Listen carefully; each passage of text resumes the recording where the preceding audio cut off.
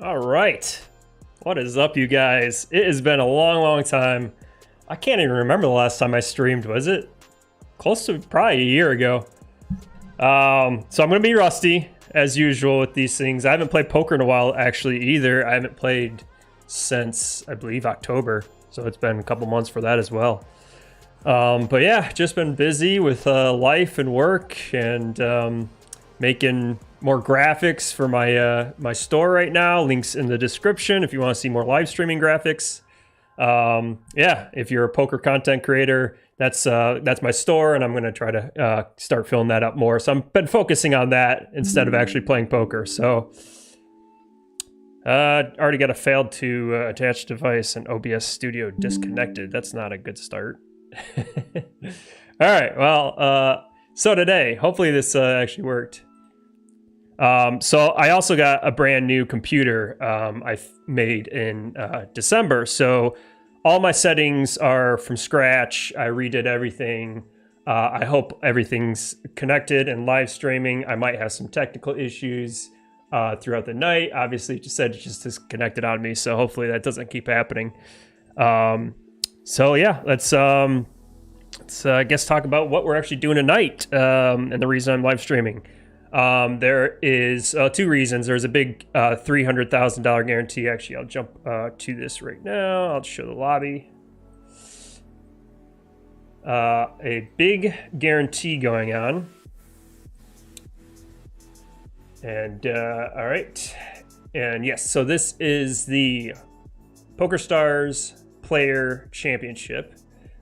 It is was a big series. It had a lot of events going on. And I, unable to confirm location. Well, that's gonna be a problem. Good start.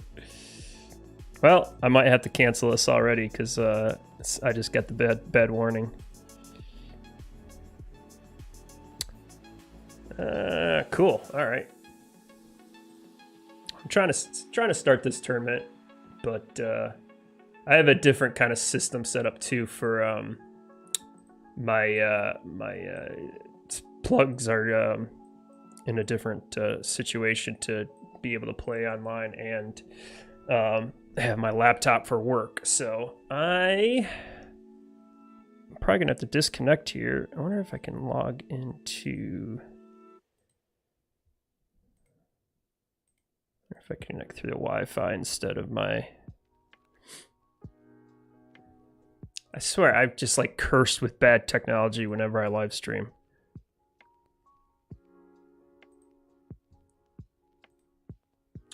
Wow, this I might have to cancel this if I can't get this to work. Give me a second. Let's see if this works.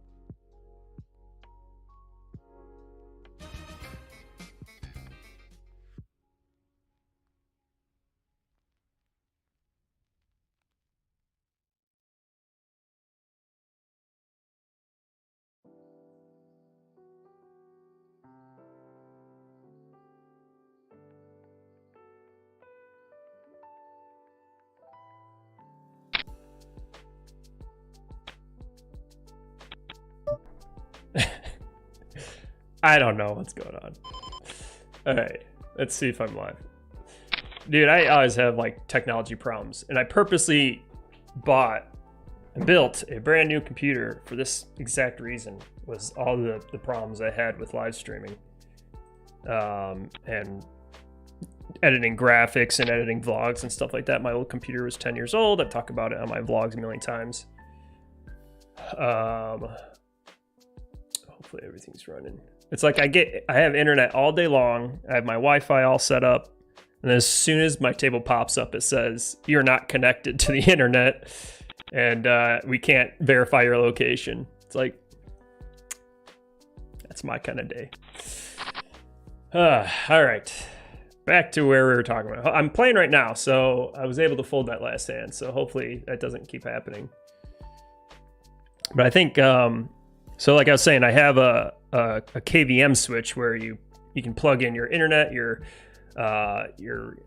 devices like your keyboard and your mouse, and then you plug them into the monitors, and then you can access like a work laptop or switch to like your home PC. So I was curious if my internet was going through that, but I checked, my internet was going through my PC instead. So, dude, I don't know. Stupid technology, man.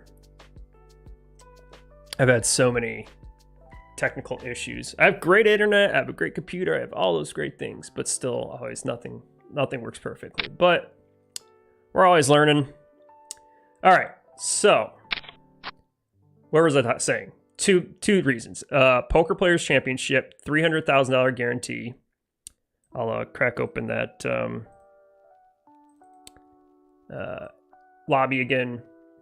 Yeah, huge guarantee. I haven't seen a guarantee like this in a while.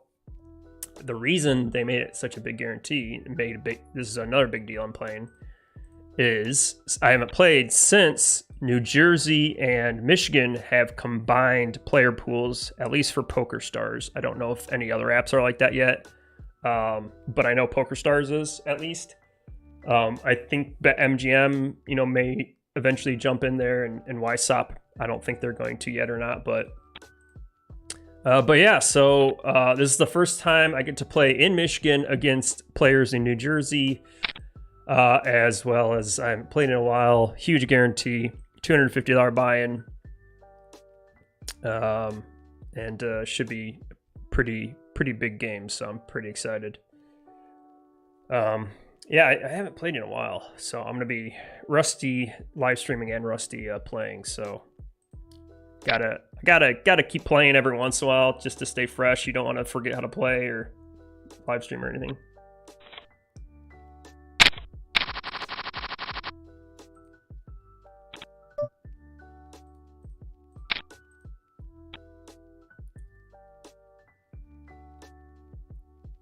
Also, let me know in the chat if you can't hear me or the music's too loud or something like that.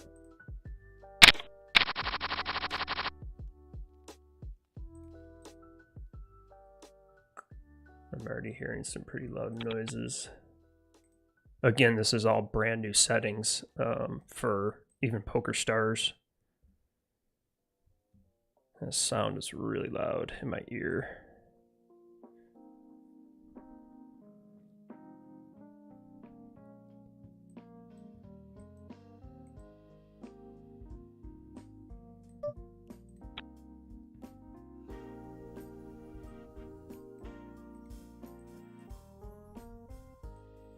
Just adjusting some of my sound settings here.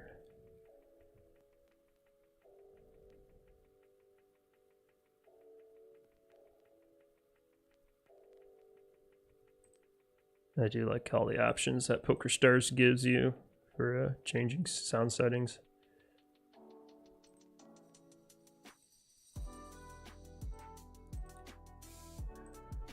I might have to adjust that through the night, but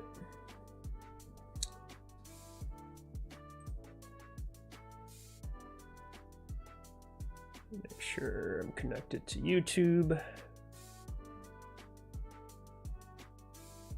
says I have viewers, and it says I'm connected.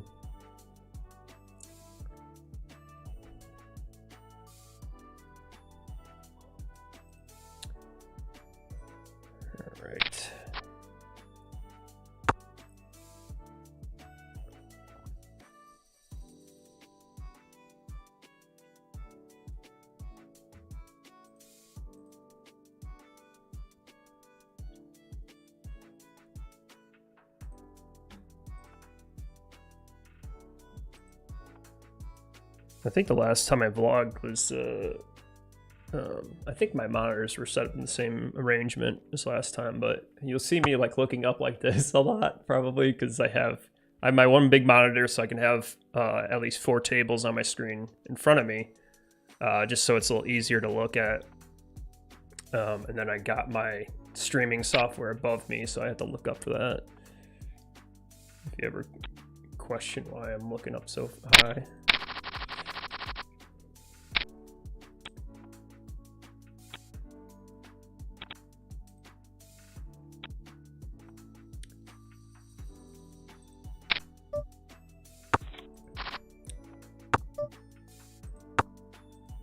I noticed you used to be able to hover over people's names and it would tell you the city that they lived in Michigan, but now since it's New Jersey, it just says United States.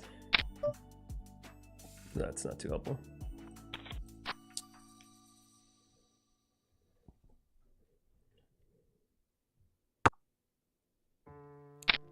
Power Ranger's the only player I've played against before. It's been a while since I played against him, but he was a pretty solid player if I remember correctly.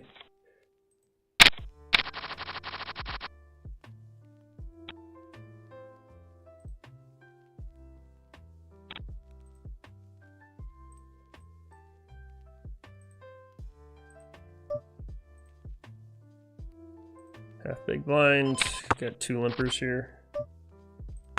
Flop mid pair. Good kicker, but I might call 1 here for smaller sizing. If power calls, I'll probably fold though. But he's leading into 2 other players, so I'll probably fold to a bet here. Another third size pot bet. I don't think I can keep continuing here. I don't think he's going to lead into 3 players that often without at least top pair.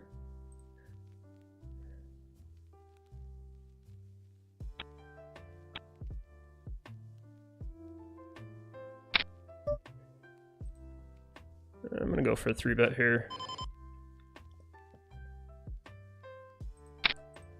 Get the dealer button, so I usually you can flat a lot, but ace 10 offsuit's a good 3-betting hand, especially against a cutoff raise.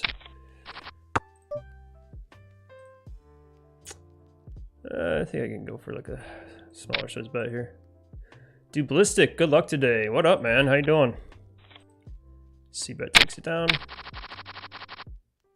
Excellent.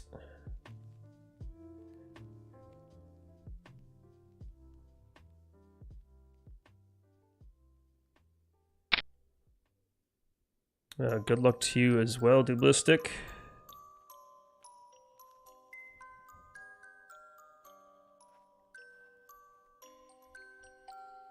You've been playing a lot online lately? Still binking final tables?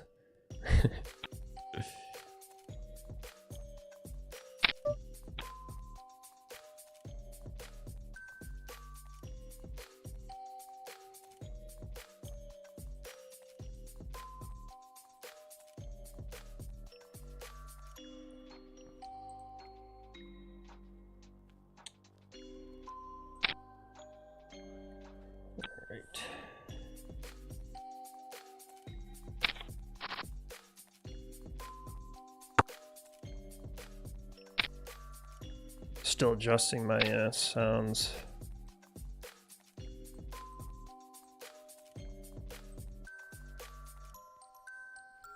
It's like blasting in my ears still.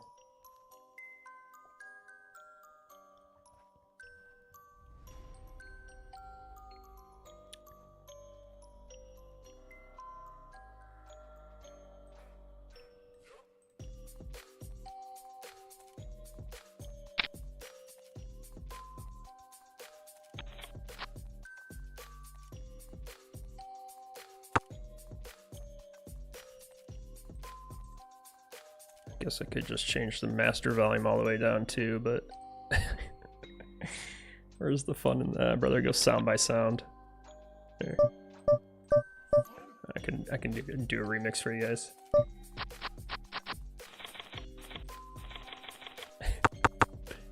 check's still freaking loud.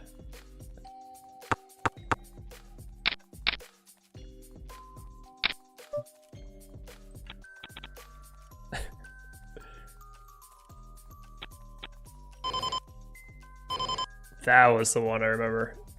Time warning was ridiculous. Look how low I got this. You can still hear it super loud. Like, imagine that all the way up. That's insane. I won't torture you guys with that one. That's the time warning. Understandably, it's an important one to be loud, but for heaven's sakes. Alright, how many blinds do we start with here? 250,000 in chips, holy crap. Oh, big event, let's go. Oh, this is cool, this is new. Wow, new for me. Get this nice little drop down, shows a little bit more info about the tournament. It's nice. Do 7. Fold that. And you click it. Oh, it's in beta. Shows you like your stack. Oh, it's a larger stack size, and then your stack. That's nice. Nice little chip graph. What does this do? Transparency. Nice. Yeah, I've noticed they upgraded. Been upgrading a couple things. They added a couple more like background textures and colors and felt colors. It's nice to see them constantly upgrading it. That's home. Is that lobby? Yeah.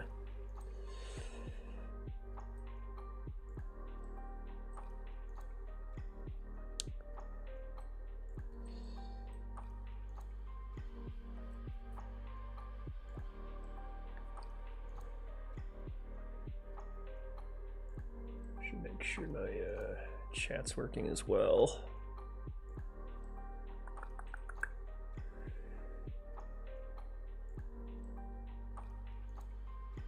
Visiting Frank. Nice. Have a good workout, sir. Ace Queen. Raise it up versus a small big blind here. Could probably limp this every once in a while, but it's not good for small blind raising range, so I'm just gonna. I will float though, super cheap price. I don't have any spades, so to really check raise or anything, so I'm just gonna float. Probably just fold turn bet. He's been keeping a pretty small bet sizing though, I've noticed. Third pot, quarter pot. I mean, even this is like super small bet. 3 into 12. I'm getting quarter pot, like I still might be still getting the right odds.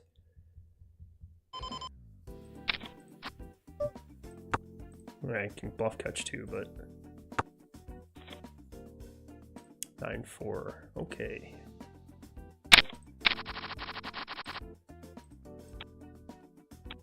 I think for that quarter pot sizing, I think I have to call. Let's see what the hand replayer looks like.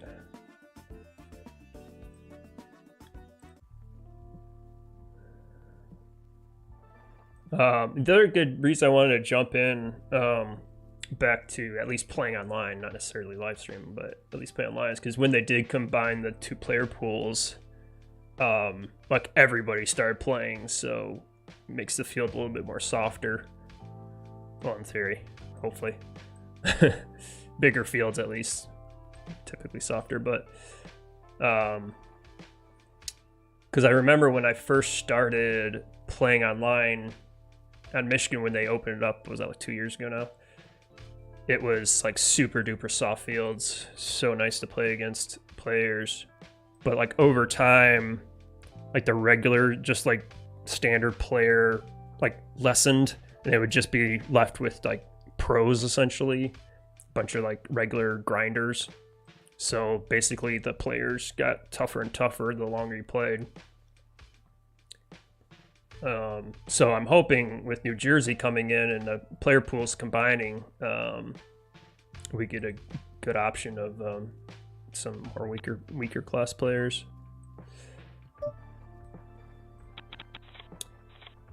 Well, internet's holding up for now. That's an anti on that. Sorry, I'm still fixing the sounds, stupid sounds.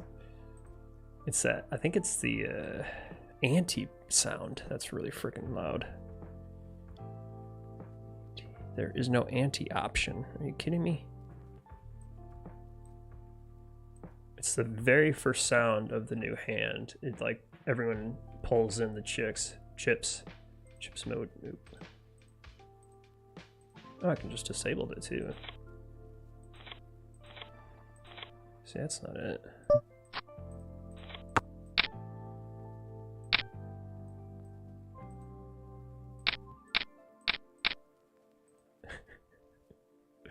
Alright, hopefully that's better. So I'm hoping the field's softer. That's what the point I was trying to get to, but yeah, so again, this hand.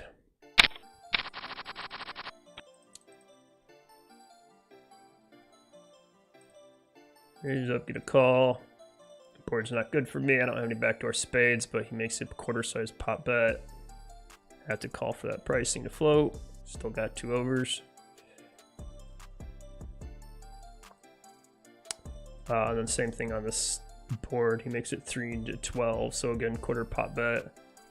Again, not getting great odds, but only drawn to an ace or a queen. Hopefully he checks it back. Maybe he has a flush draw that he misses, so I'm really only bluff catching with ace high, but for that sizing, I think I can. But he made 2 bets with 9-4. So I'm surprised he checked bet the turn card. I wonder if I could lead the turn card as a bluff since I have some 10x in my pre-flop raising range, but ooh, well.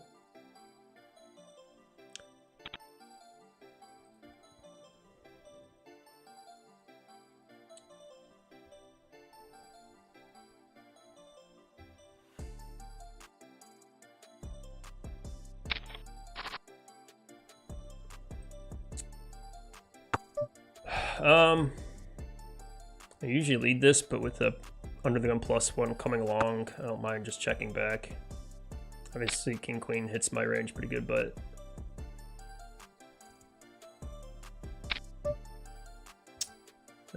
probably peel one just because I have backdoor straight draw, but probably fold turn again. He made it a quarter pot bet. Be folding a lot of turn bets though.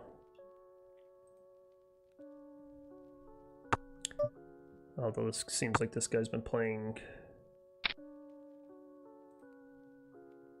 every hand. Yeah, I'm just gonna move the other way. Did not want 2 overcards to come on that flop. He's been playing every hand so far, so it's hard to put him on an exact hand, but king queen is gonna be in a lot of his range there.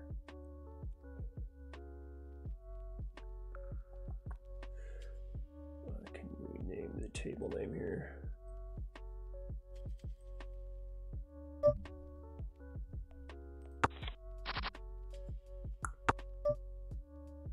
Top pair here. Did he limp? I could lead here actually. I'm gonna lead since this big blind board and I need protection with top pair. Really crappy kicker too.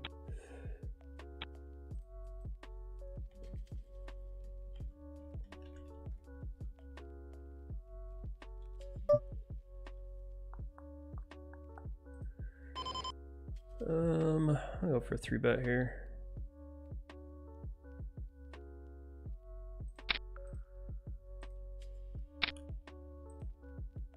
Just got snap calls.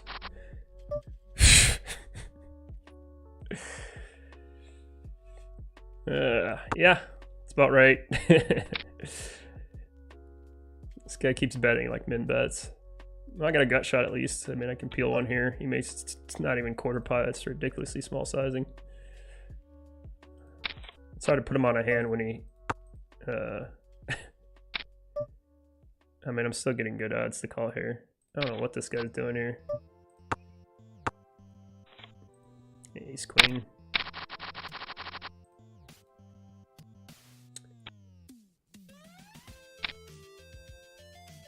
Hard to put him on ace queen when he's played the exact same way every hand I played him in.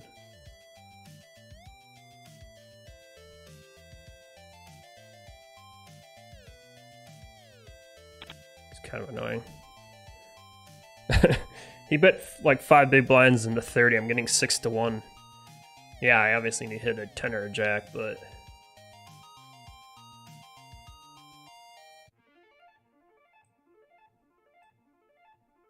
another big pot, unfortunately, going his way. He's played every single hand exactly the same. Bottom pair, top 2 pair, same bet sizing and everything. Hard to put him on that. I'm gonna give him a little player note.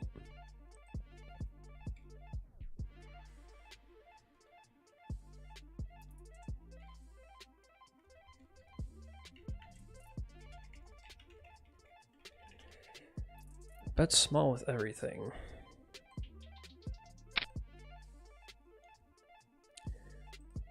I mean, if he wants to give me great odds, I'll take positive EV all day.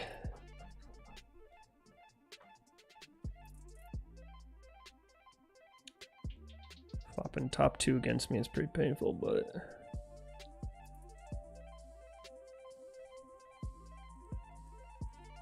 I mean, the tricky thing is like that ace queen, he snap called my 3-bet,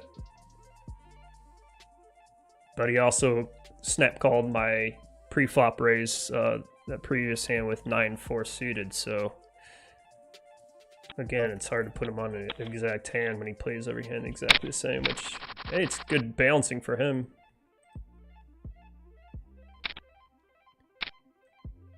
Just a little annoying when he bets really small and gives me pot odds and I don't hit.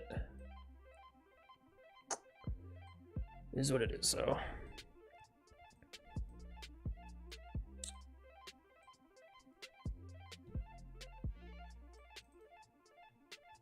We do have another tournament in 6 minutes, which is going to be this guy. $50 mini main event. Fix it in there.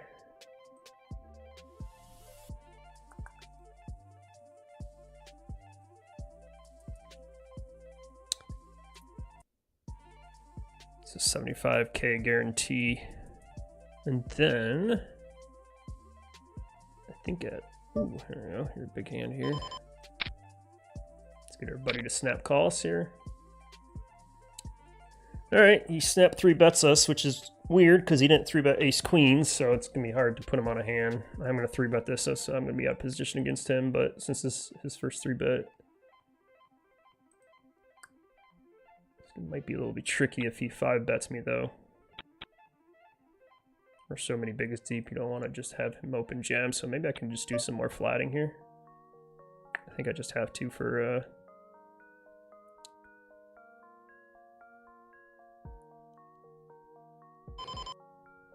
made it a little small, so I'll make it a little bit on the bigger side. He snap calls me.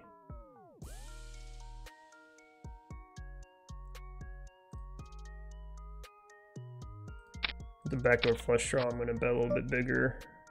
I'm going to turn this hand to a pretty big bluff here, even though I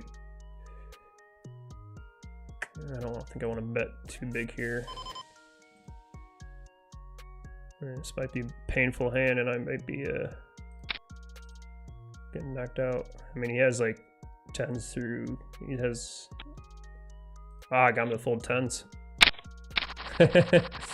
Bluffing with ace king. That's what I was deciding. Like, do I want to turn ace king into a bluff since I have showdown value? That's an interesting hand. Oh, I forgot about this hand history. I can tag hands. Cool. It's been a while since I've used this software. That was a cool hand. I don't know if I'm supposed to turn my. I mean, if I'm betting, I bet like 66, I think, on the turn. That I picked up more spades. I can rep obviously aces and kings, and then I think I have to turn my hand into a bluff because he 4-bets me. I'm pretty much always gonna be up against 9s through, well, probably even that, probably like 9s through queens, essentially, since I'm blocking ace king or aces and kings.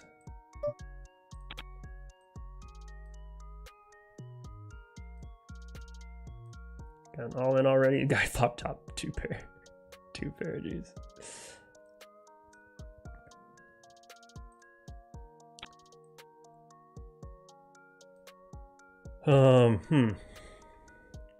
But I mean, this board is so dry for any pocket pairs for him. There's no way I'm gonna get him to fold, like, most of the time, get him to fold 10s through queens. I mean, if he has something crazy like queens, like, I'm just never getting him to fold ever, but that's why it's a little tricky. If I'm not sure if I'm supposed to go that big on the turn or not, especially with the board. I might be even just turn my hand to a bluff catch too. I don't know. I think it's kind of 50-50.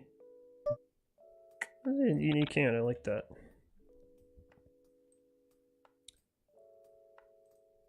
I mean, the fact that I 4-bet him, right? I mean, he has to respect that. I think I was supposed to bet. Did I bet smaller on the turn? Or the flop, I should say.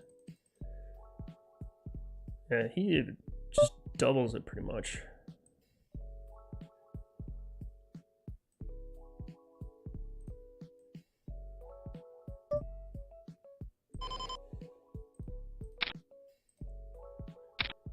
These 3 of hearts under the gun here, raising it up.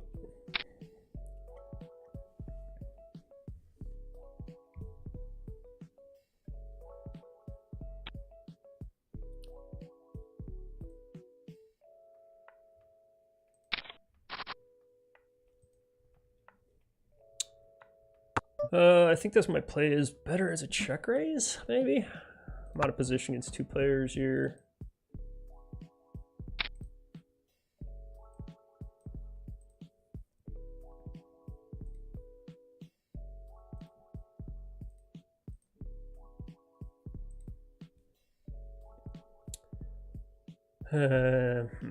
He bet quarter. I think this would be a good check raise. It's been fairly on the tight side though. I mean, 82 hands here.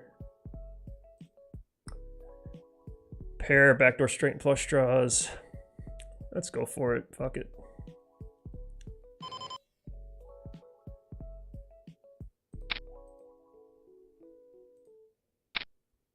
He snaps, calls. All right, well, turn card's gonna draw a lot of attention if I can do what I did the last hand, which is start bombing turns with bluffs. Again, I still have a really... I'm gonna go bigger on this turn card. That's 66% pog, and he snap calls again. Ooh, we get there. Hearts, baby. I think we just have to jam. If he has any over pairs, I want to get max value. If he has trips, there's no really straight here. I block straights too. I'm jamming. Pot's 100. Over pot shot. Good calls from 9s plus. It's a pretty hidden backdoor flush too. Ah, I gotta fold. Darn it.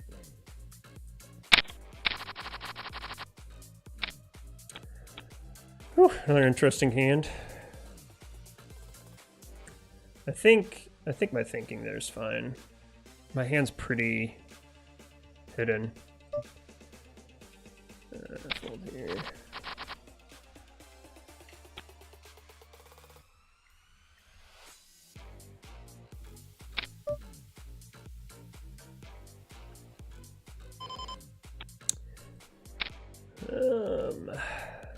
Let's see that hand again. So 2 tournaments.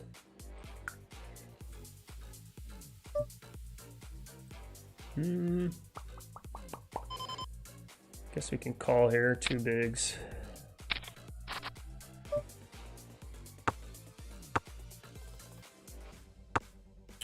I'm just gonna check folding this hand. Try to go back to the hand review player here.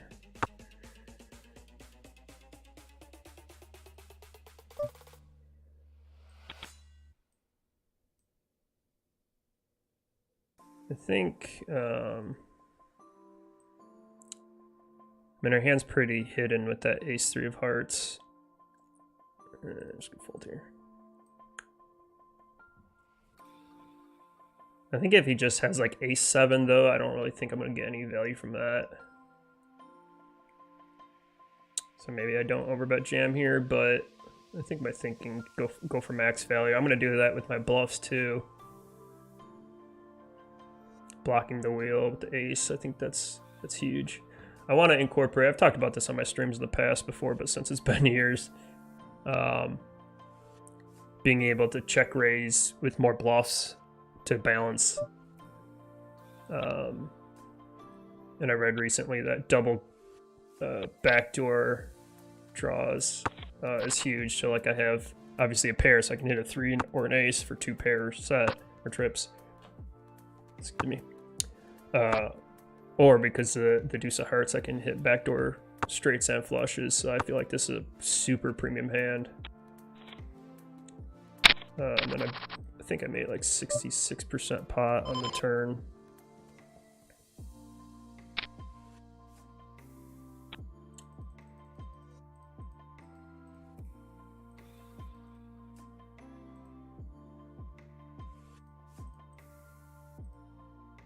If he just has like ace-7, I don't know. I think going for max value is the right play though. Nice low board. I mean, 5-6 is the only other straight that I really have to worry about here, but it's not many combos of hands. All right, so we also have table 2 here, which I'll update this. This is the $50 mini main event.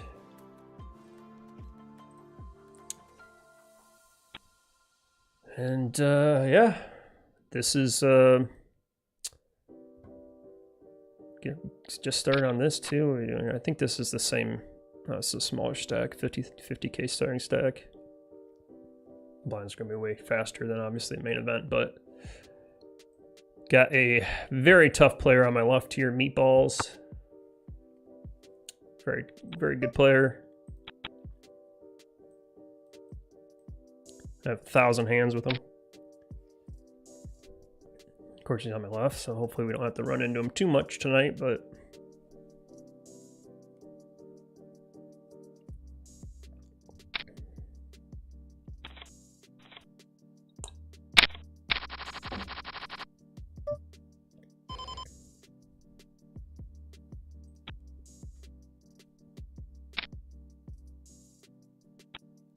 I don't know if it's just like the winter dryness or whatever, but my eyes been like all blurry lately. So if I read my cards wrong, that's my excuse.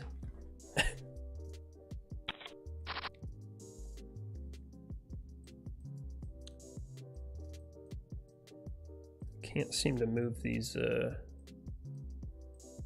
don't know if they updated the software. Usually you can move these around. Use the HUDs. Yeah, a lot of updates since I played last, but yeah, when I moved over to my new PC, it was, oh my god, such a pain. Well, I got a new phone and a new PC, so at the same time I was like moving all my apps and data over and stuff to my new stuff, and you just forget like how many settings and programs and personal stuff that you have that's just like you gotta reset up again. Like for PokerStars, I had to reload all my settings. I had to, for Poker Tracker, I had to relink everything, get the hand history folder plugged in, like all those settings. I had to do all that stuff again. My streaming software had to do a lot of crap. Move my camera to the right a little bit more. But yeah, just all that kind of crap is such a pain.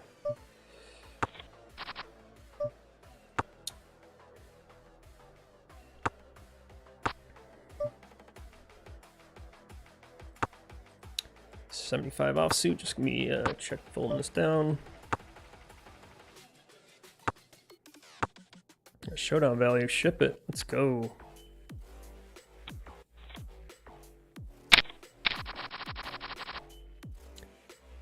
Yeah, that ante noise is way too loud, but there wasn't an ante option, which is really bizarre.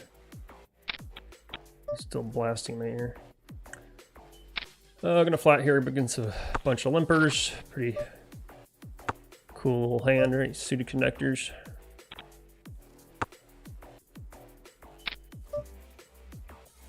Middle pair here, 2, 3. I don't have any backdoor hearts really. I don't think it's really worth peeling one, even I'm against 3 players out of position here. Just one pair, a weak pair. These limpers can easily have 6s plus. I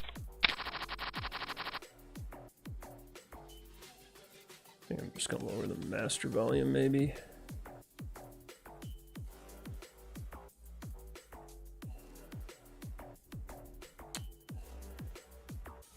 Got pocket 6s here on the button in the main.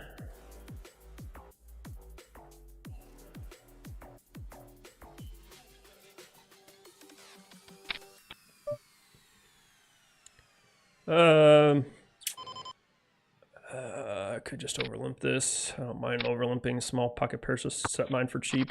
6 ball. Flush draw, he goes a little bit bigger. I don't know if I want to flush draw here or not.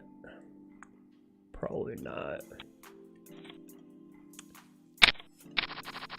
Probably supposed to peel one there with the 6s just since I have a pair, but I only have 2 outs to hit a 6. And clubs aren't really strong for me there. He's betting into 3 players. You could easily be doing any higher club.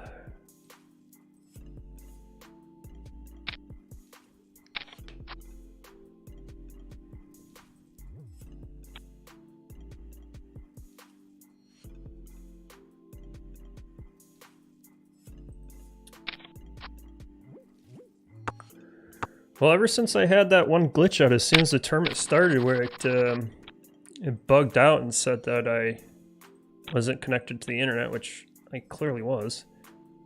I haven't had that issue since, so knock on wood, that doesn't happen again. That was not a good start to the stream. That was rough.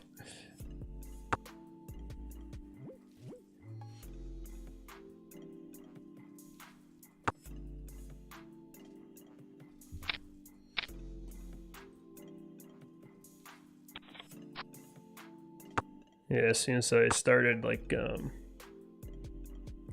it said PokerStars gave me a warning that was connected, but I have Wi-Fi, I have internet, I have it plugged in. Always some weird technical glitches.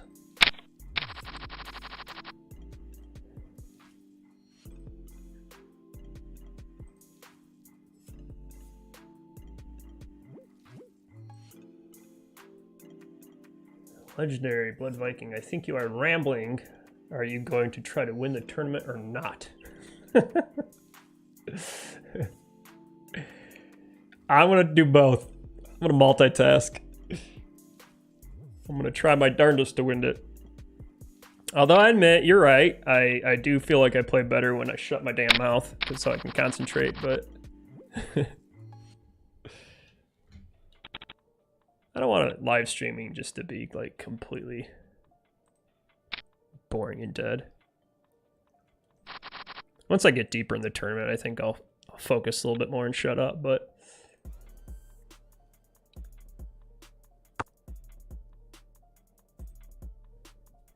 and when in doubt, you have a mute button as well if you don't want to hear me rambling.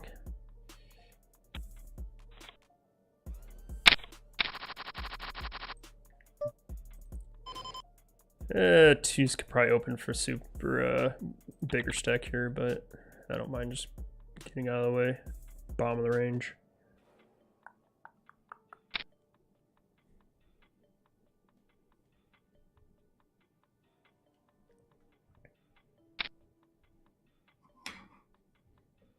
The other reason I hopefully I'm not just like rambling about nothing, but you know, I'm trying to talk about strategy, what my brain's thinking at least. It's the whole kind of idea of this, but you know, it's not, I don't want this to be just one way. So it's like if you have better plan or something else I should have done in the hand, like that helps me out too. So, you know, goal here is for all of us to kind of get better, or at least try to entertain.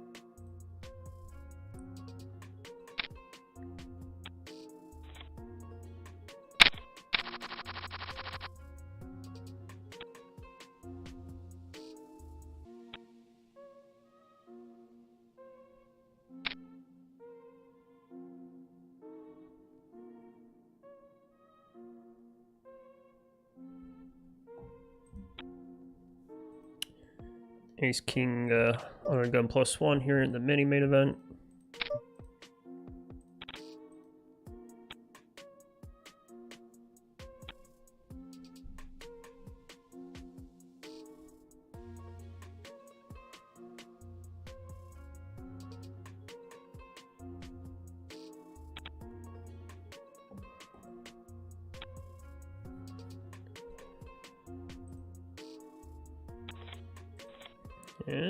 Easy game.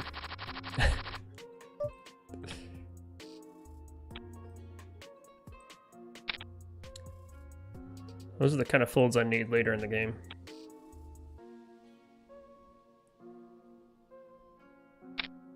Well, when I'm bluffing. Not when I actually have value.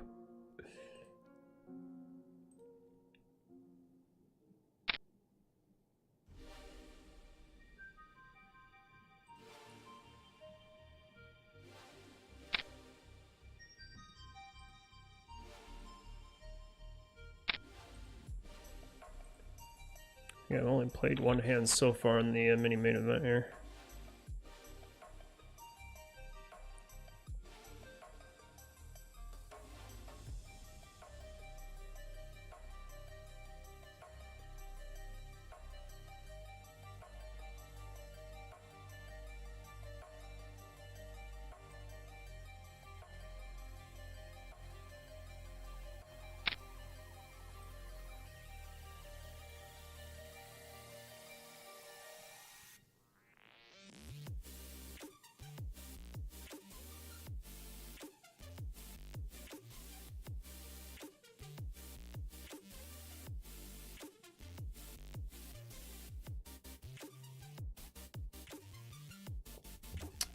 I think I was saying, actually, the other tournament I think I was going to play tonight. Yeah, it's this guy. Main event second chance. It's a turbo tournament for $100. I think that's at, yeah, it's in 2 hours, 9 o'clock.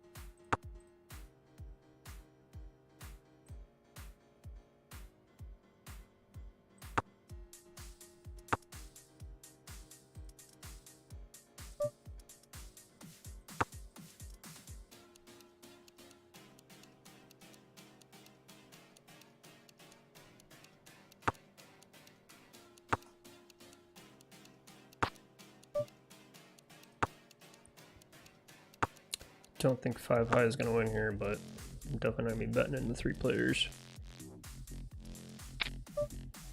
I should bluff catch with 5 high. Nah, I'm good.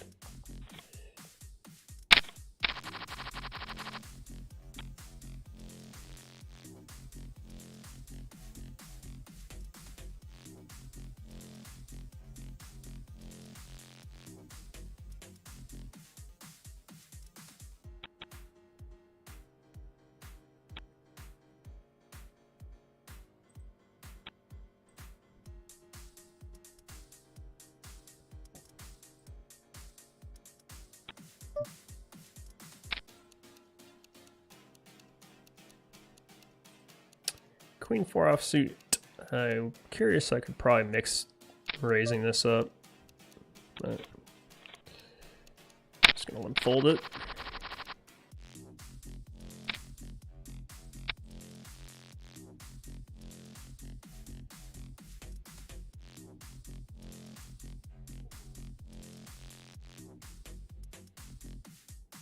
King 10 off. Be folding against this larger sizing here.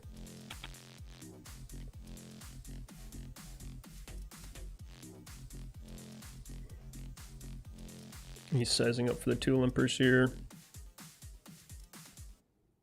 Suited variation I'd call, but not offsuit. Damn, rejams 48 bigs. They're going for the snap. Oh, it just has 4s.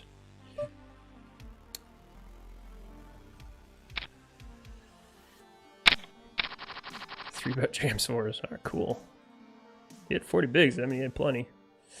Alright, pocket 4s actually for me on the main event here. I'm just gonna go c-bet here, pretty dry board.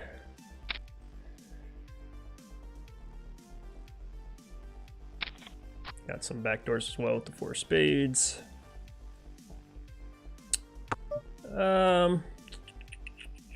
Deciding if I want to check this back. Oh, no, I'm not worried too much about 2x, but I think I'm gonna have them bluff. I'm not gonna be able to bluff to get a 5 fold though. I'm just gonna check this back. There's no. Figured I had some showdown value too, not much, but I don't think I need to turn my. It's really hard to bluff when there's pairs out there and 3 of a kind. It's just harder for somebody to have a big hand, so you get called a little bit lighter. You could have easily bluff catch me with ace high here, but of course I had enough showdown value. I don't need to turn my hand into a bluff.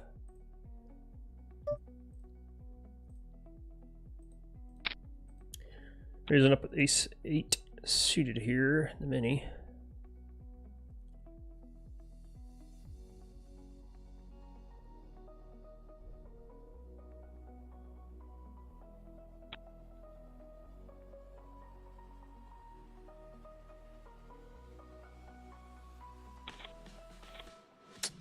Another raise and take. Not gonna complain about that. 5-6 suited, middle position. Probably right on the cusp. But since he opened, I'm gonna fold. Did raise up ace 9 suited though from in the main event here. Got 2 callers and a 3 bet. We're just gonna be folding this. It's a pretty large sizing here. Almost 4-5x. Love to continue, but not against so many players. I'd have to go for a 4-bet bluff there. Which ace 9 suited might be, probably not though.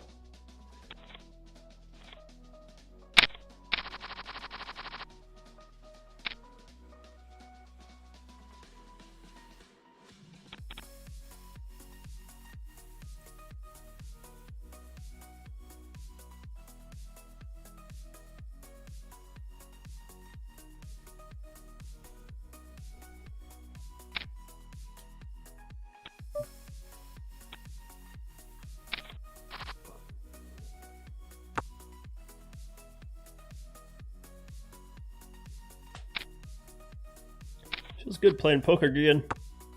Yeah, last tournament I played was the MSPT at in Battle Creek in October. So, a couple months ago.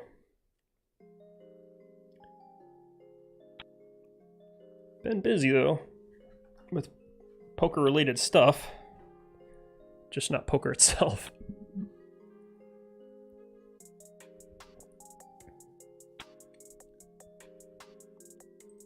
Like I said earlier, making graphics for the store. This is going to be raised, so ace-9 offsuit. 2.5 against the button. And I'll just fold if he 4-bets. Gonna take more of my offsuit aces as bluffs. Ace-queen off.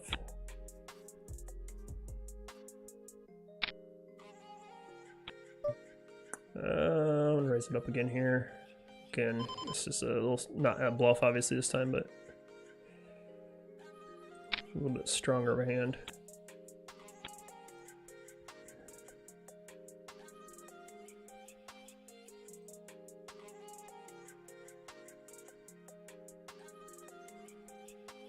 Although no, I don't like getting 4-bet though with ace-queen off, but I think being on the button, I think it's fine. You get to call more often.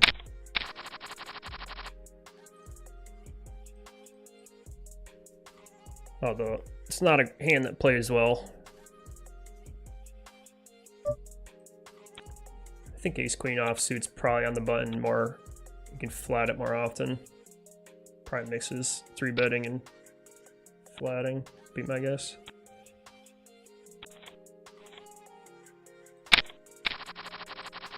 Trying to get my 3-bet stats up. Clearly, I'm 3-betting 15%, which is pretty darn high right now. I'll set mine for 2.1 bigs. I'm not gonna squeeze against early position here with the marginal hand.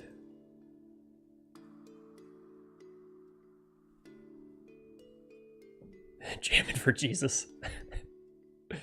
What a great name.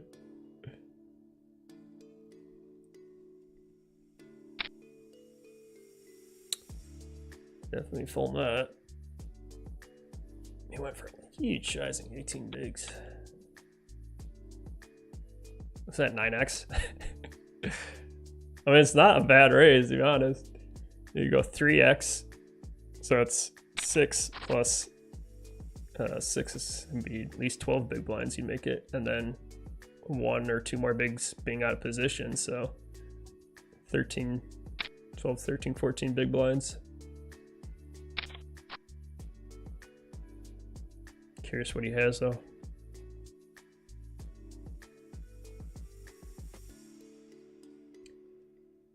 Moon Lady says, glad to see you're streaming again. Good luck.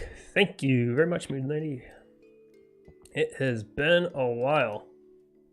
All right, 5-minute break. Ada May says, hey babe. Kiss, kiss. Thank you, Ada. Thanks for watching the stream. Gonna go on a couple-minute break though, just to stretch it out a little bit, and then I'll be back in a couple.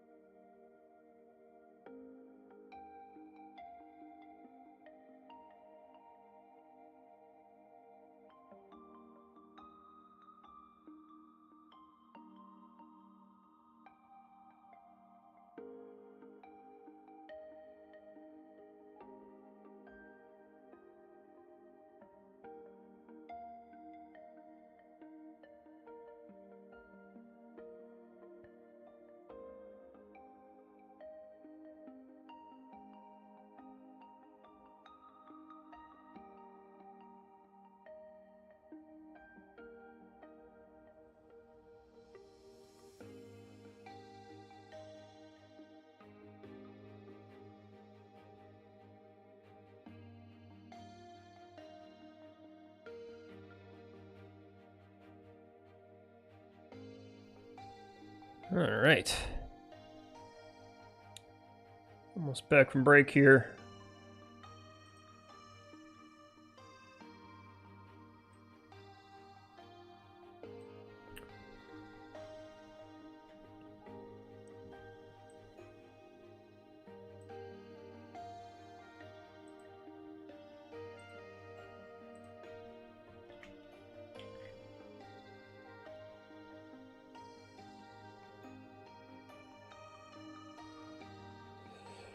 So,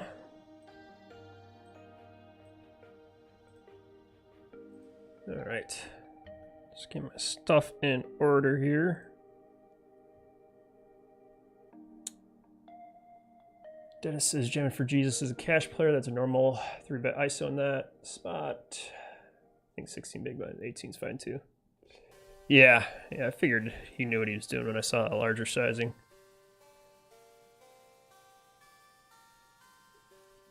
That was one of my biggest mistakes that I think I cleaned up after my friend yelled at me a bunch of times. But I would basically, like if it was like limp, raise, and then I'd be like in the small blind, I'd 3-bet it. I would just stick to that normal like 3x sizing, which I used to do for, you know, a decade. So I was so used to like, oh, whenever someone bets, you just always make it 3x. But eventually, you know, I learned my lesson way too many times, and my friend was like, no, you gotta make it like way more. And so he was making it like 5, 6, 7, 8, 9, 10 plus. I'm like, whoa, that's a lot. He's like, no, you're out of position, you need protection. So many players, you gotta add more to it so they don't get priced in. That was definitely something I cleaned up.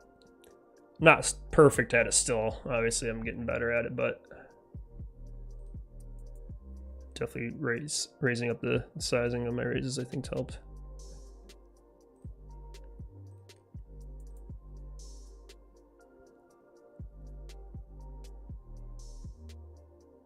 Bob says, let's go Uncle Ryan. Thank you, Bob.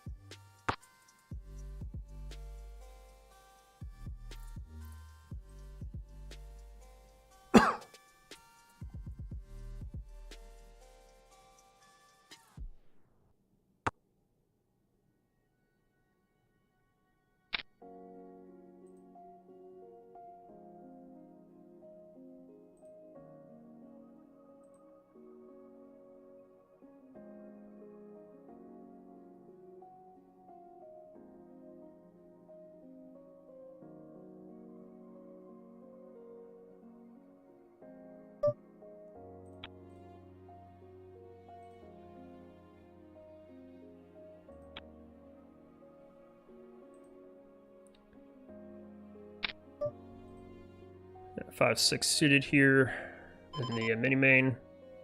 I'll go for a 3-bet here.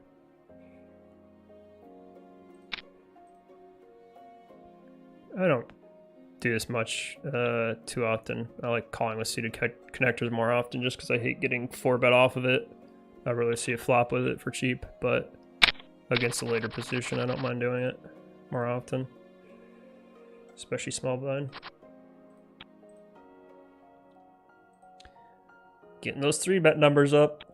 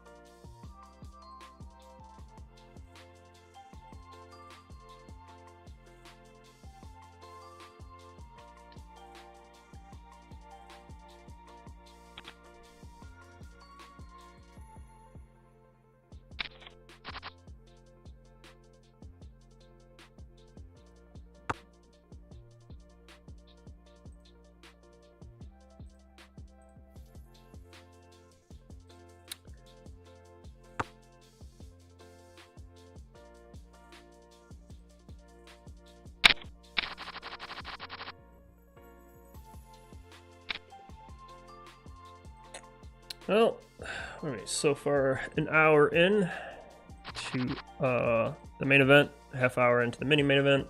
Super early still, obviously. Starting off with the big stack here in the mini main event, or well, both tournaments too, but the main event mainly. Structure here. Started 250k in chips and 15-minute blinds, which is crazy. It's going to be a long tournament. Could go easily, easily 8 hours tonight. And then this is a 2-day tournament. So it starts again tomorrow. Probably around 1 a.m. maybe, midnight. Actually says day 1 breaks 6 hours and 30 minutes after tournament start. I got a limp and then flat, I should say, and then a 3-bet jam, 24 bigs. Pretty close, but I'm not going to do that against, he's doing that into my stronger range under the gun here, so I expect him to have 10s plus.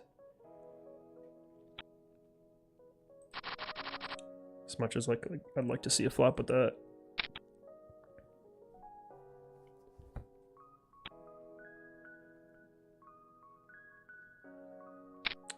It might have been a call, actually. He had 24 bigs, but I think probably right on the cusp.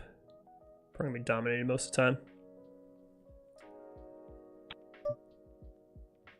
We'll call here though.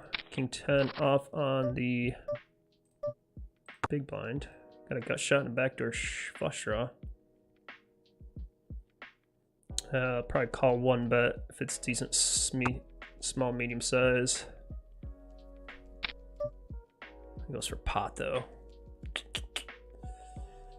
Against pot, I might have to just fold it though. I think I'm supposed to peel off 1 here. Maybe not the gut shot though. I'm just a little bit more hesitant to do that against the under the gun raisers range, who could easily 3-bet here. Then I'd feel really stupid about calling. That's happened to me a million times too. It's like, oh, I'll call here, and then the original pre-flop raiser makes it huge, and I'm like, I should have folded. Your equity just plummets when it's multi-handed. Multi-way. Sucks, but it's alright.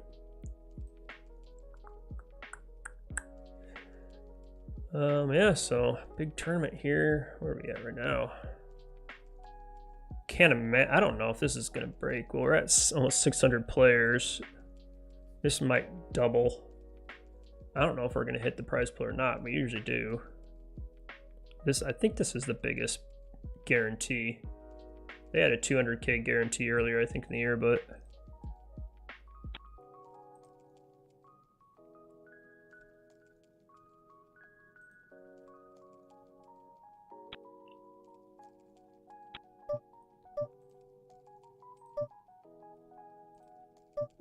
this is another one of those situations.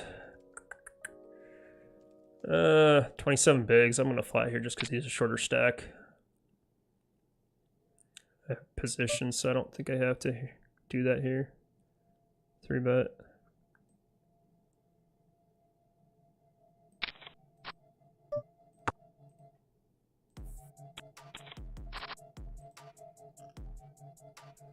Completely whiffed the board though. Probably float sometimes, but maybe with the ace of hearts we float, but I think here, especially against pot size. Interesting here on the mini main event here. I was in the big blind, I went raise. I just called.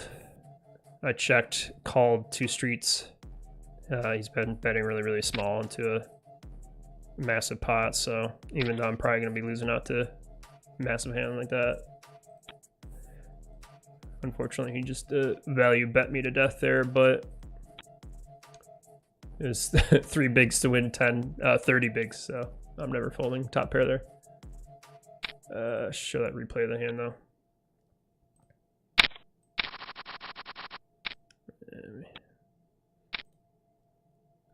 Finish this hand first.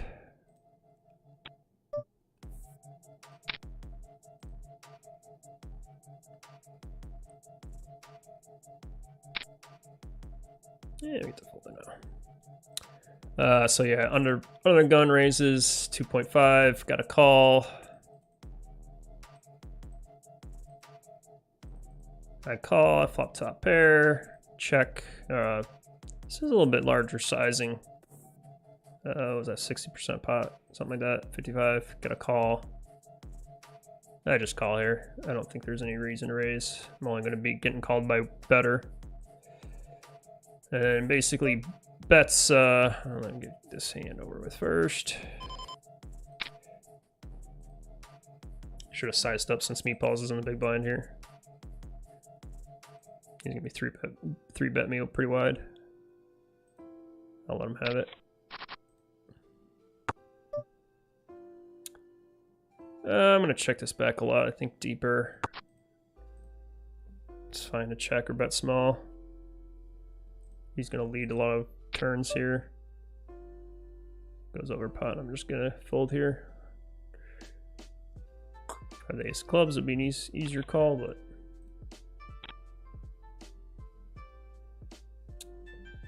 trying to go back to that hand, but have too many hands to show. Or to play, I should say.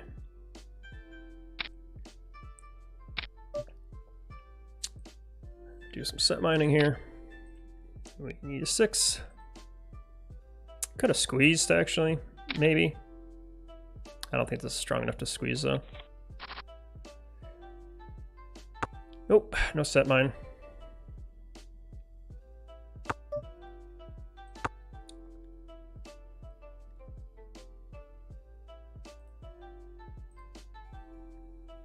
Rather be squeezing like 8s plus. And folding. Yeah, so he bet 1 big into 24 bigs, call, and then he bet 3 bigs into 27 bigs. So even though I'm not beating pretty much anything, I don't think I can ever fold for that pricing. I mean, there are some bluffs in there, not many though. I am blocking straights with the 10, but yeah, I think getting 10 to 1 on my money, I don't think I'm folding. That's what happened at my other table too. I was getting kind of value bet to death, but they're making it so small. I mean, if he just makes like a normal value bet on the turn, like he's gonna get way more value out of me, so he missed out on a lot. I'm probably gonna be folding a lot more rivers, but you get more value on the turn out of me.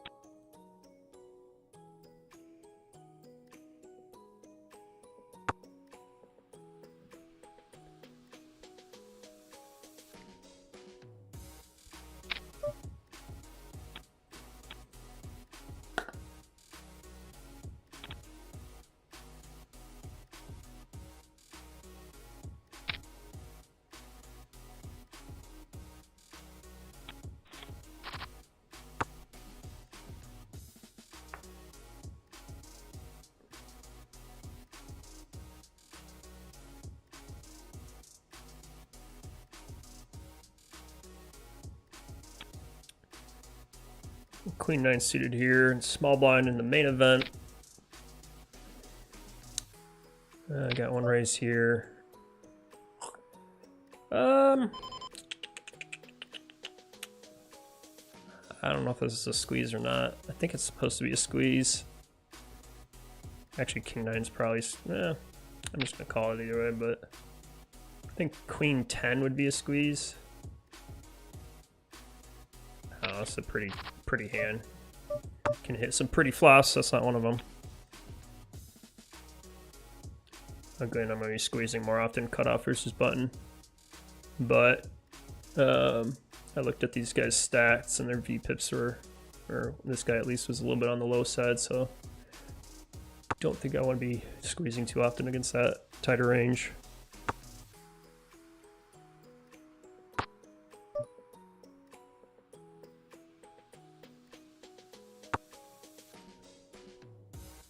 Would be nice.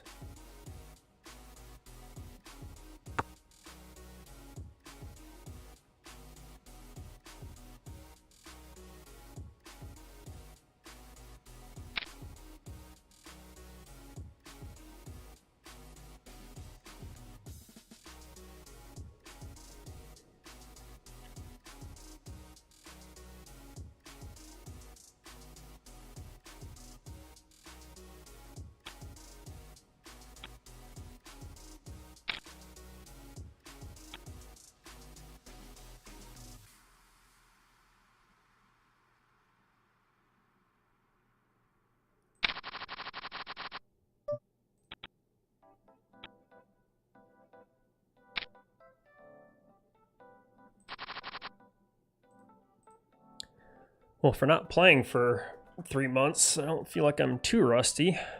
I don't think I've made any glaring mistakes yet. Well, that I know of.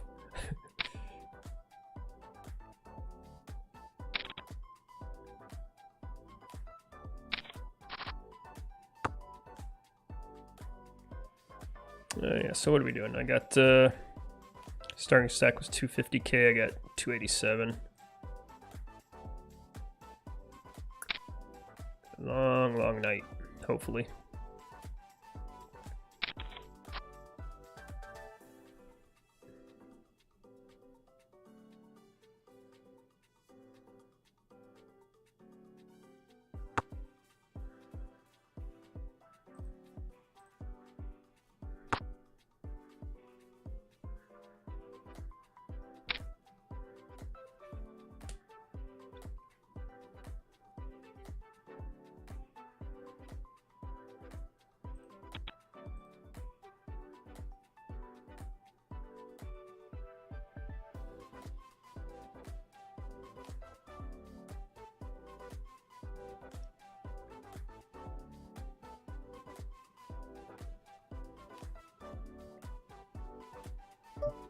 Got king 9 suited in the mini here. This might be another good squeeze spot. I'm gonna give it a shot. I don't know if it's supposed to be or not, but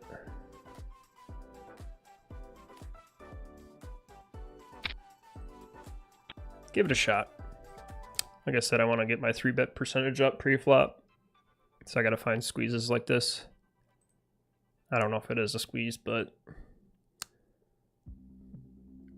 hands that like you don't mind 3-betting it, or for bluffs, are hands that you can just snap fold.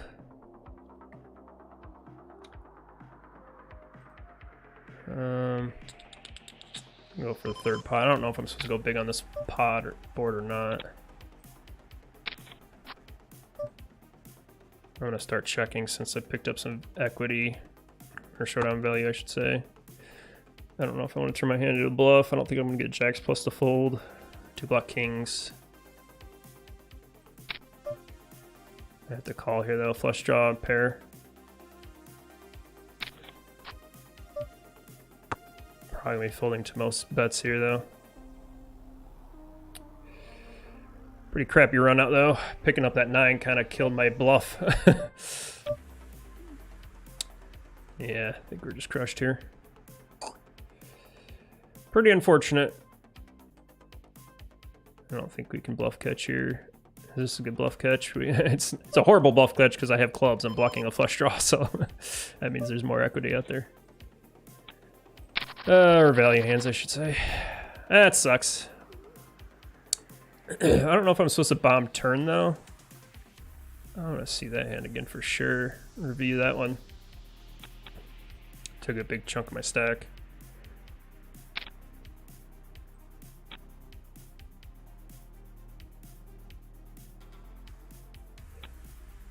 Squeeze. Yeah, I think that board's pretty safe if he has even just over cards. I'm gonna replay this hand.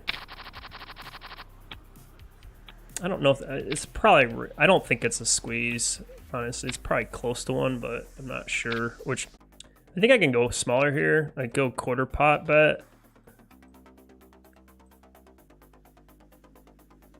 I was considering going quarter pot. Or do I just go huge?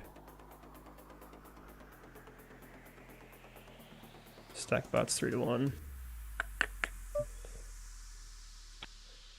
That's why I was like a little confused which way to go. If I was supposed to go big or small, that's why I kind of met in the middle and just went third pot. Could go check raise too, I guess. Maybe check raise is a little better. Yeah, not sure. Interesting hand. I think I can bet smaller here.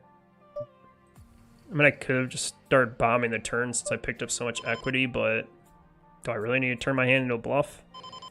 I'm not beating anything though. Interesting one. Uh-oh, just disconnected. Failed to attach device. What would that mean? Failed to attach device.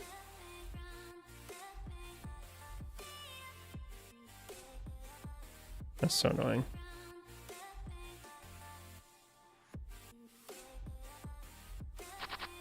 Oh shit, it's saying I'm disconnecting again. God darn it. This happened when the stream started, unfortunately. I don't know why it's doing that.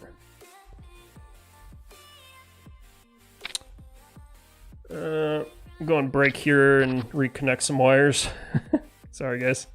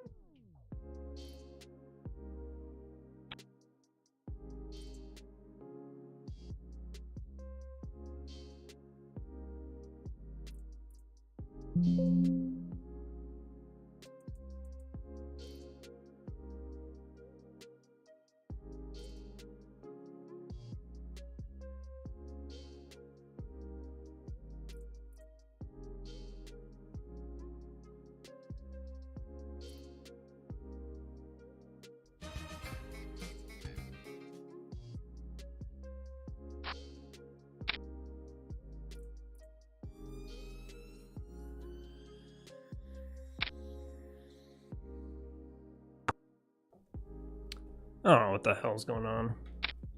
That's so frustrating. I don't know why I have this luck with streaming. I don't know if it's... I mean, it's not my internet, clearly. I have music going on. I can access websites. I have no problems at all doing most things.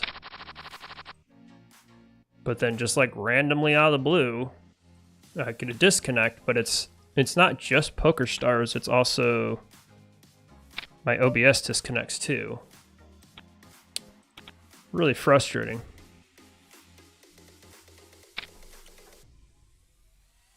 I mean, I do speed tests, everything. I got like 200 megabytes down, which is plenty. I don't have great upload though. I think my upload's pretty crappy. I do a speed test now. I wonder if I have to upgrade my internet just to get higher upload speeds. But still, that shouldn't like cut out my internet though.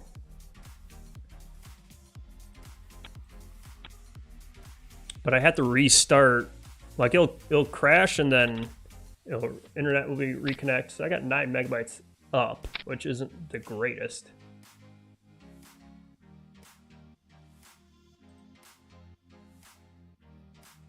I mean, like the quality of the stream itself is like fairly low quality, so it's not like super stressful on that, but I'm gonna close out on my other internet stuff just to make sure it's not that stuff.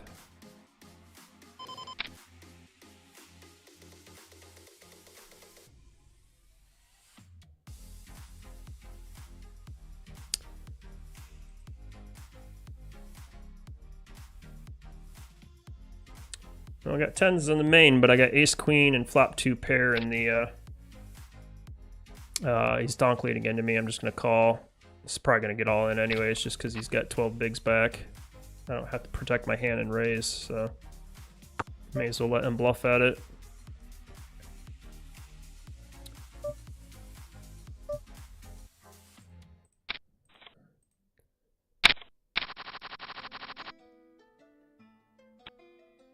I almost checked that back, but the fact that it was a 3-card straight, I don't exactly want to, even though 3s and 2s aren't exactly in his range. Holy shit, flop quads. I don't think they're going to do anything.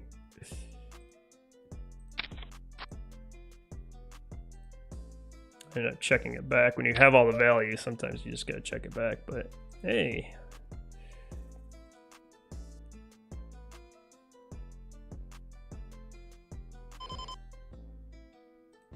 Go for big raise here. Hopefully he has a jack. Actually, I just went for 3x raise. Unfortunately, he didn't have anything. Hey, quads. Quads are pretty, but you know, it's always less likely your opponent ever has anything, but I wonder if I need to go smaller here, but obviously he just didn't have anything. He would have snap called the jack or queen, but... Ooh, and kings. All right, little heater, little heater. Let's keep it going. Hopefully my inner doesn't go out again.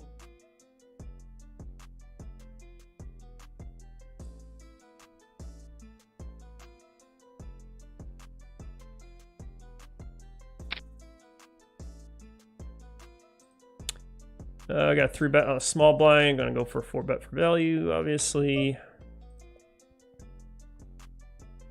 Don't have to go too big here since I'm in position.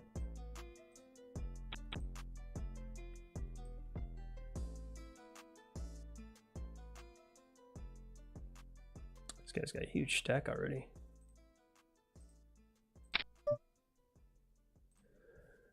Well, might be up against aces here. Hate to be jamming fucking 100 big blinds. I think we just call, I mean, we're just gonna call here and probably just get it all in on the flop anyways. I don't think it matters if we up against aces, we are. Yeah, got a cooler. Too bad my internet didn't go out. Ayah! What do you do there? Fold? Just a cooler, I guess. All right, re-enter. Whee! That sucked. What can you do? What can you do? I mean, you're never folding kings, obviously, but it's still painful either way. Boo. All right, second bullet.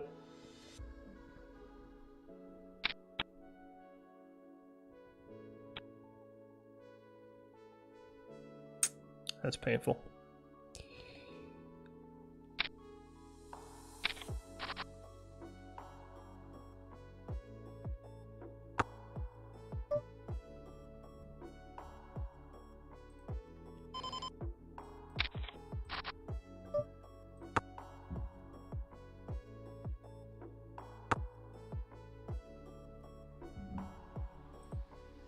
Flop to top pair here in the mini main event.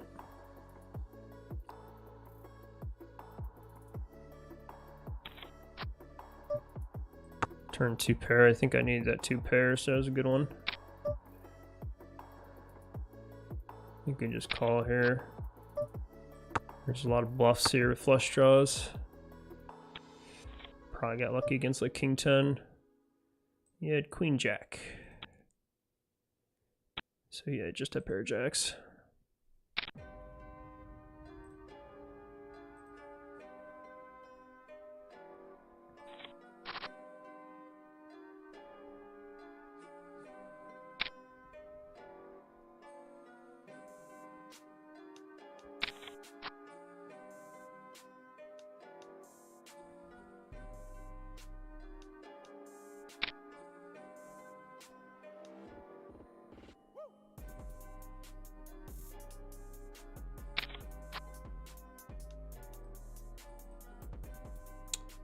Oh, that's what rebuys are for.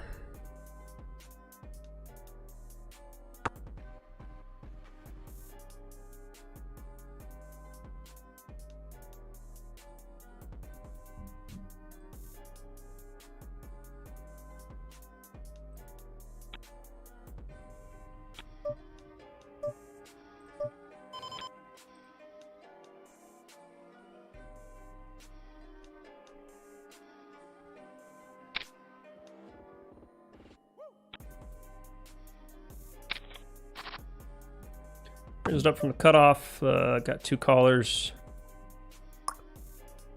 Do have gut shot, need a 4. But this board's gonna be hitting the big blind more than it's gonna be hitting my opening range, so just gonna go away. Yeah, with the snap calling, I think I have to fold here with a gut shot. Don't have any spades, continue, unfortunately.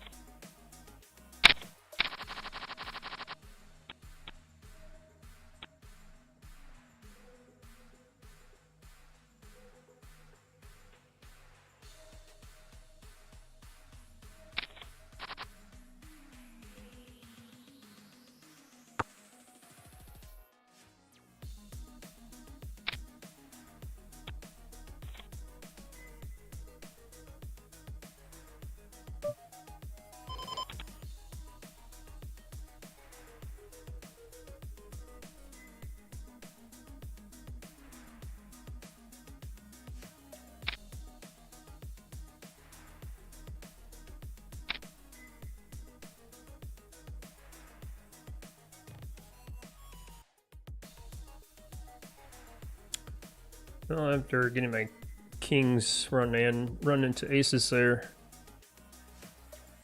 just chilling out. Felt like I was going on a little bit of a heater there. I was feeling pretty good. Winning that quad tens pot, then get kings like the next hand. I was like, hell yeah, let's go. Hate to dump off 150 big blinds there. I didn't have that many, maybe 80 big blinds.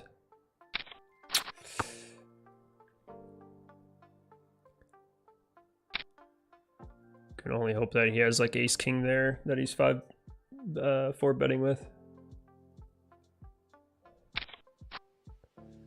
But we go back, sit and wait. Wait for the hands to come to us.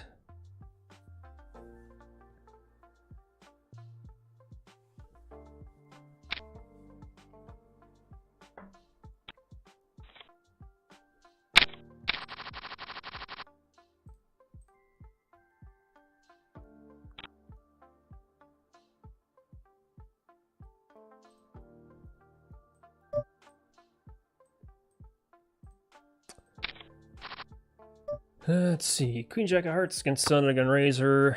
He's been pretty active, if I remember correctly. I got 65 hands with him though. Do I start bluffing here? I only have Queen High. It still hits him though. I think I have to start betting here.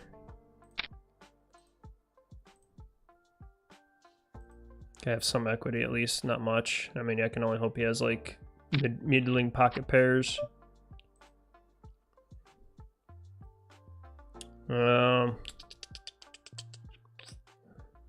Not sure what I'm supposed to do here. If I just go for like a block bet bluff, maybe.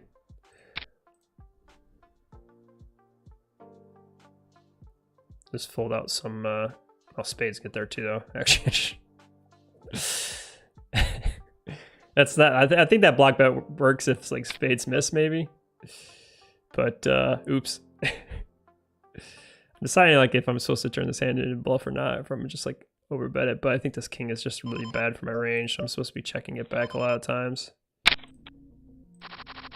So I'm not sure why I let on the turn. I think I was thinking it was like that ace is a little bit scare card for him. Or I'm sorry, because he checked back the ace. So I'm thinking like, okay, maybe he has like, you know, 8s through 10s or something, 8s, jacks, maybe queens, and he's afraid of the ace. That's the only thing I can kind of hopeful for is that he'll fold out some medium pocket pairs there. If I go for like a block bet bluff. I don't know if I'm supposed to do that with this when spades come in though. I think I'm still supposed to check this turn back. Like it's not a really good leading card. Even if he has like king, queen of spades, which is like an obvious hand like that he would check the flop with sometimes. Obviously king X he checks back. So I don't know why I let on that card. It was really stupid. I think I just, on the river, I was just like, all right, what kind of bluff can I get away with here?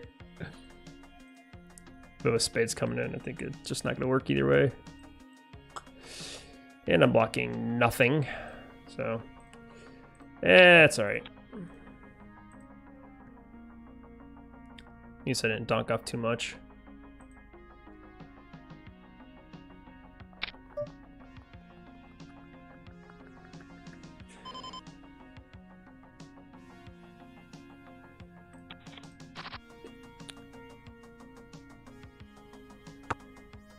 Actually, I'm reading a really good book right now. At least I think it's a really good book. I haven't read many poker books in a while. Because obviously everything's online nowadays, but there's a new book that I saw advertisements for, and I thought it was quite interesting. I'll throw this in the chat just for the hell of it.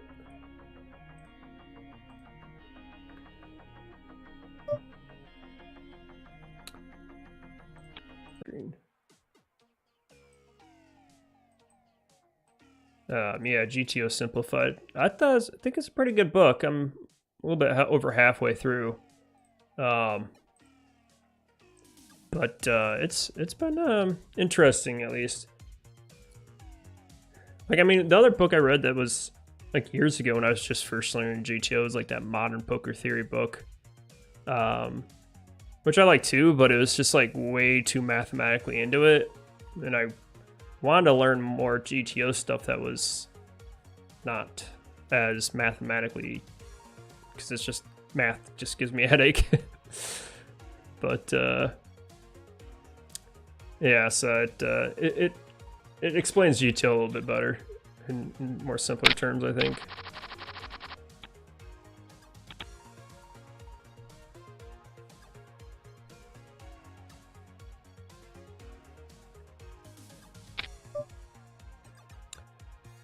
Got another 3-bet situation here, but I think I'm gonna flat this time. I think I'm not supposed to be 3-betting 6-5 suited, but anyways, maybe something a little better like 8-9 or something. What? Did that fold me? I think my internet's delayed right now again. This is kind of annoying. I'm gonna go for a check raise here. Queen 9-7. Yeah, I'm check raising for like the lower straights, but I got 2 unders. Maybe I just call here.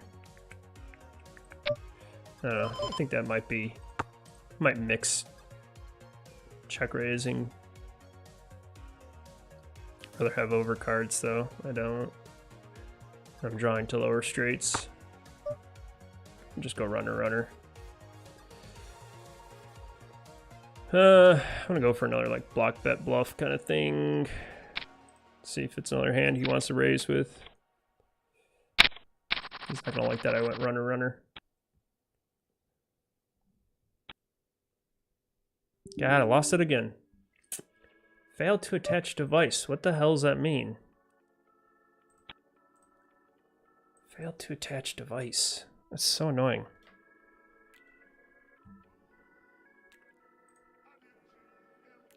I'm gonna Google that. What the hell?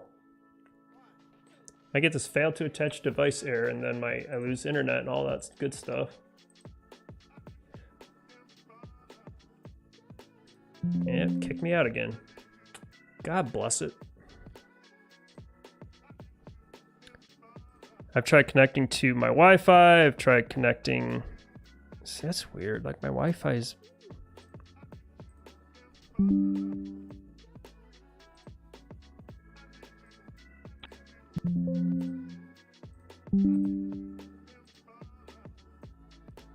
I'm just a brand new motherboard, for heaven's sakes.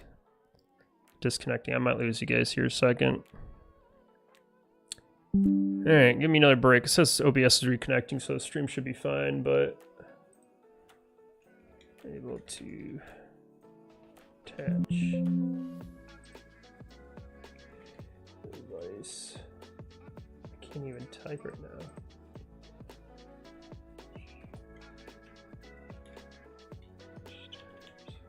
This is really getting really frustrating. I don't know if it's my internet going out or what. I'm gonna restart. PokerStars, be back here a sec.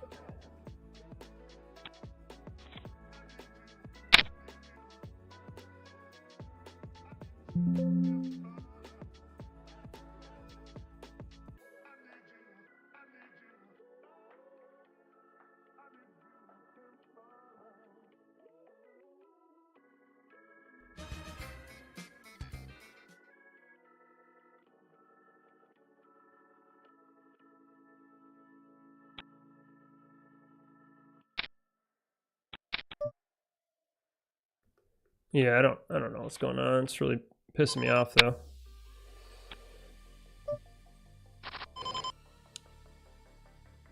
I'm just gonna have to do that throughout the rest of the night. I don't know what's going on. I'm gonna have to.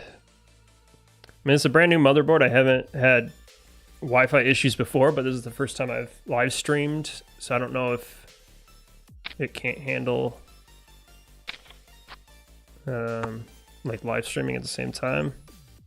I'm trying to go back and forth between connecting to Wi-Fi and connecting to my actual Ethernet, which is what it's supposed to be connected to, but thanks to the frickin' laws of poker, you have to be within the state and you need Wi-Fi enabled. And I purposely bought a good Wi-Fi board, and an extender. So I don't know why it's disconnecting. Could be like a firewall issue. I need like a someone who's like really good with the internet. I mean, I got all the updated drivers and all the good stuff. I don't know if it's my board going down, my Wi-Fi, my internet, my PokerStars. I think it's my internet because it's disconnecting my OBS as well. So I don't think it's just PokerStars. Could be a firewall issue.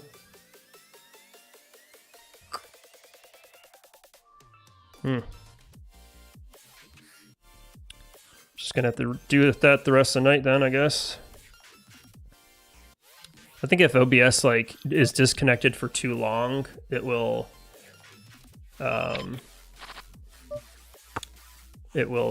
completely disconnect. Like if it temporarily disconnects from YouTube, it can't communicate, then it'll disconnect completely, which really sucks because that means it ends my stream and I'd have to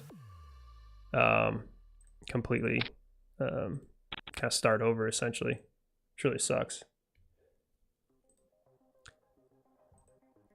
But all right, got an interesting hand here. 7-3 flush draw, 2 pair straights out there though, and unfortunately straight makes it. I should have went for a block bet. I don't know why with that, but oh, he had a better 2 pair. I needed the diamond instead of the 5. He had 7-6. That's funny.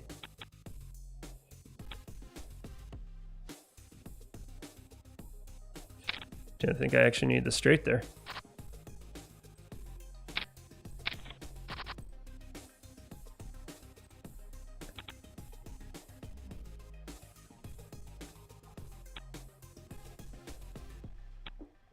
Yeah, so I'll probably be testing this maybe a little later when I have time next week or something.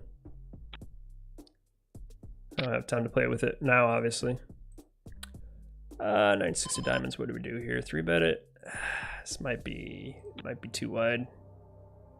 I've done this a couple times. 9-6 of diamonds. It's like too many pips separate.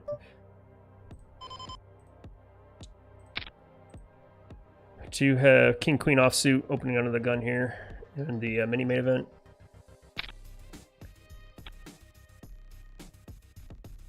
Got 3-bet all in though for a very small amount, so we're gonna have to call here. Only 4 bigs to call. Need a king or queen, and we're drawing dead. 8-7 cracked us. That would have been a nice little pot. Would have helped on our downswing. Can't do nothing about that though. 5-8, falling to early position.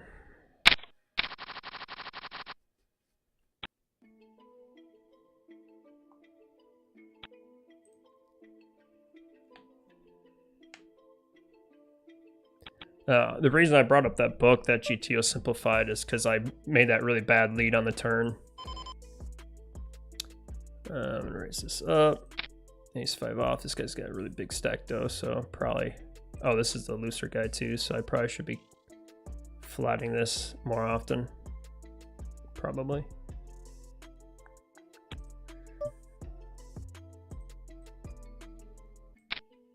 Got a gut shove to go with top pair. Getting pretty short here, so this is gonna be an important pot, I think. Well, every pot's important right now, but yeah. So when one of the strategies, of course, I just started reading this chapter. It was on the turn, because the turn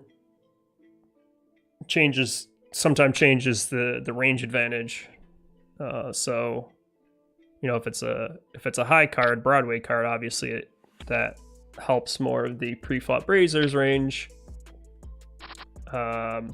I mean, obviously position matters too, but and then you know, both the turn cards like a low card, it's better for like a big blind. So big blind could lead out on that card. Say if like the flop check through, for instance. So in that case, like the flop, I think did check through. So that's why I was like, I don't know if I'm supposed to stab here or not. But obviously a king is better for his range, so it's not a good lead into him. So even though I just read that like yesterday, I still did it. So I don't know what I was thinking there. That was a bad lead.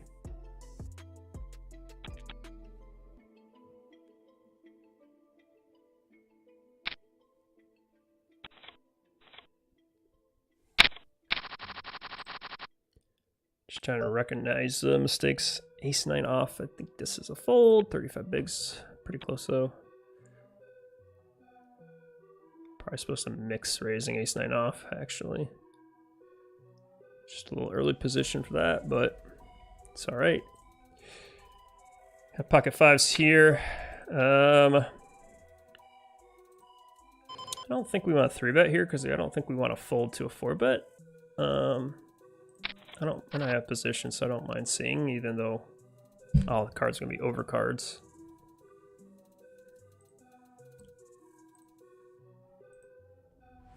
I think we can just fold here. Yeah, went a little bit bigger too. I don't know if I'm supposed to 3-bet. I'm probably still supposed to 3-bet this just because it's blind on blind, but I don't mind calling that in the position, but all right, 5-minute break. I'll be back in a second.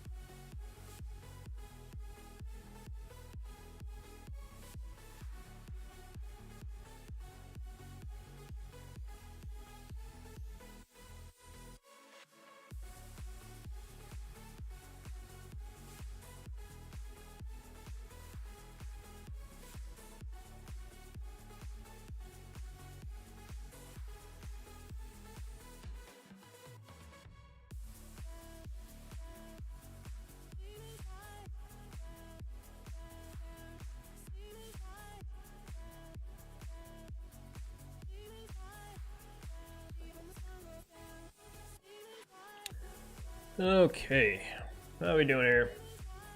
How's our internet doing? That's a better question. Q says, do it live. What is up, Q Reviews? How you doing, sir? Cheers.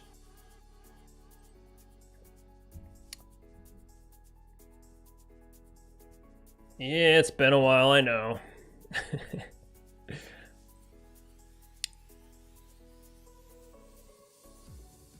I'd love to do this more often, but the problem is I'd love to do a lot of things more often. I want to vlog more often, I want to live stream more often, but you know, it's like you just gotta set your priorities. I got a lot of crap going on. It's a little easier to live stream and play online in the winter time when it's like cold and depressing out. But you know, it's like when it's springtime, you want to get out more and do more stuff. Be stuck in the house all day.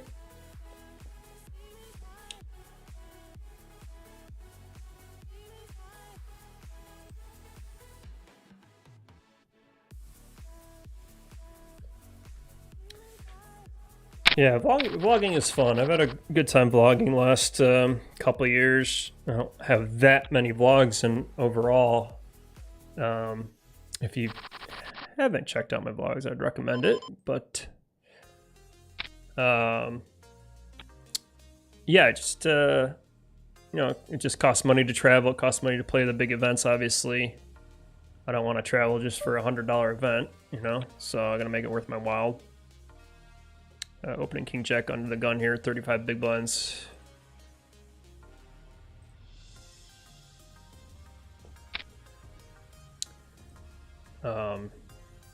But yeah, vlogging takes a long time. Well, I was vlogging at Motor City here in Detroit, and that was convenient because it's a super easy drive, good tournaments, but they ran into some issues, it sounded like, with like the dealers. Sound like they broke some rules. Just gonna go for a smaller bet here. C bet. Gotta represent this ace. Thankfully we take it down.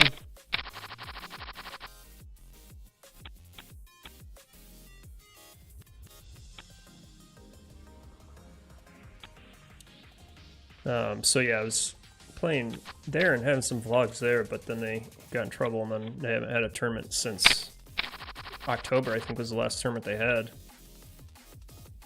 So I haven't played downtown either since October, even though that's nice and conveniently close to me.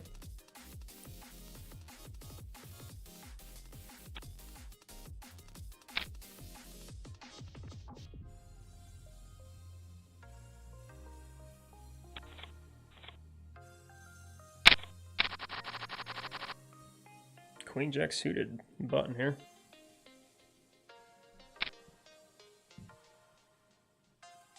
Excuse me. Got a razor on the gun though, but on the button here I can just do more flatting. Can probably 3-bet this sometimes, so I wouldn't doubt it.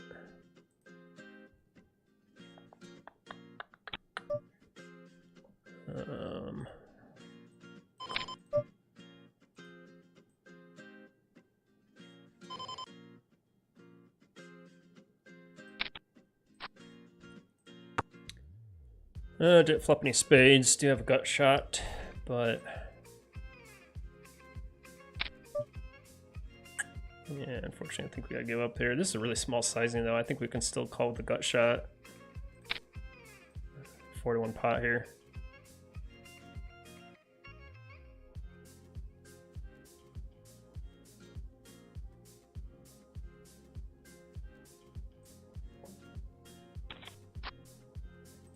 And we're done with this hand now. I don't know if I want to turn it into a bluff though. I already backfired with my last bluff. I think we're at the bluff now, unfortunately. I mean, he checked 3 times to me, for heaven's sakes. I don't like bluffing with absolutely no equity, but I mean, we unblock flush draw at least. That's the only good news we have. I do block king, queen, queen, jack, or king. Jack 9, queen 9 is not gonna be in his range anyways, but he's probably just got like a medium 6s or something. Ooh, call him with ace high. I was blocking ace queen. That's unfortunate, but I don't mind bluffing there. I feel like what I said kind of made sense. I almost went for an overbet bluff, but I feel like my logic was relatively sound. That's one thing I did read. I think it was yesterday when he said that it's better to bluff with missed straight draws rather than miss flush draws because of blockers, and it's not as obvious, you know. So like in this sense, like it's I don't always have let me go back to that. Oh shit, just spilled my water. Cool, nice.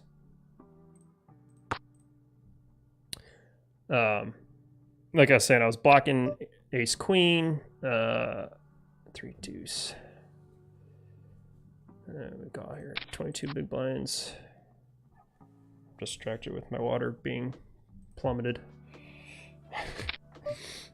Yeah, I got a call here, unfortunately. Top pair, top kicker. And he rivered 2 pair against me. Very nice. Cool feature, bro. That sucks. And I can't go back to the other hand to show my bluff. Oh, I did keep it up at least. Okay, go back to the other.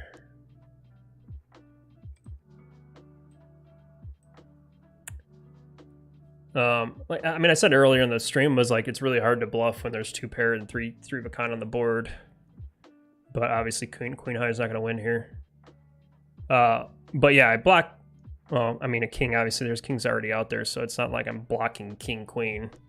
That not going to affect. He's checked to me for heaven's sake. So I'm really only can do a job of blocking. Blocking like ace queen, ace jack type of hands they're going to bluff catch me with, and hopefully he has just like busted straight draws, even though I'm missing those 2. So I don't know. That's a kind of a unique board. I almost didn't bluff at it, but got unlucky the pretty much very next hand anyways.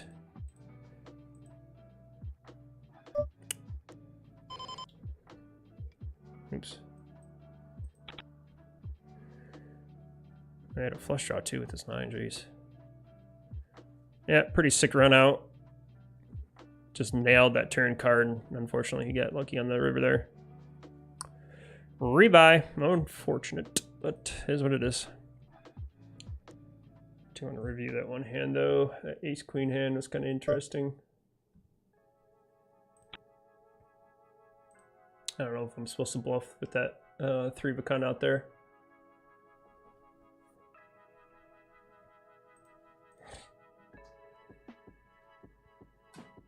Actually, I am bluffing.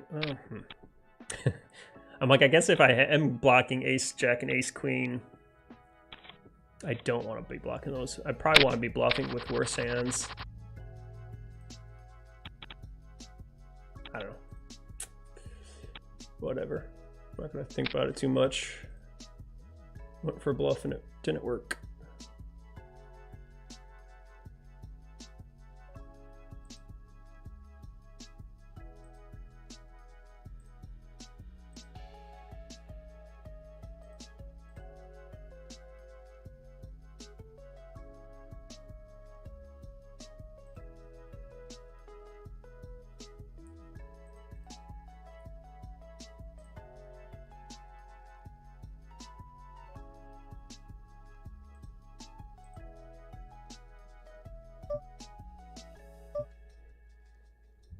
It was a bad sign that I spilled my water.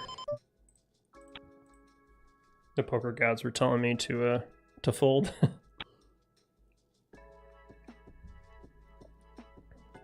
That's a headache about GTO sometimes. It's like blockers, unblockers. You're like, is this good to have? Is this bad to have? Like, you're doing like this reverse logic in your head, and it just gives me too much of a headache sometimes. It's like, I don't know what the fuck I'm supposed to do here. Gets frustrating pretty quickly, unfortunately, but I'll go main event here. Ace 4 of clubs. Got mid position here. About 45 big blinds start the hand.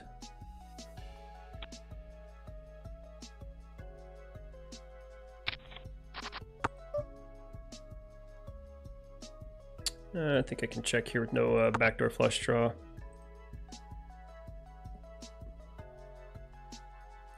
But I think the lower aces might be more bluffs since it wants to fold out better aces. We're just gonna fold here since we have nothing.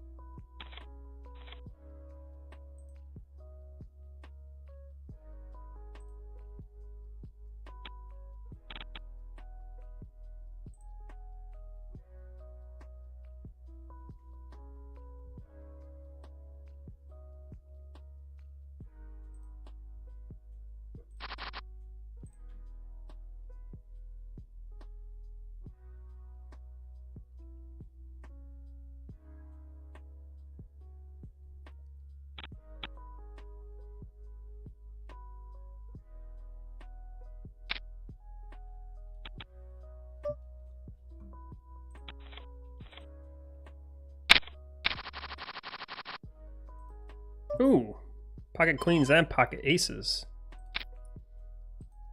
You guys want to see pocket aces or pocket queens? I'm under six. Oh, I already know. Everyone folded the pocket aces hand, unfortunately, so we just picked up that small pot there. But I think I can just rip this in, possibly. I don't know if I want a cold 420.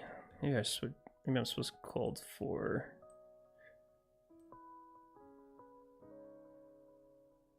I don't know. I don't know exactly what I'm supposed to just cold 4-bet jam all in here.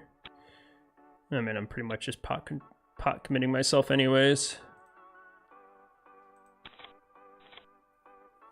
I mean, cold 4s are so like blatantly high value there. I don't have any cold 4 bluffing ranges. I wonder if it will less sneaky if I just jammed all in, but I think 40 bigs is just too much to forward bet all in. Like if it was like if I raised pre-flop and he 3-bet me, I would have jammed it, but since it was a cold 4, I decided to go smaller, but I don't know if I'm supposed to do that or not.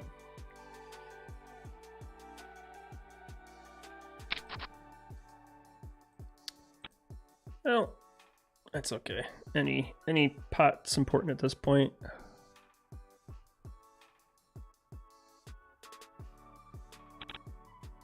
I was trying to scroll wheel here, but it wasn't listening to me. So another update I need to do on my settings. Bet slider.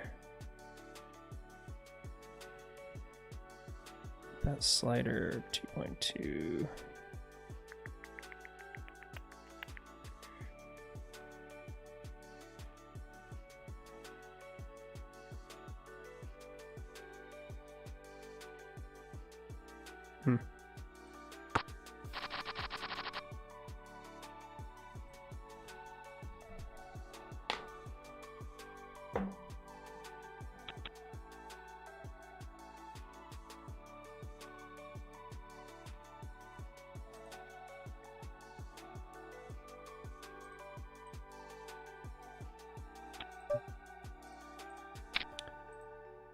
Opening a 9-8 in the cutoff here in the mini main.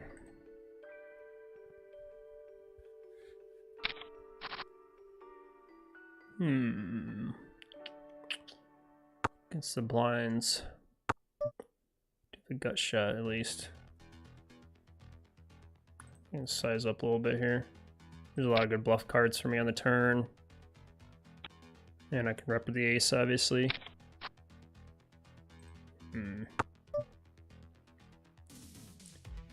She has a spade though. I'm gonna go big here. Fold out weaker aces.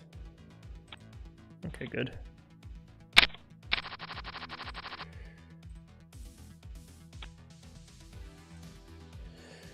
Thank you for folding, sir. That could have been bad if he called there, but at least I got a gut shot and I can hit an 8 or a 9 or a 10 basically. So I mean, I got enough equity to be bluffing here. And like I said, I can still represent the ace since I pre-flop raised and he was on the big blind, so don't mind the bluff.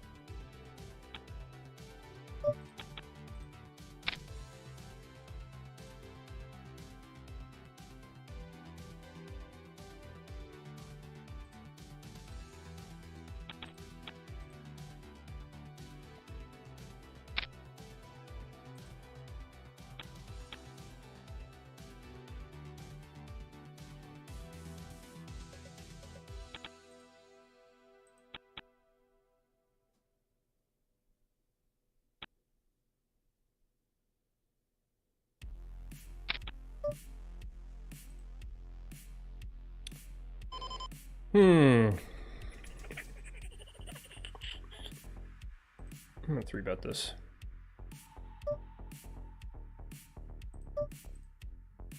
Probably right on the cusp. I don't know if I'm supposed to do king jack off though. Probably.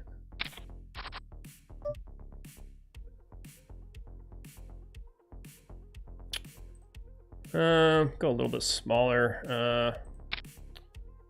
Could actually size up and do a lot of bigger bets on the turn since I can hit a lot of hearts, heart, queen, a lot of juicy stuff I can hit on the turn here.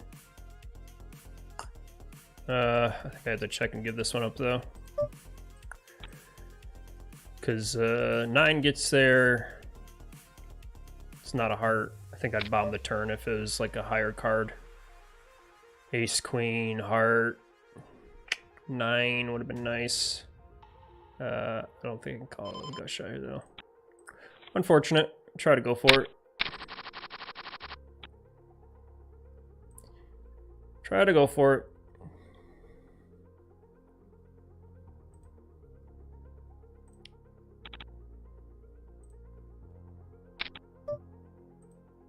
I'm gonna go for another 3-bet here.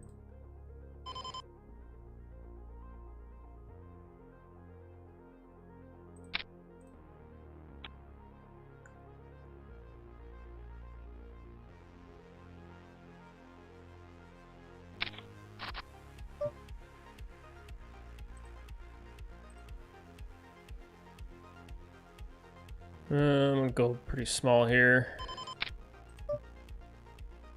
Pretty static board. I think I actually hit a board.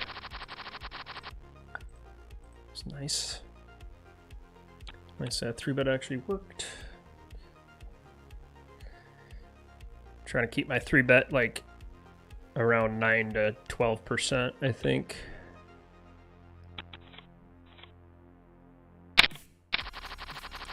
That's my goal in 2023 is to get my 3-bet percentage up. That's like 6% crap. I tend to like take the, like, you know, if you're looking at GTO and it says 50% of the time you need to raise it, 50% of the time you need to just call. Like, I feel like, I don't know if I do it more in live or online, but I feel like I always like roll low and just play the weaker option. It's like a really bad habit of mine. I think I got into that habit. I mean, it's not like the worst habit, but I think it came a habit because like I have a really aggressive image live, at least. So I tend to play a little bit more like conservative and try to bluff less live because I have a really like young, aggressive, bluffing kind of face. I wear like a bright white jacket. Like, no one respects my river bets there, so. Fours are, God, that's really bottom of the range here.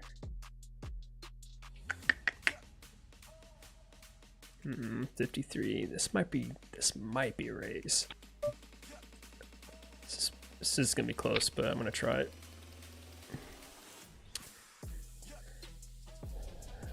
When in doubt, take the more aggressive route, maybe. And now I fold. Easy fold, at least.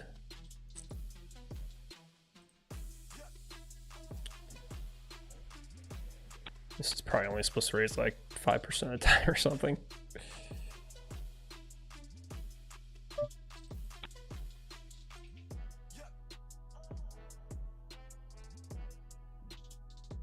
This is 8-handed. Both these tournaments are 8-handed. Usually it's 9-handed, but for some reason the main events were 8. Curious with the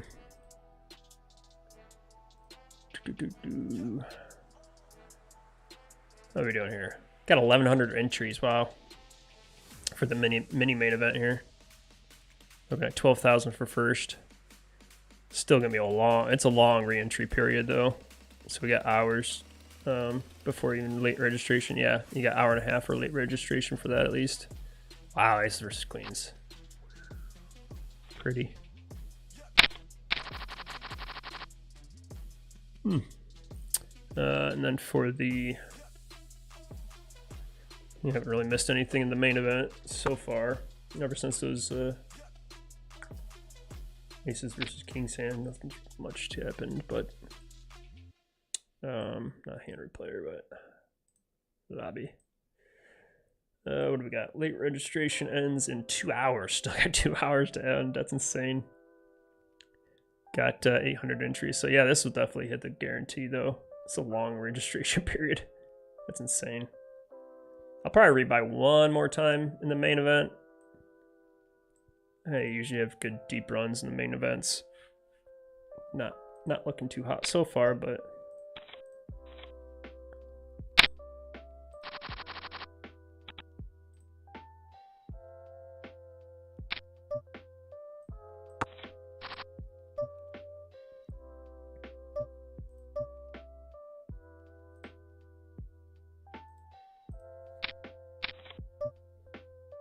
flop 2 pair in the mini here. He bet and I raised. Now he's leading into me? That's weird.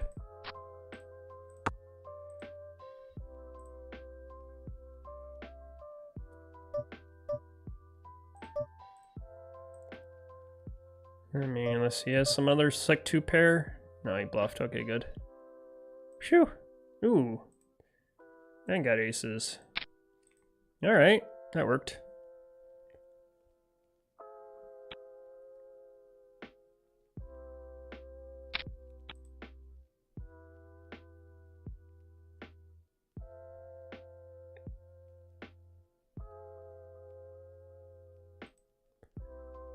All right, pocket aces, let's go.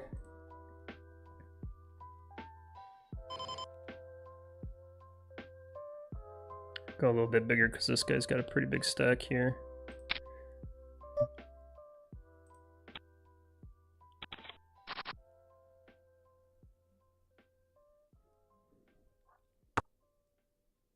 How much does he have? Yeah, he's got 3 times starting stack. Guy's got 13% 3-bet.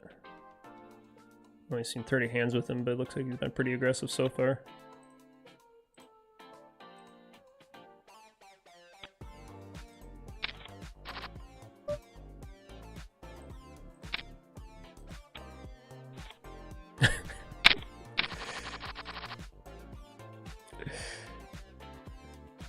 I mean, I usually don't, you know, snap shove like that, but he only had like 7 big blinds left in a pot of 30. It's like, okay, you're obviously committing your hand.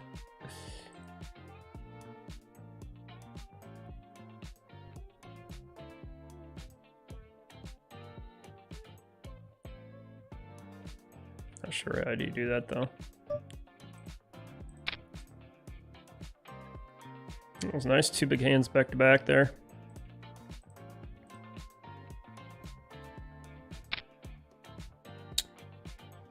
25 bigs, a little too much. Get a fold here.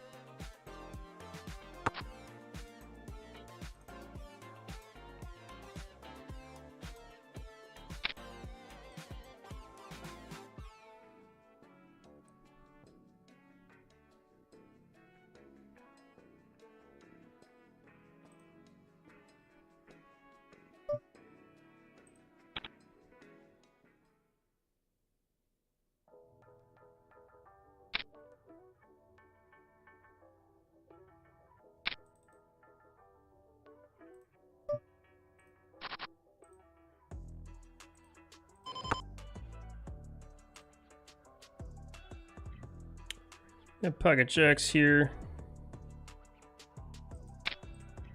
in the main event.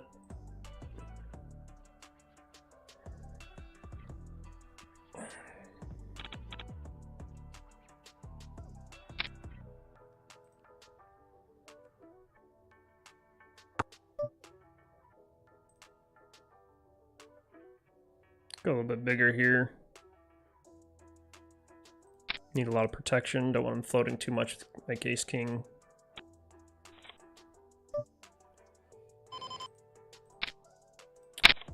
Just a little 3-bet, take it down.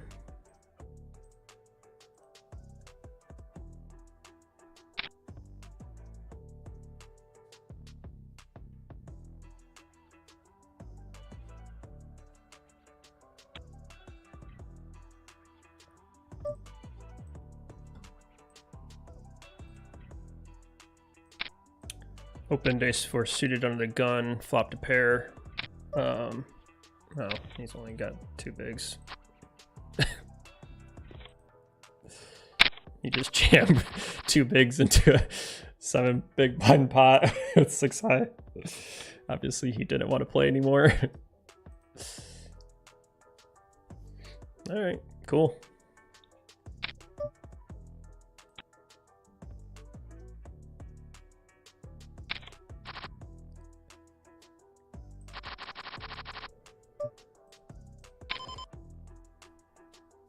There's an ace-8 suited under the gun.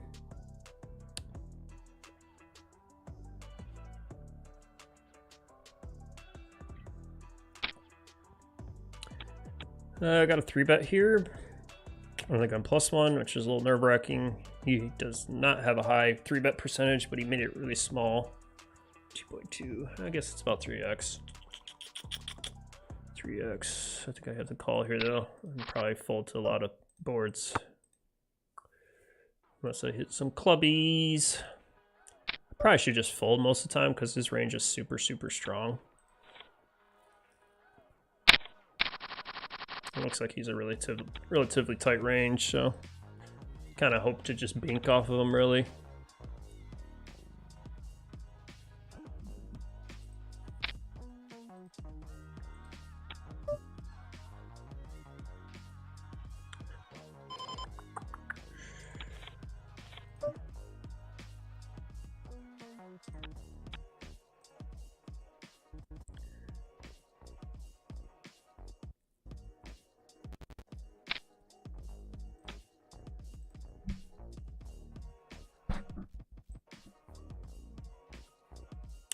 Kind of rolling through the list here, seeing if I recognize any friends here. Got a couple good players I've played with before in the top 50 or so. It's not bad considering there's 800 players.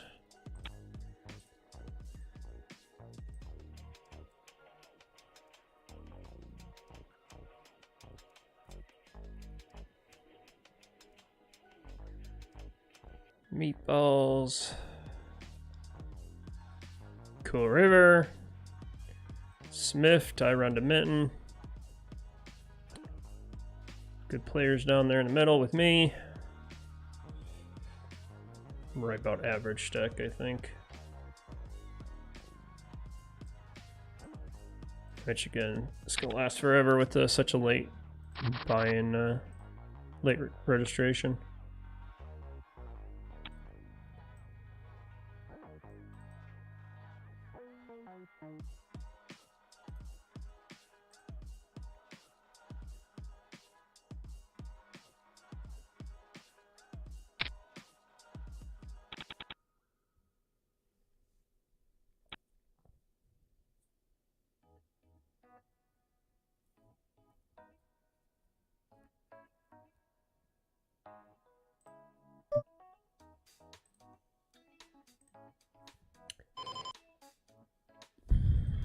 Kind of interesting here in the mini. I'm gonna go and raised.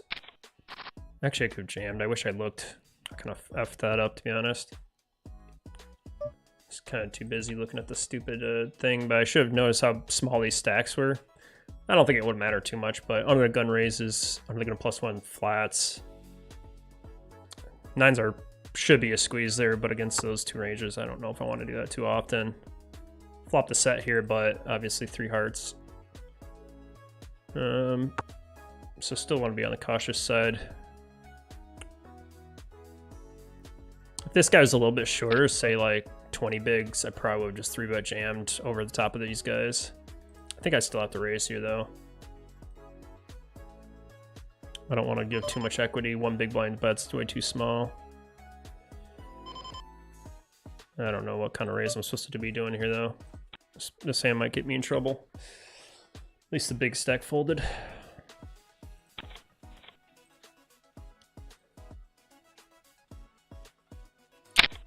That hand could have been bad. I think I should have just 3-bet squeeze pre-flop if I saw these guys' stack sizes. I probably would have, but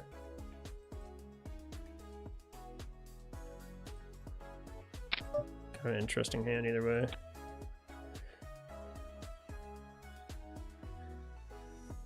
I mean, I still want to raise, get value from king, queen, ace, queen, ace of hearts, king of hearts, that kind of hand. You can still get a lot of calls even if I raise here. And even if the hearts hit, I can still pair the board and win a big pot, so I don't mind building the pot up a little bit. Just glad it worked out for us.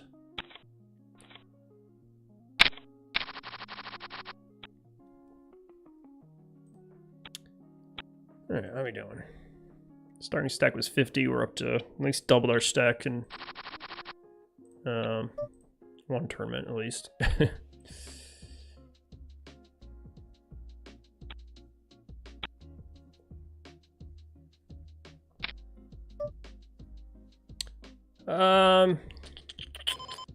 I'm going to be flatting here more often with sevens. Do you have kings though in the main event?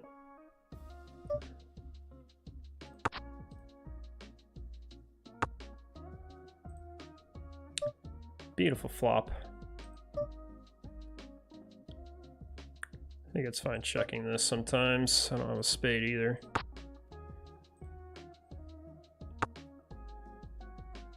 I think I still have to bet a little bit to get equity denial.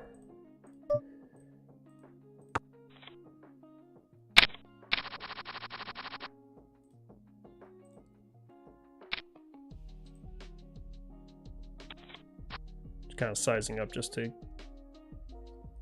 check it down here. Not gonna get called by better. God, he had a nut flush anyways. He had me crushed. Jeez. That could have been I mean, it was still a big pot. I mean, it wasn't like horrible. It could have been a lot worse. It should have been a lot worse, but that was huge. Yeah, I'll get back to that hand in a second. I got hands in other places here. I'm gonna call this one here.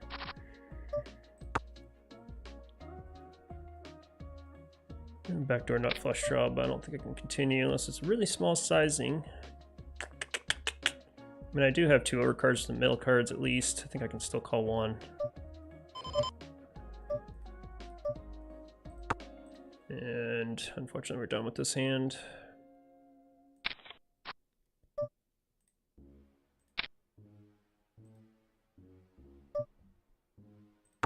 Do have showdown value. Check it back. And showdown work value actually works sometimes.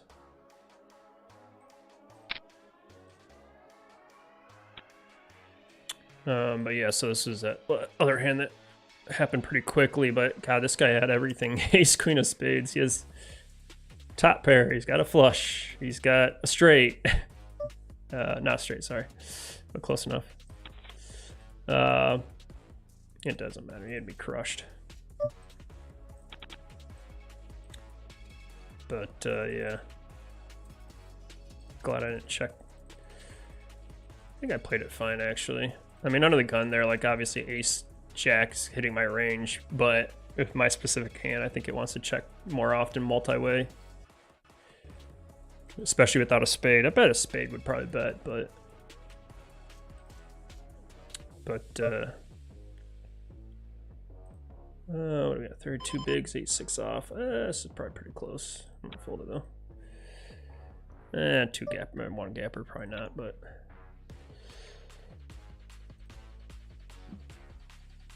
at least I check back the pot control too. I mean, I bet half just to get value from some flush draws at least, or deny some equity too. But thankfully I was smart enough to check back the flop or river here, so only lost a couple bets. That wasn't that bad.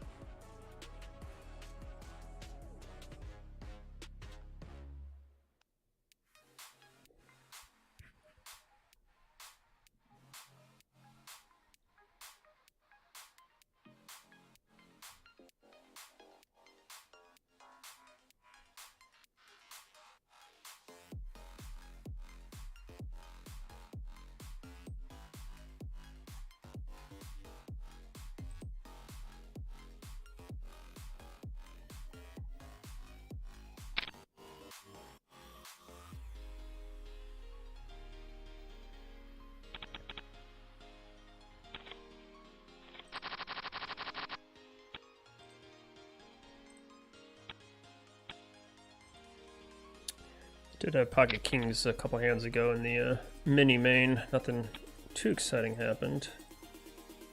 If I can find it.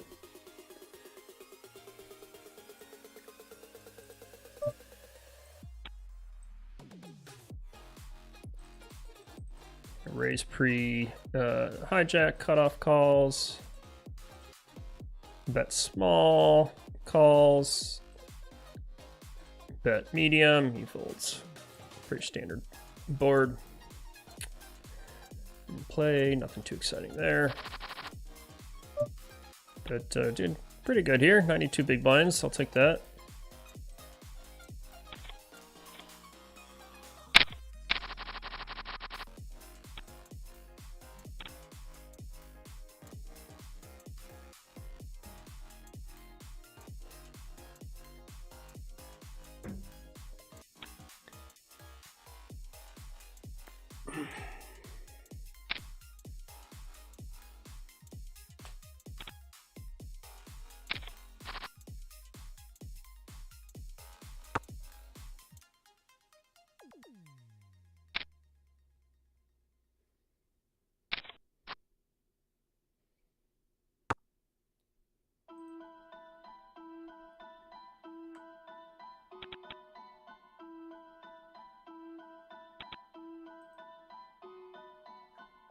Got 4-6 of diamonds in the main, in the big blind.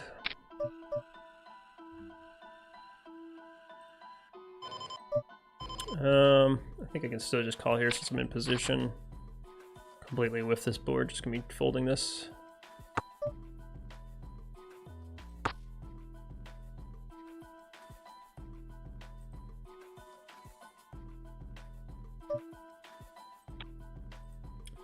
Raised ace queen the mini and took it down.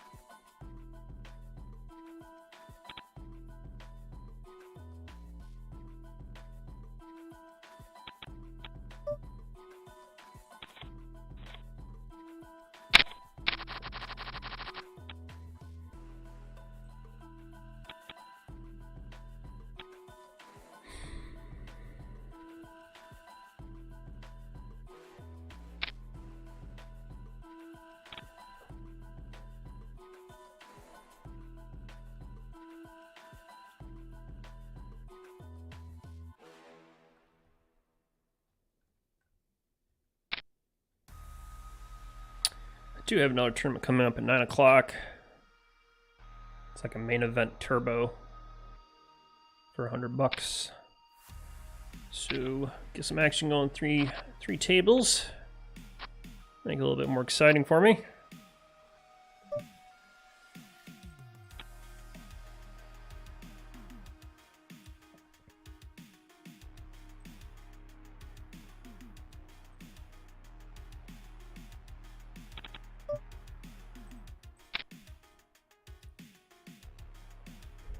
Raising it up on the button. 5-9 suited.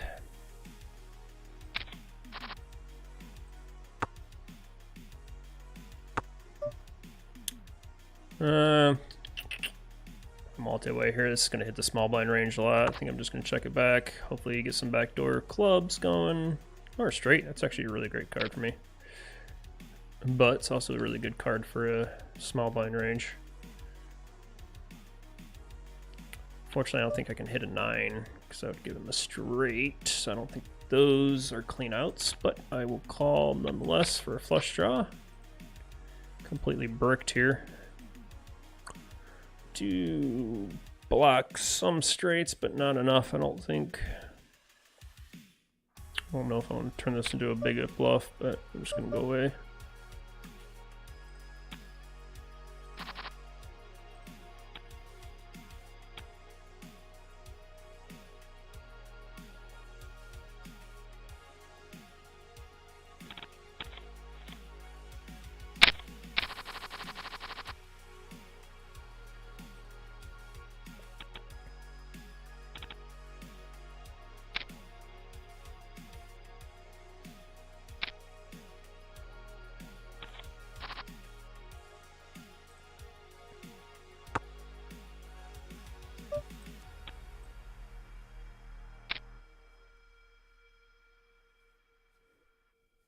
It feels so weird playing online. That's because I haven't done it in so long. I'm trying to think when I played last. I'm gonna have to check my calendar. I want to say it was before I went to Vegas? That can't be. That's like 6 months ago. Sounds right though.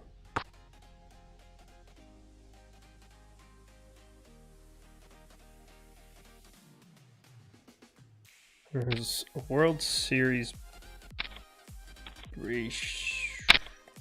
I don't know, that's my birthday, so I didn't play that day. I'm just looking at my calendar. I have like all the big online events. Of course, it doesn't say if I actually streamed or not, unfortunately.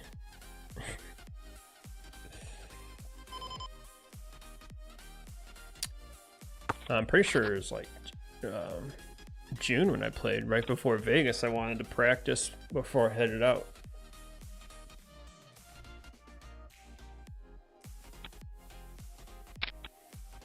Yeah, that's gonna be my guess.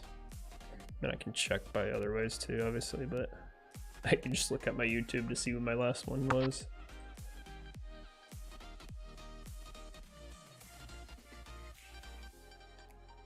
Afraid to do anything with my internet right now though. It's so touchy.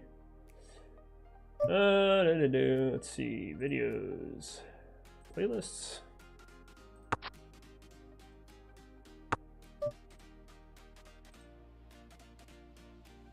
Streamed 4 months ago. Yeah, okay, it's the last time I played online then. 4 months ago. Very cool. Pocket queens under the gun here. Oh, jeez, I almost knocked my water over again. I gotta move that thing. There's a lot of Kleenex now. Shit. Damn it. It's another sign to... I need to stop putting my water right where my hand goes, so...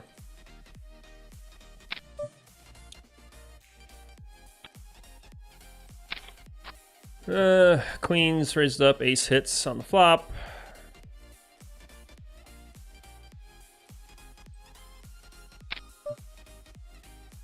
I'm just bluff catching with these now.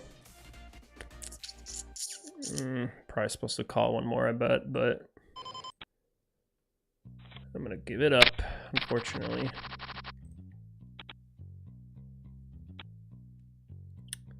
It's unfortunate.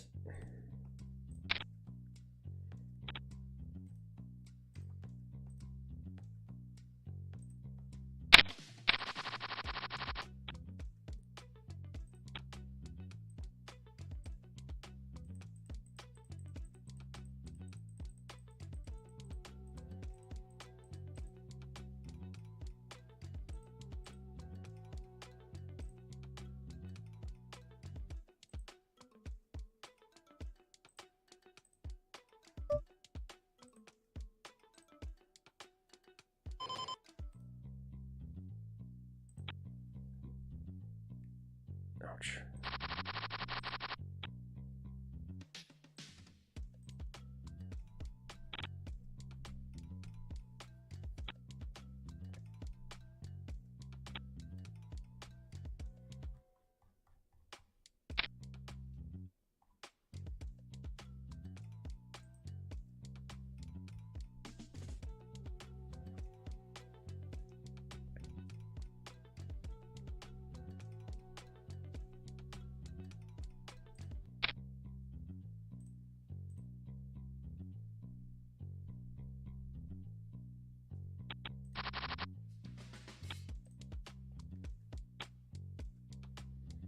So worst feeling in the world when you raise with queens and kings and ace spikes. You just feel like, oh, all right, I'm done with this hand.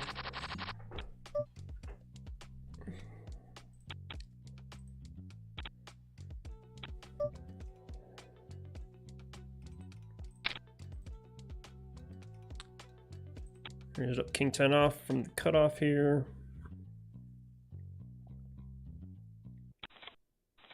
Take it out.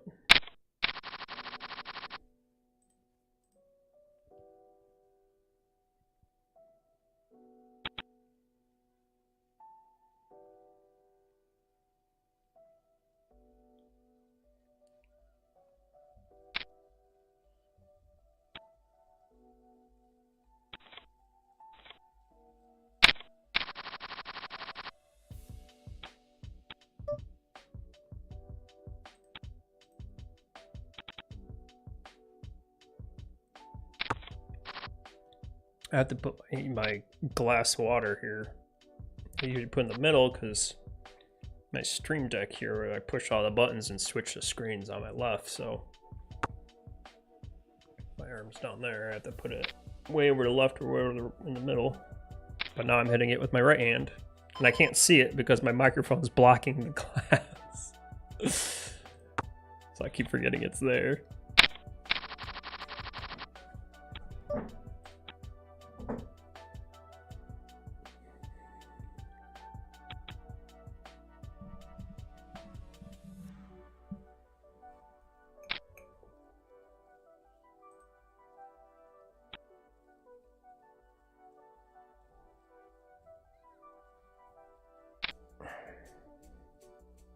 And my back's really hurting me now.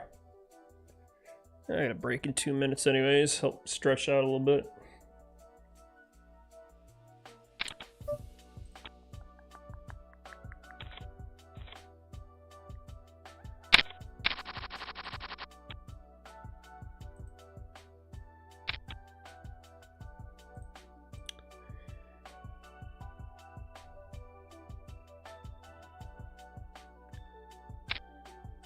Getting pretty darn short here in the main event.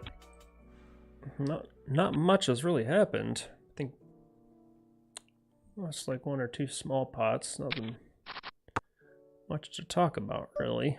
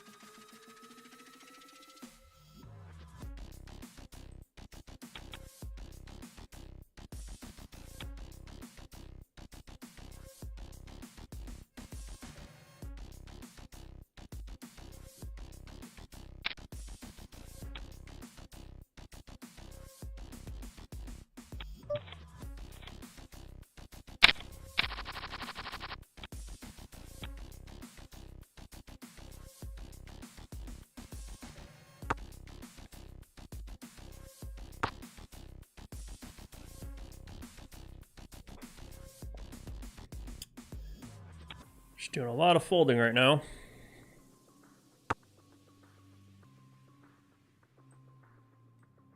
I had that 30 seconds where it felt like I was on a heater. And then I got cooler. Got knocked out. Nothing since really.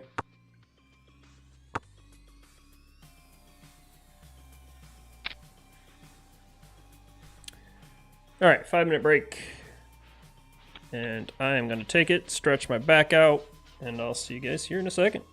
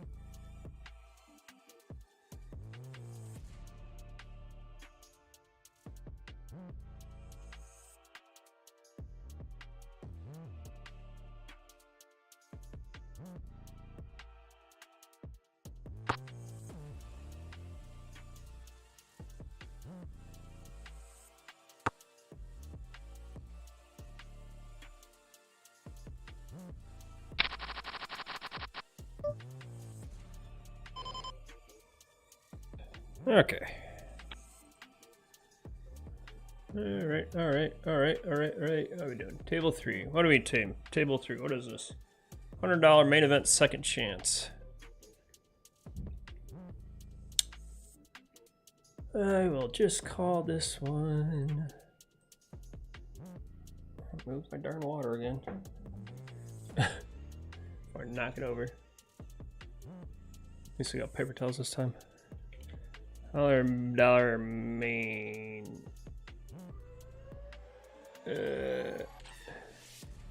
Main second chance. I don't know. Does that fit? All right, good enough. All right, let's call it $100 main turbo. Since it's a turbo. Turbo. All right. How does that look?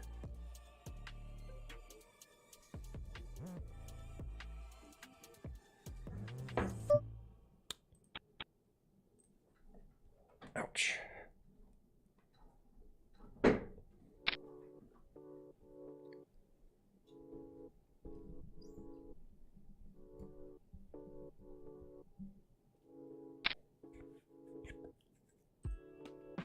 All right, how are we doing here?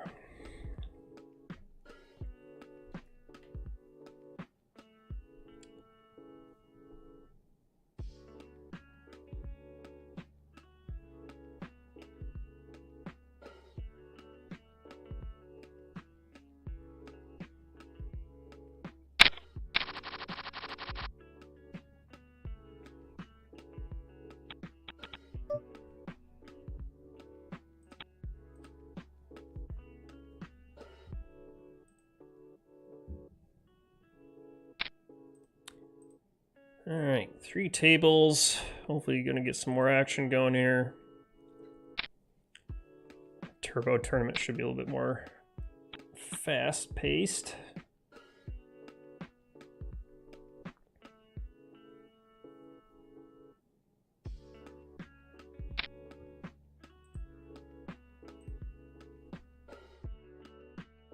Still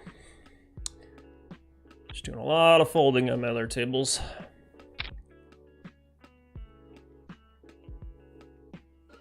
Should have got water droplets though. My eyes have been so dry. Or eye drops. Water droplets. Eye drops.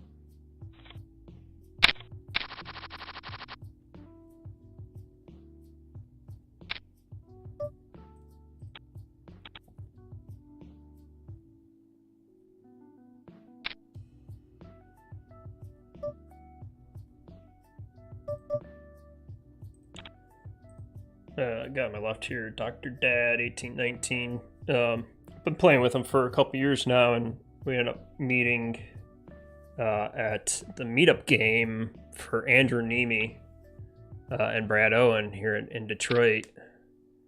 And I learned that he was a streamer too, and so I've been kind of keeping up with him a little bit. And I think I ran into him again one other time too, but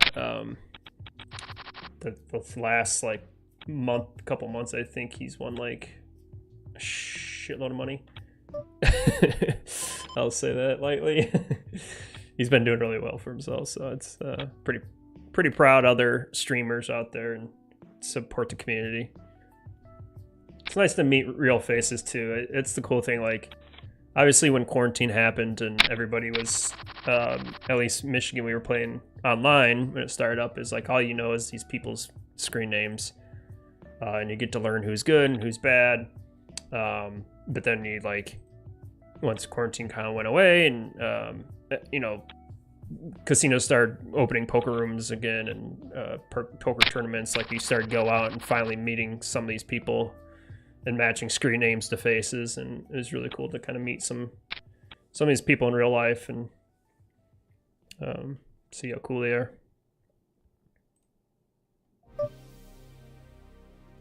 And our good friend here, Perry.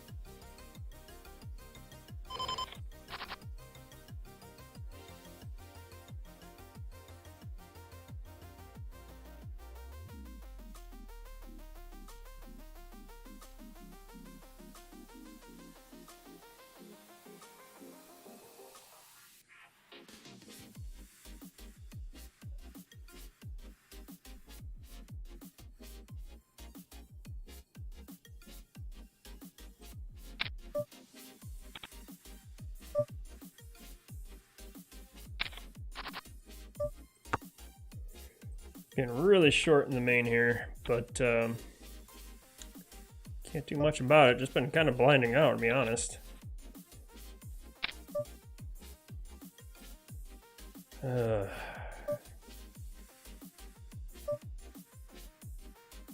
even call from that size, such a small sizing. I think I have to peel off one for that size. Might be close though, just for a gut shot though. Since I don't have any spades, probably just a fold. But I'll fire another bullet here.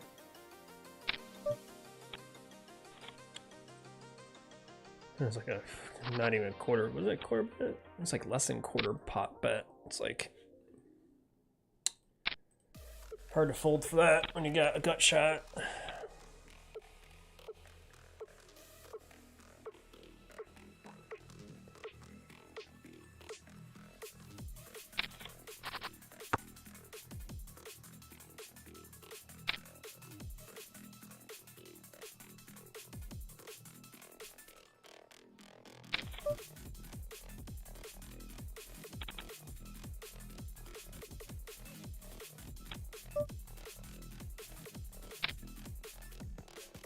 Raising up with ace-9 here in the turbo.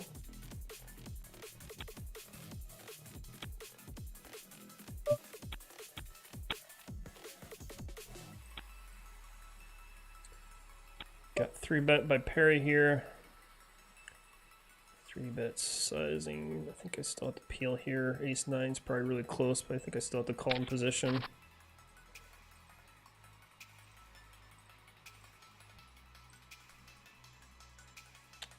And even though we got a backdoor, if he bets here, I think we have to fold unless he makes a really small sizing. He goes a medium. I could have probably peeled off one, but since I had backdoors, I think I'm maybe supposed to peel one since I have 2 overs too. What do you bet here? And I misread his size, 714. Yeah, I think for that sizing I'm supposed to be calling here. 418, it's like 30, 40%. That's okay.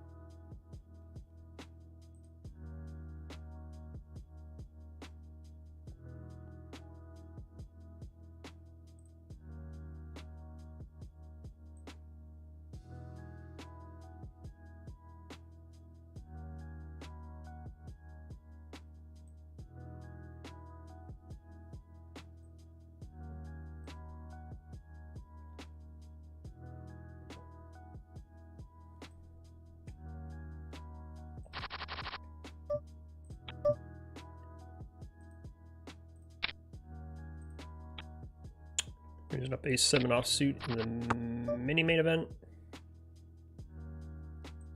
I'm gonna check this. You can probably check it or bet it.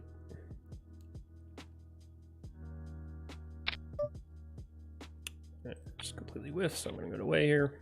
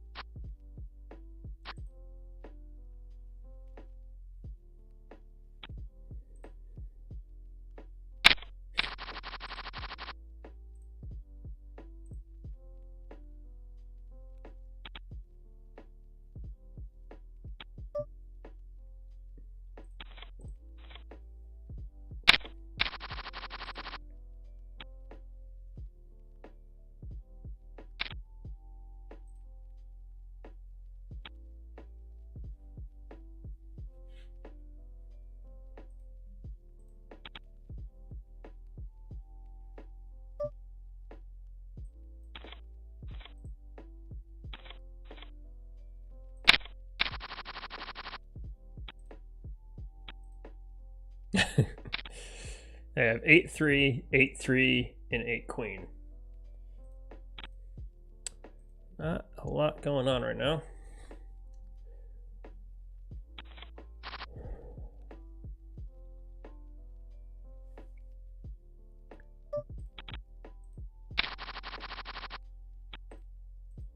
I think that's like one of the best reasons like GTOs help my game is like when I tried my best to learn pre-flop charts and then stick to them, because it's kind of like help to find and like get rid of the emotion side of it.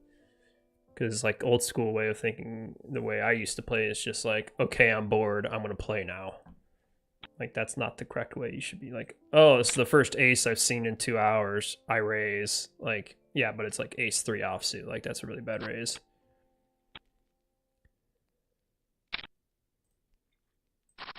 So it's like I think I got a lot more frustrated earlier on playing poker, but like learning the GTO ranges like really have kind of like focused my game into staying a little bit more patient. Not to mention I've also like had some really good comebacks from like 4, 5, 6, 7, 8 big blinds. Like it's possible. Like, it's harder to do, it's unlikely, but I've seen it happen a lot with me, so I think that's one of the reasons that just like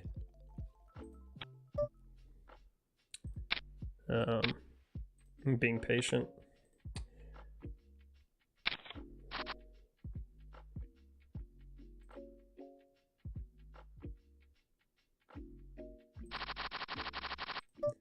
There's one tournament in Vegas I played at the Aria, and I like grinded a 4 to 8 big blind stack for freaking like 4 hours.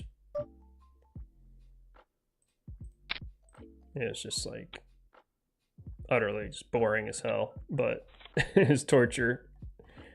But I was able to, like, by staying like focused and not getting frustrated or anything, I was able to like make a couple more pay jumps. So just motivates you to kind of, you know, stick to your guns, don't give up hope kind of thing.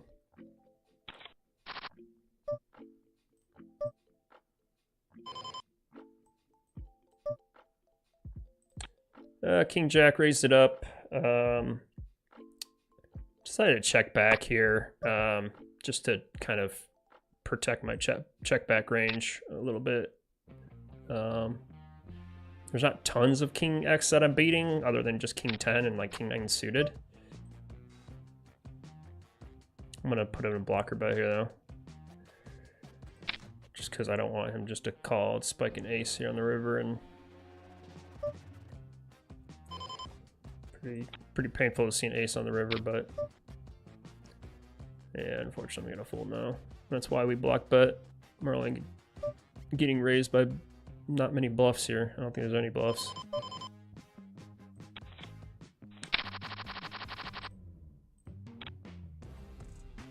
That sucked. Well, that's some of the time you kind of get punished by checking back. Wasn't necessarily slow playing. I mean, I probably should have bet anyways, just because the queen was out there.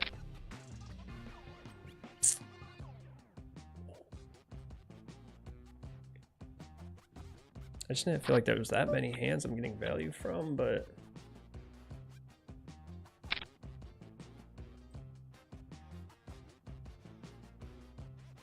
I don't know. I must have just misplayed it or something. I don't know. I mean, that's obviously, I'm only scared of really an ace hitting on the river. That's the one hand that card just happened to hit. I should have folded out of a lot of aces here though. I bet half pot, so I don't expect a lot of aces to be calling me here. But was he jamming with on the river? He could have had like ace queen, ace 7 maybe. I don't know.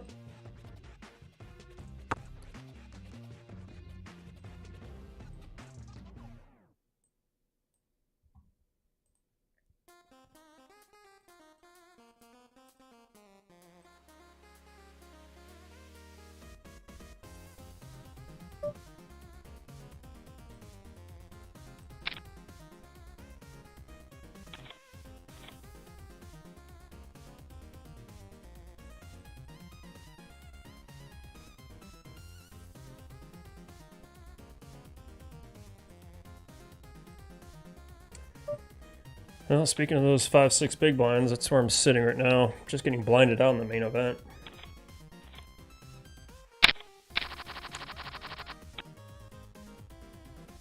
Just sitting and being patient.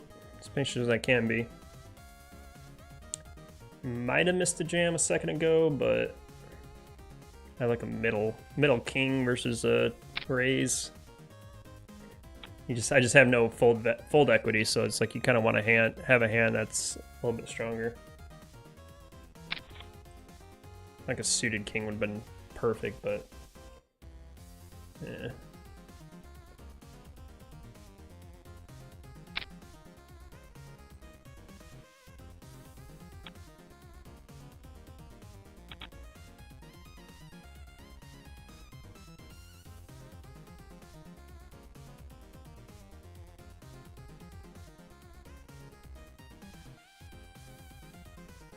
Probably gonna rebuy in this anyways.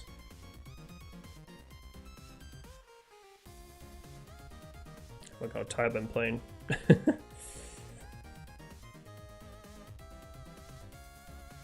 My VPIP's usually around 20, 16 right now, which is pretty low for me. This might be a jam in some world, but I doubt it. Come on, boys, let's go.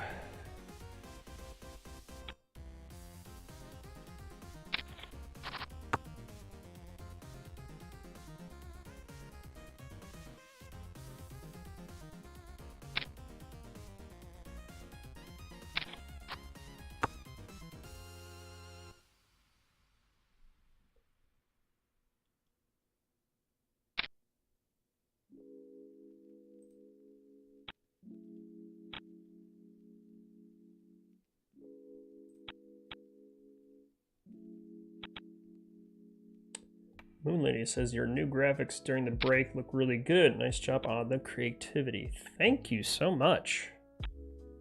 I appreciate it. Yeah, I just get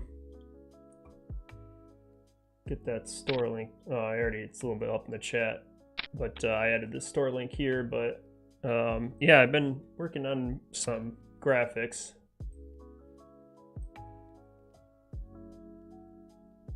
And show you in a second.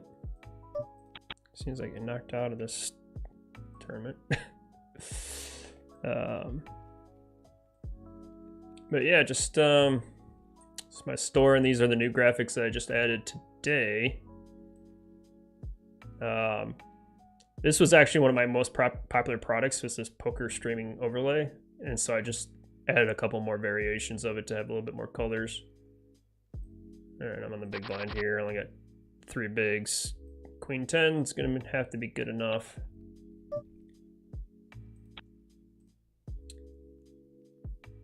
Four big blinds. Gonna have to go with it here, unfortunately.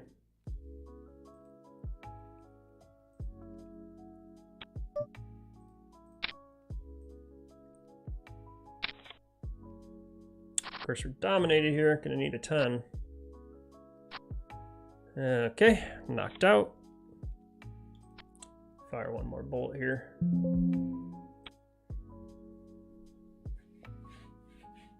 All right, 3 bullets. Not pretty, but that's poker for ya.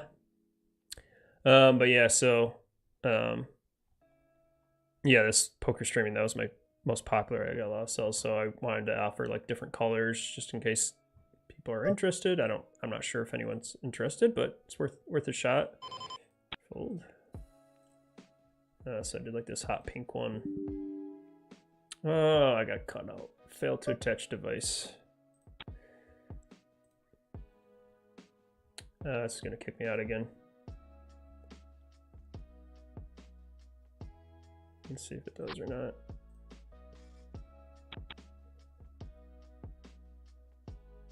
We're gonna have to figure out what the heck that means. Yep, see it kicked me out. Stupid thing. So if I look at my internet right now. Oops.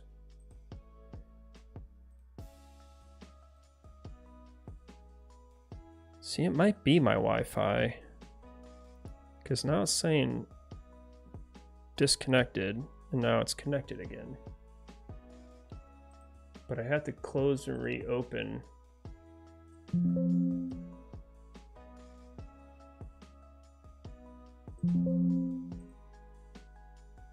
have to close and reopen PokerStars.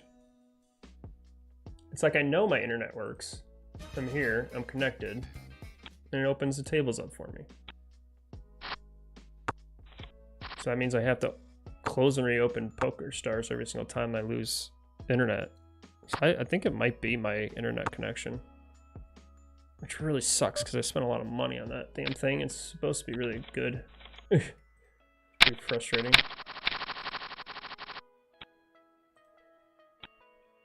All right, pocket jacks.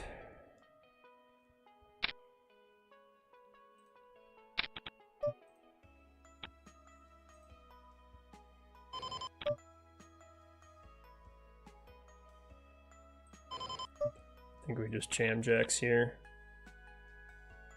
I only got 20 big blinds versus nines. Need to hold. God damn, a 9 hit. Ugh, fuck, man. All right, I'm done. I'm done. That's frustrating. Too many bullets. I don't want to spend any more than one bullet. That was a fast bullet. That sucks. What was that noise? That was annoying.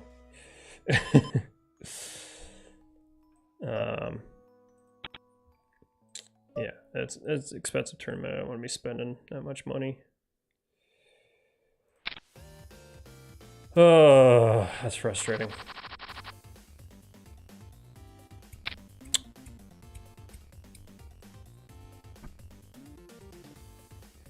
Darn it. Pocket jacks, man. Pocket jacks.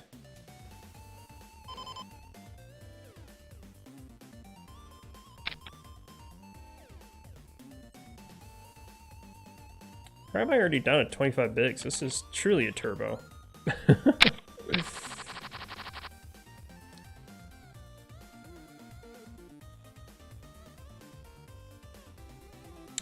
Oh, I got the tables switched up. That's why I'm confused.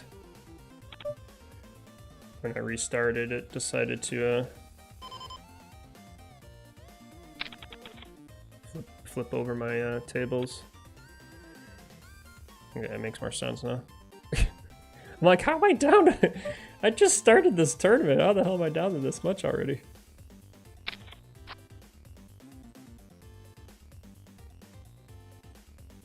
Alright, where are we?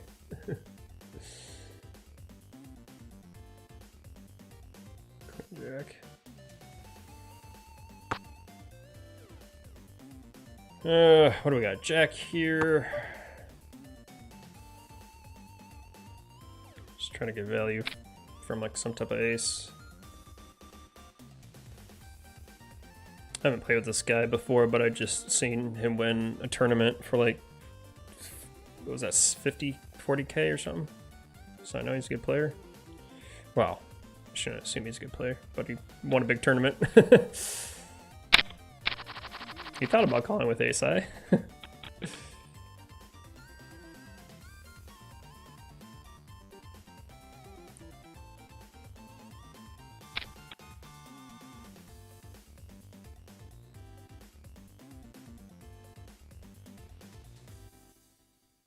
But I'll continue my commercial since I just lost, but let's see if I can make this bigger.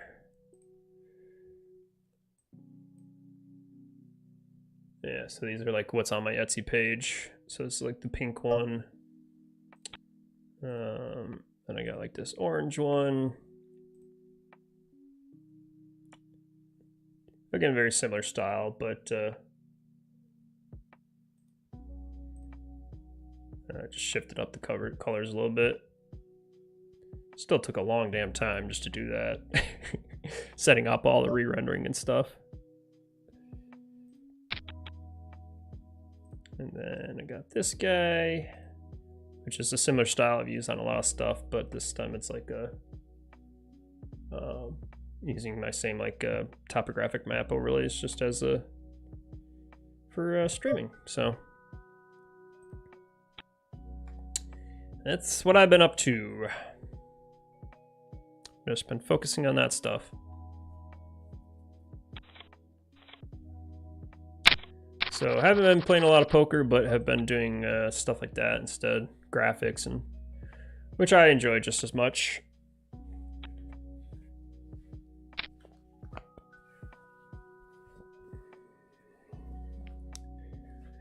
Regarding main event, 3rd time's a charm. Yeah, well, I'm not gonna fire another bullet. Too much. I usually like to stick to only like 2 bullets anyways. That 3rd one was just too damn fast. It was pretty painful. 9s cracking jacks. I love 9s and I hate jacks, so it's very fitting that I lost that way. I'm like, oh shit, 9s, I'm gonna lose 9s. That was painful. But got still 2 tournaments going on. Been sitting here in the main event. Got up to about 125,000 in chips, and then pretty much just been sitting card dead ever since then.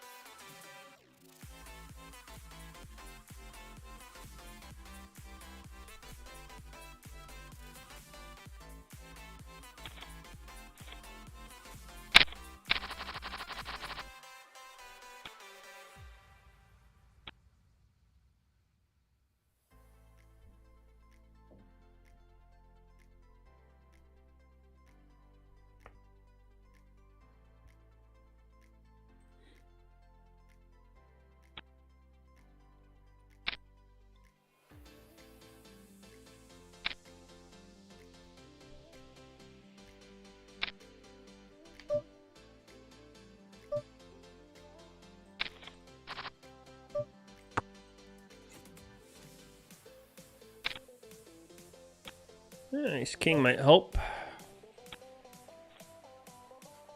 Could use this on the main event, but I'll take it anywhere.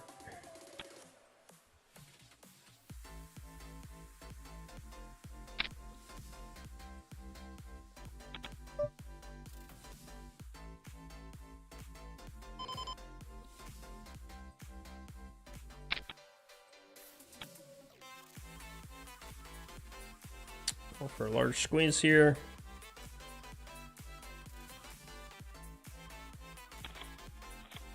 Gonna go through.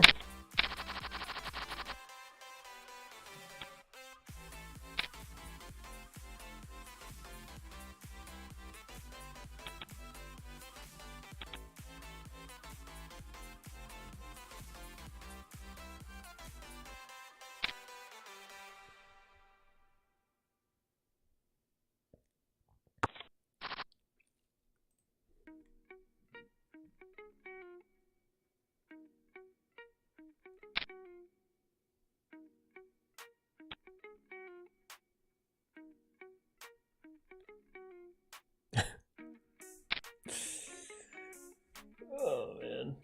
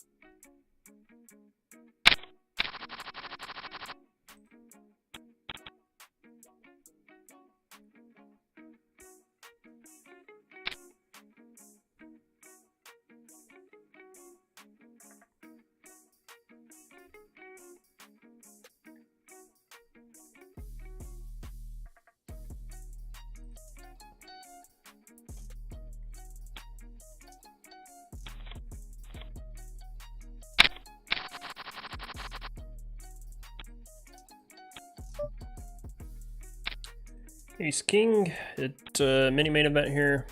Good timing, I only have 18 bigs.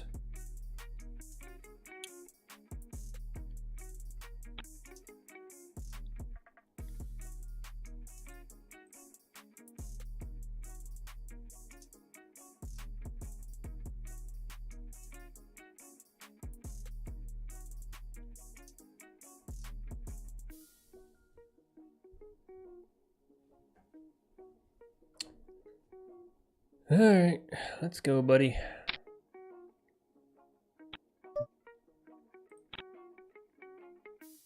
This guy's playing 40% of his hands.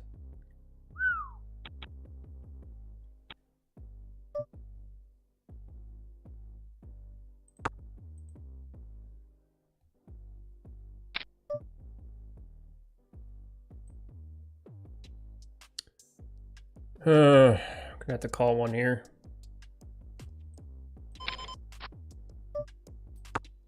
Thank God for that turn card. About time I get lucky here.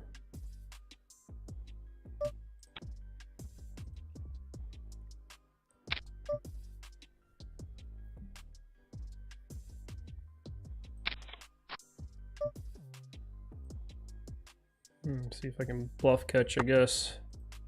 Unless he just gives up. Yeah. I don't think he had a 10.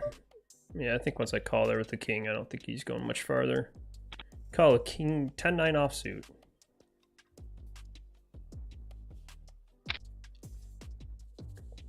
If I jam that, I don't think he's going to call, so I don't think I miss out on any value.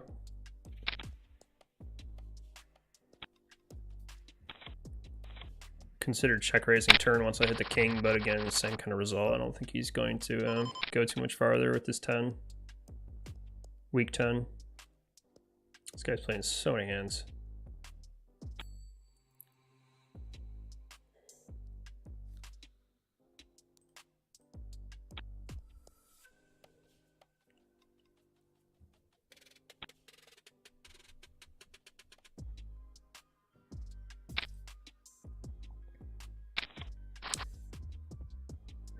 Queen Jack suited completely whiffs on this board. Could go for a small bet to try to fold out some other hands, but I'm gonna be kind of called by a. I'm gonna check here since I don't even have spades. I'm supposed to bet this, so I'm under the gun. I don't know why I didn't. Yikes.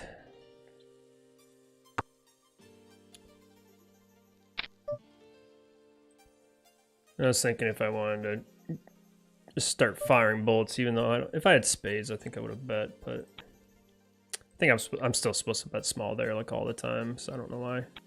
I typically check back when the small blind comes in because they have a lot of weak ace-x. It turned my hand into a pretty big bluff to get him to fold it out. So I tend to play a little bit more on the conservative side, but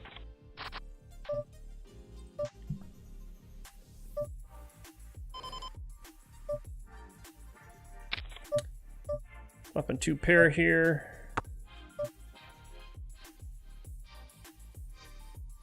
I'm gonna go for check raise, get some value, and he's only got like a couple of bigs left anyways.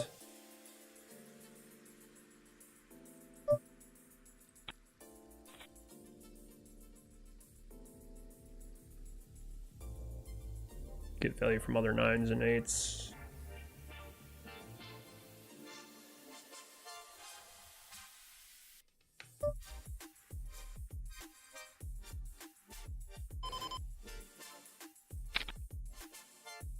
He called with just a 5.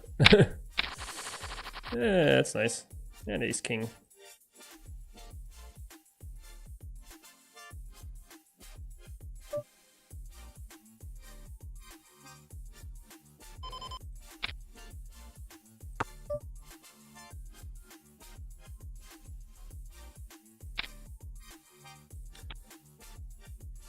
Picked up queens here, raised pre-flop. Got 2 callers. Went for about a half pot bet size and got 2 folds.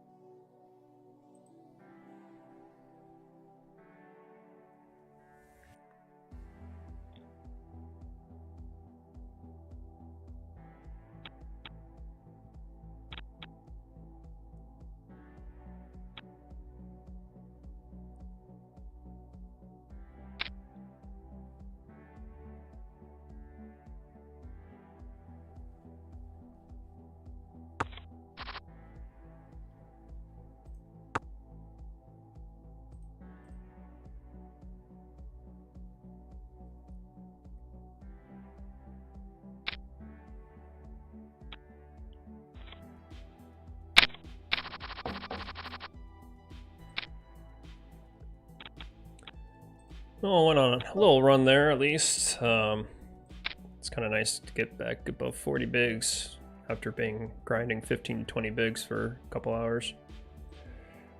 Or 15 to 30.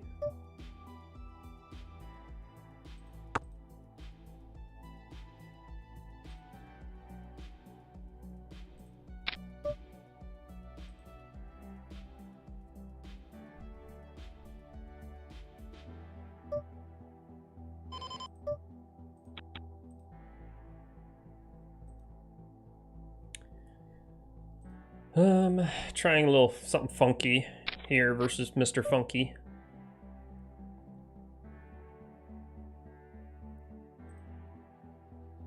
I'm gonna try to get to fold out an ace here.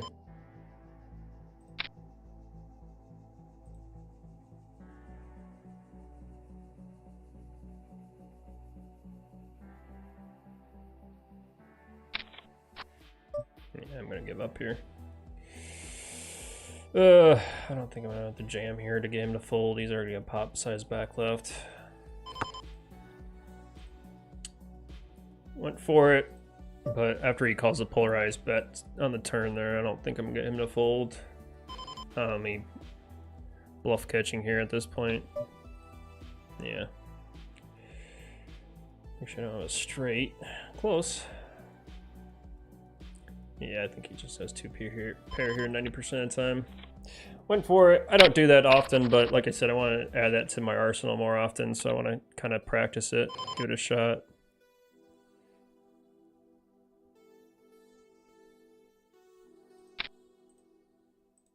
I said early in the tournament, just like doing that with double gutters, or not double gutter, but double backdoor draws.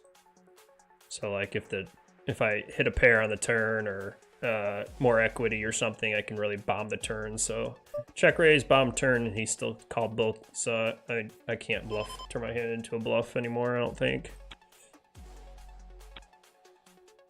You know, the only thing I'm really beating is miss flush draw, unfortunately.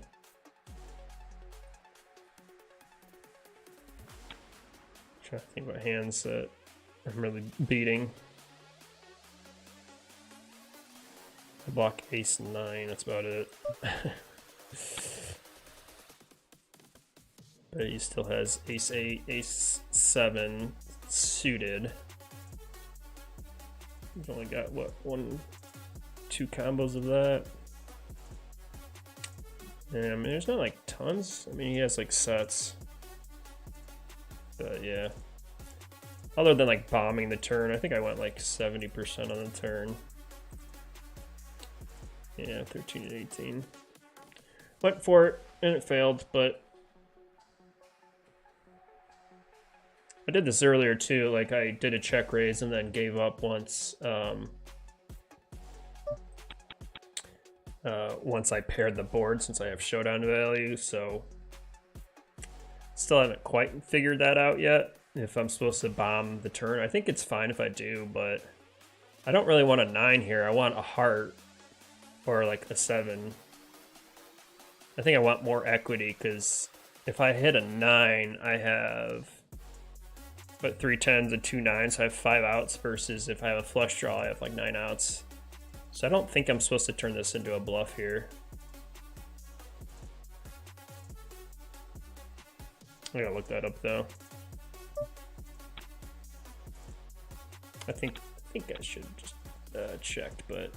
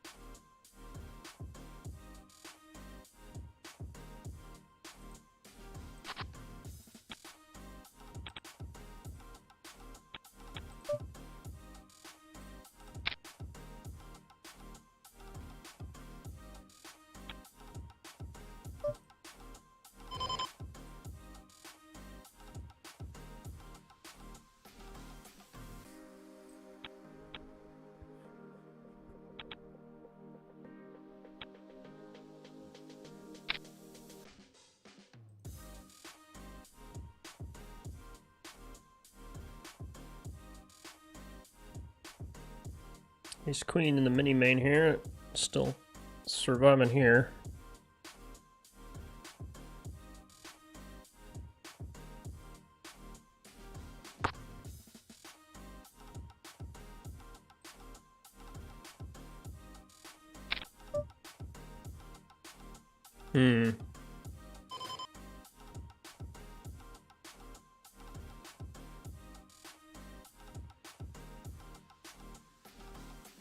Deciding if I should just jam this.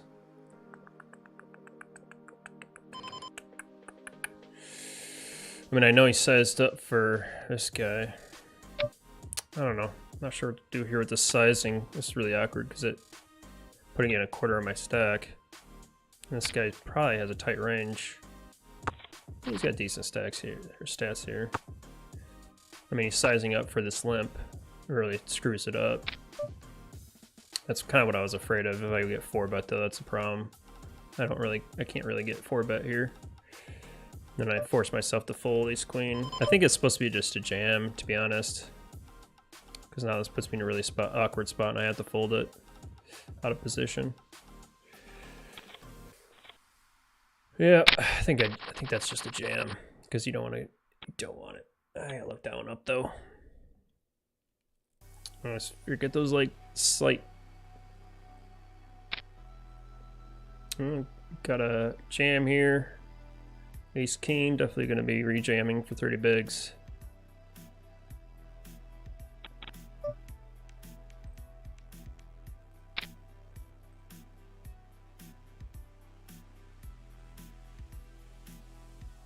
What's this guy thinking about?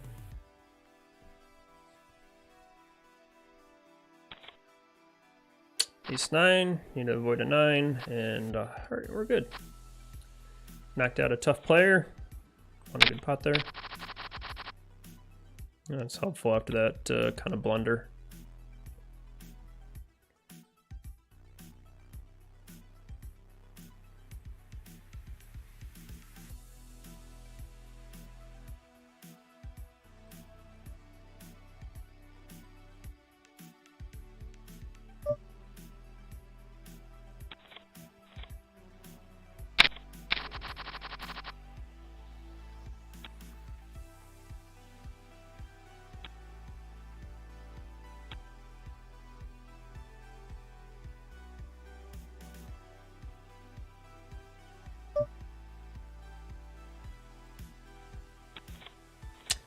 The ace queen hand's really frustrating me.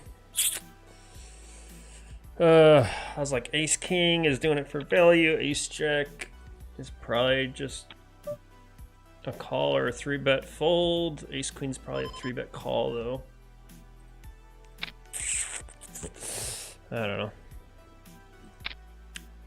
Hard to memorize those charts perfectly. Because it's like, you don't want to fold ace queen. You feel stupid folding ace queen. So it's like, okay, well, if you don't like to get 4-bet with it, then you should probably just open rip it. I feel like ace queen's like that perfect hand that you just want to open rip it. Because that puts you in a really awkward spot when you get 4-bet. Ace queen suited, you can do it because you can snap call with it, but offsuit, yucky.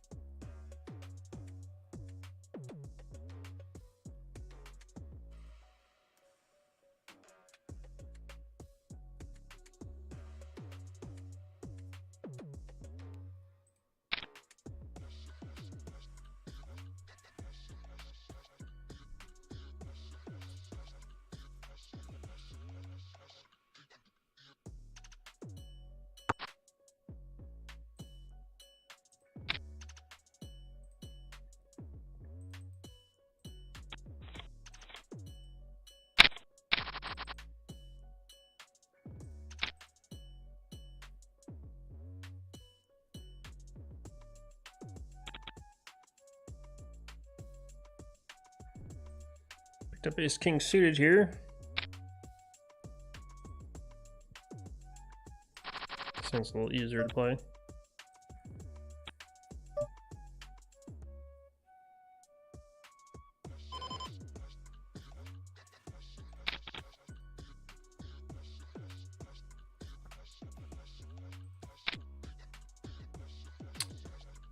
Got a 4-bet here. I'm going to be just rejamming this, I think. I could just flat here, actually, just because I'm in position, but...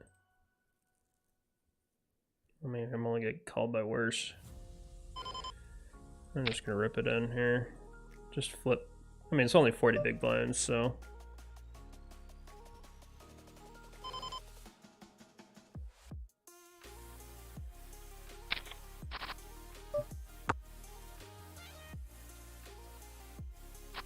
It was nice this guy slower with me.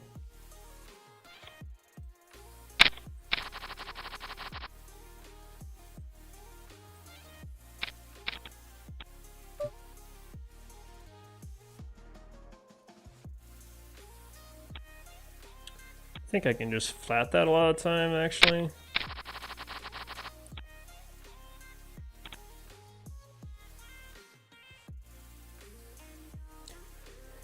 God.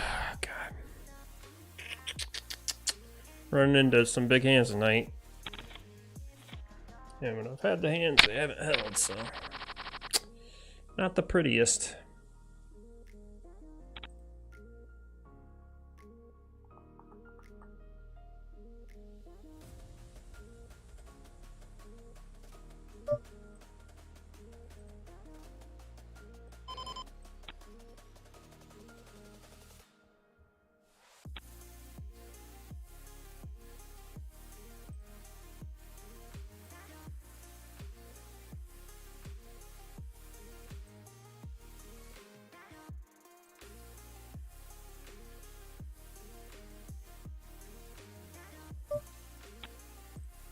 Hey man, 0.7 big blinds to 3.6.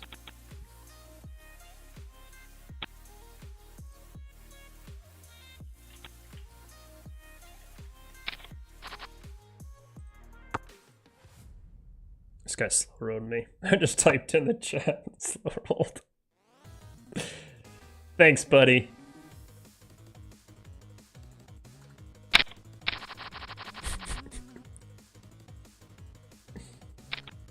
Yeah, I'll never see you again probably, but if I remember, I'll try to slow roll you back, buddy.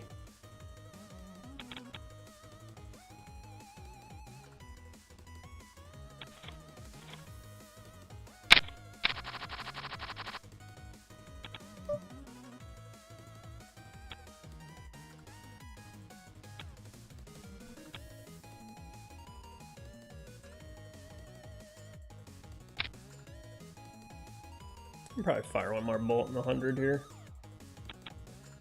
Because why not? Fired many bolts all night, may as well keep on going. Walk!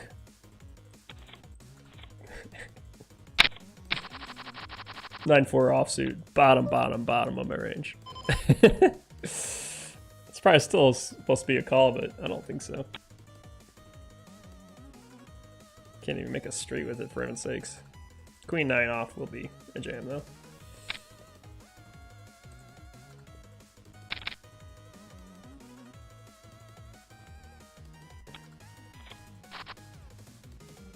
Gonna need a queen, a 9, running clubs, running straight cards. We're probably pretty far behind here.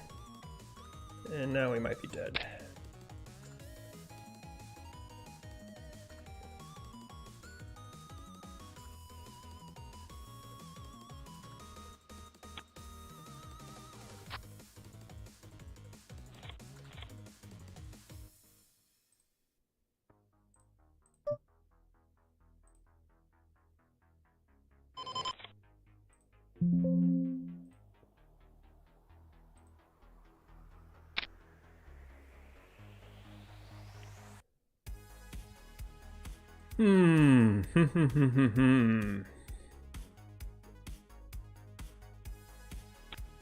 Rebuy.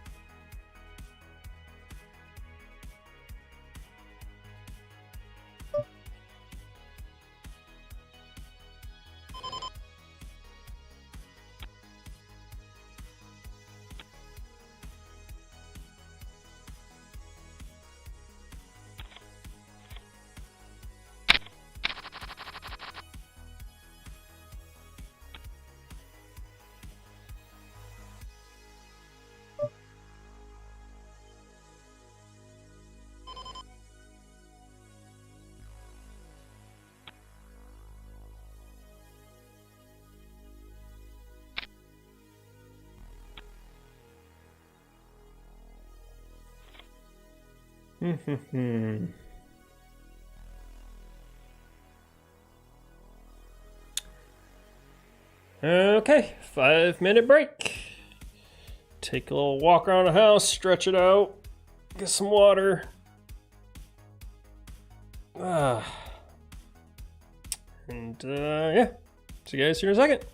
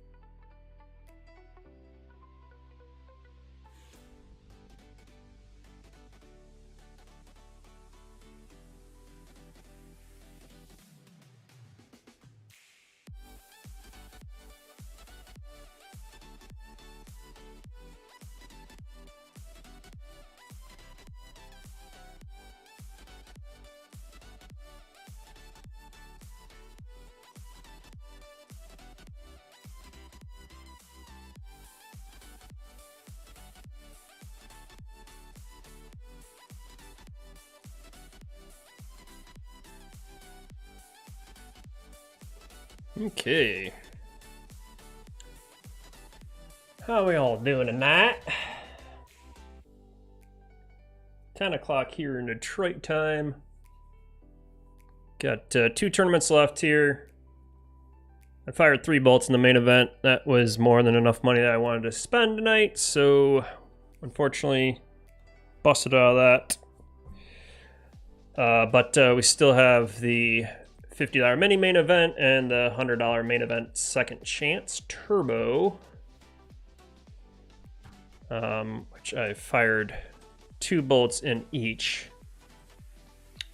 So expensive ass day. But you know what? I haven't played poker in 3 months, so that's how I save my money, by not playing that often.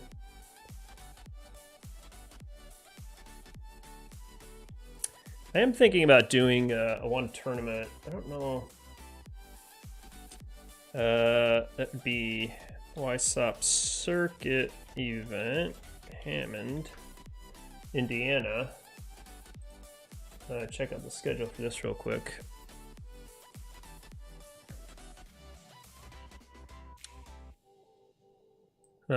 So this is in Indiana. It's like a 5-hour drive from me, but there's like a week of tournaments going on,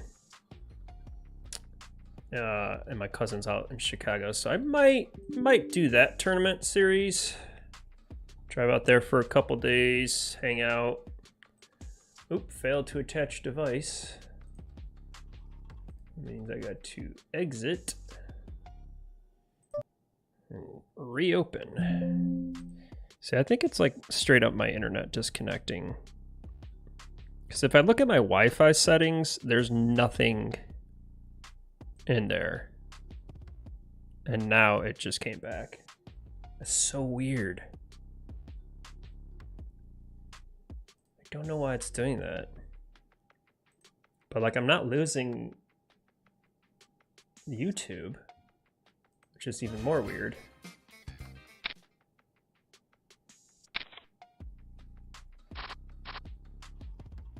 See, yeah, now I'm back. Of course, it switched my tables around, but that's so weird. Why would it do that?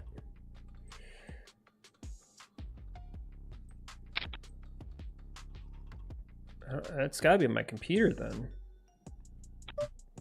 Not sure exactly how I fix that. I've updated all my drivers. I mean, it's brand freaking new. I don't want to get like a new motherboard. I don't know what the return policy is on a motherboard. But it cuts out for like 30 seconds.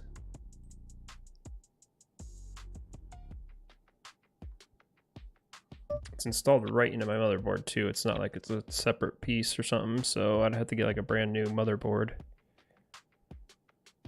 I'm gonna have to do some research on that. But yeah, back to that the Hammond YSOP circuit event that has like a bunch of like $400 tournaments, which those are like my favorite tournaments to buy in because it's like relatively cheap, but you know, so it's something I can afford at least one buy-in of, or 2 buy-ins.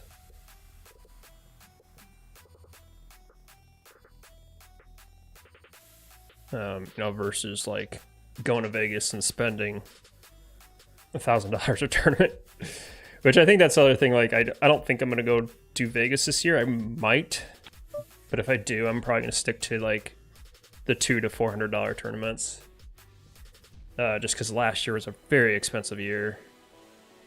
It's quite painful. Because I just any good tournament around me, I bought in for basically. MSPT, couple bullets there. Motor City, couple bullets there. Like, I felt like I did well overall. Just almost made a bubble the final table in one instance. That was frustrating. But yeah, that's the way tournament poker is. You really need to play cheaper buy-ins and just play more of them, because the variation in the variance in poker is just ridiculous. King Jack suited here. I think for 10 bigs, I still have to call. It's probably really close though. I think for, even if he's gonna have me smoked a lot of times. I need a club. There we go. Hey, it's the first time I sucked out all night. It's a good feeling. It's really close, but for 8 big blinds, I think you gotta call those. It was King Jack, right? Even though most of the time I'm gonna be dominated. I think King Jack suited is just way too strong of a hand. Probably close though.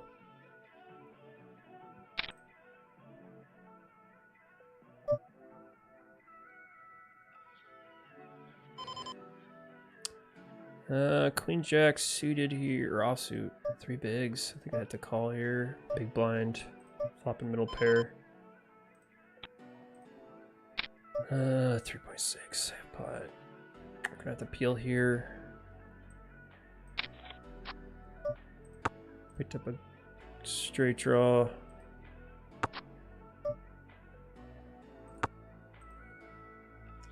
Almost block bet here. I wonder if I'm supposed to block bet, but I wonder if he had like 7s or ace 7. Yeah, no, it was just big bluff catching then. He had ace high. That was a nice putt though.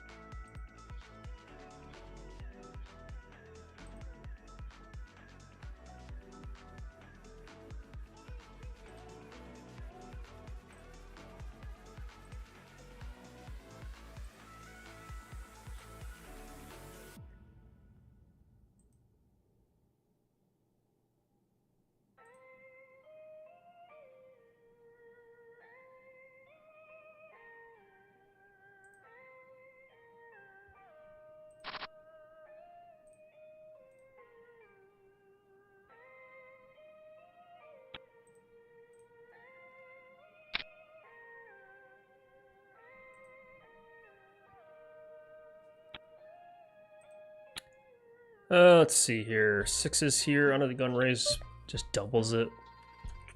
I think we can just flat here. I mean, typically I want to 3-bet this, but not against on the gun raiser. Hopefully we just set mine, but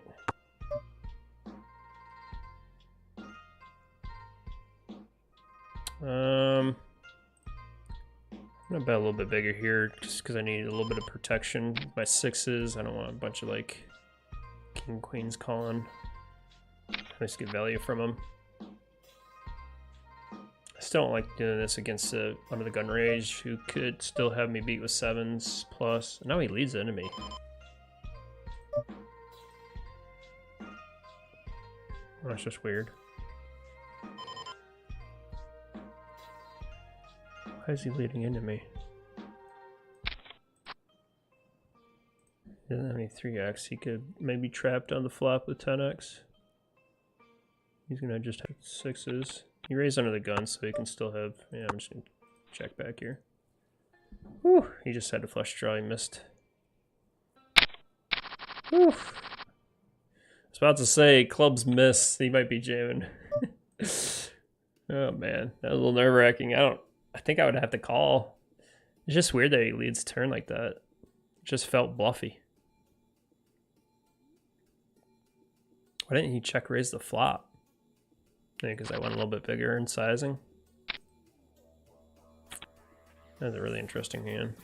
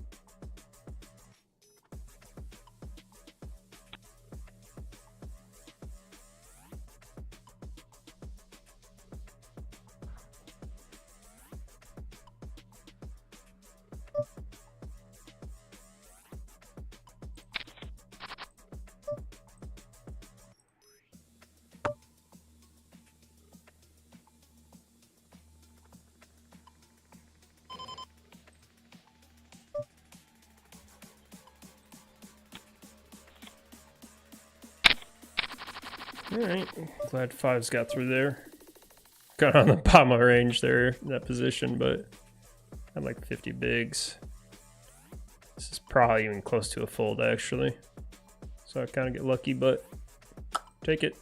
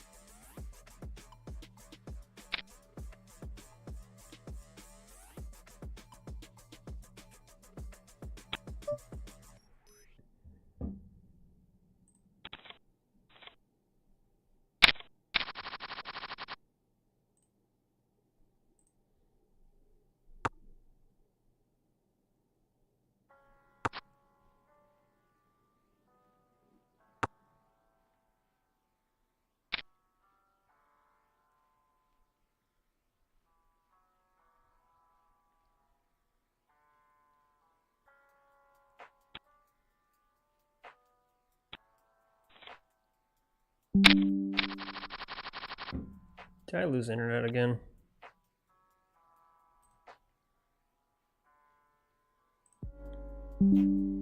God damn it. Yeah, it's definitely my internet because OBS goes out. God damn it. This is frustrating.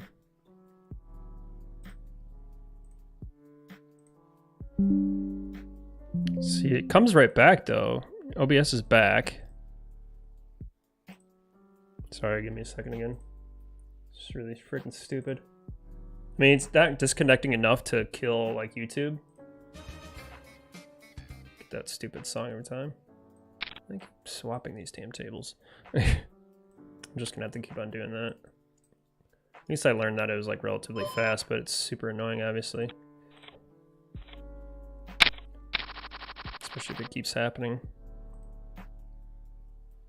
I mean, it could be my router too, but I've had this router for a while.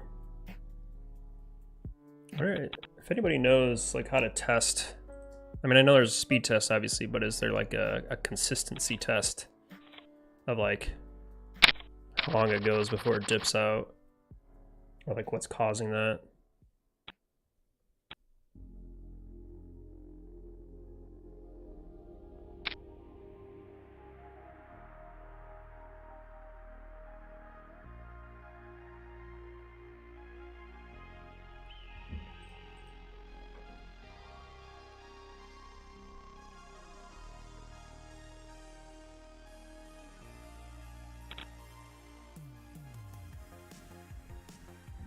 Got ace king suited here, 24 bigs in the main event, so be 3-bet jamming here.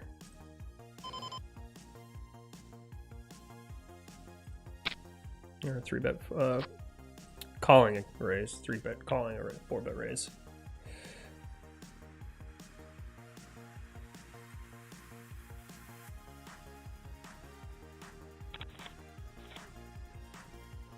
Take it down, nice. Pocket sevens here.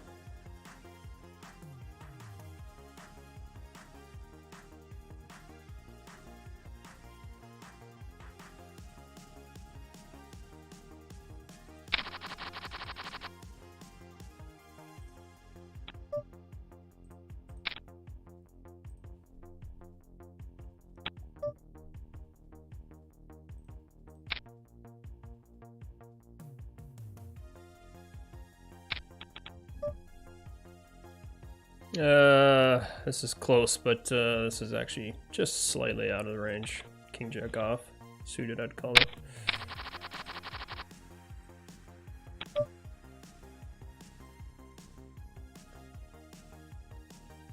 Sorry, that was the other table I was looking at. Sevens, call 3.8. This kind of puts me in a really crappy position. I think probably mixes a little bit of everything. I think I would rather fold it though. Probably supposed to call odd position though. I want to be 4-bet jamming it. I don't know if I want to 4-bet jam sevens. Probably mixes, I bet. It's frustrating.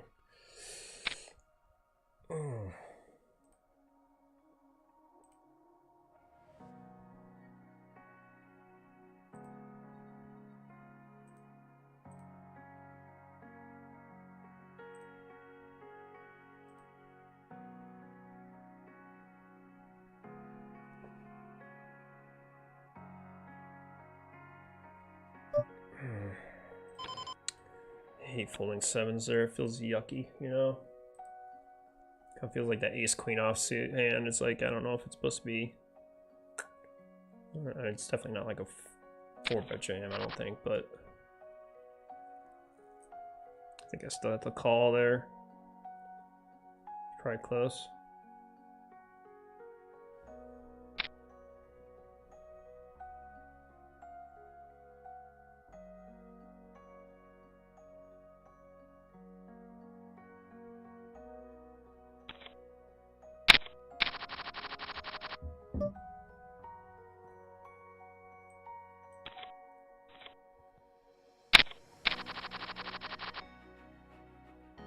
Ace jack suited in the mini.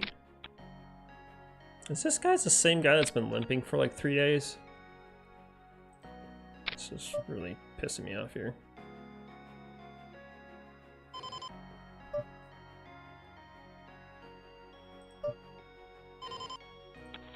Gotta go for it here. This guy's been playing every single hand.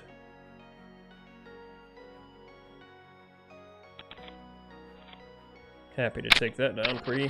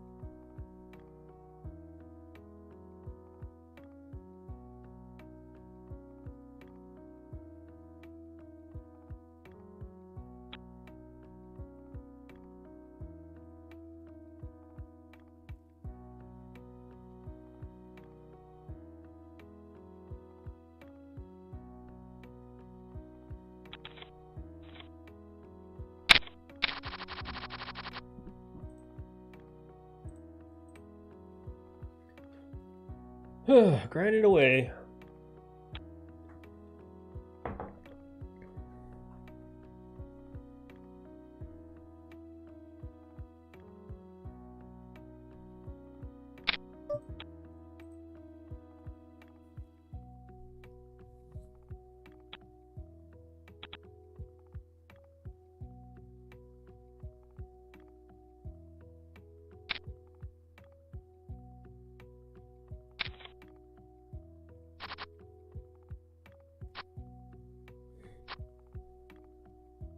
Fives, nice.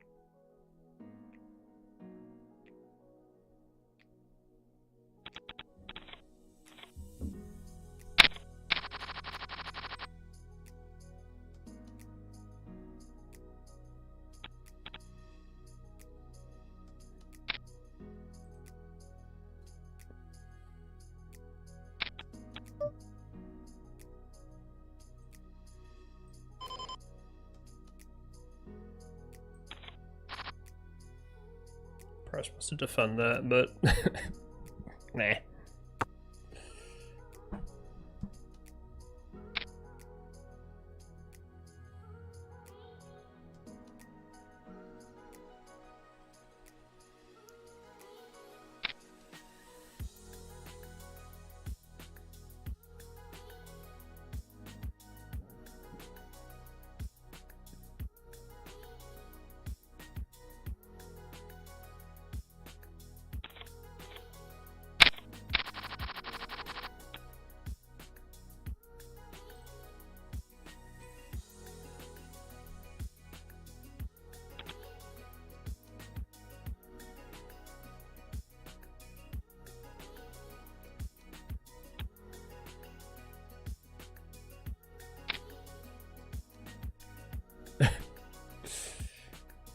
Come on, I really wanted to play this Jack 3 suited here. Yeah, you can take it. Oh, it's gonna be a long grind.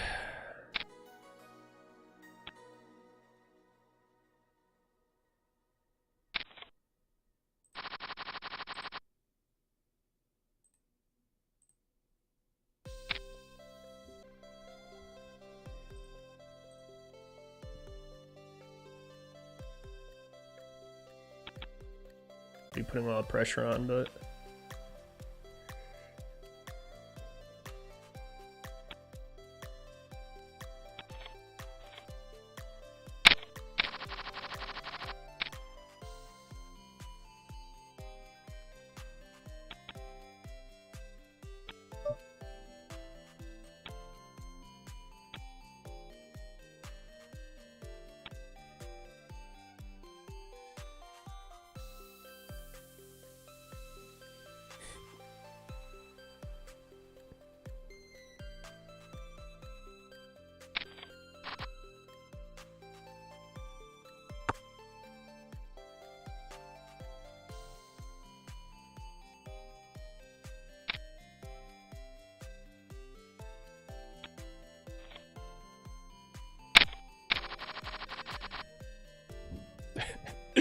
I was just texting my sister. Good night, Summer. Come on, let's go.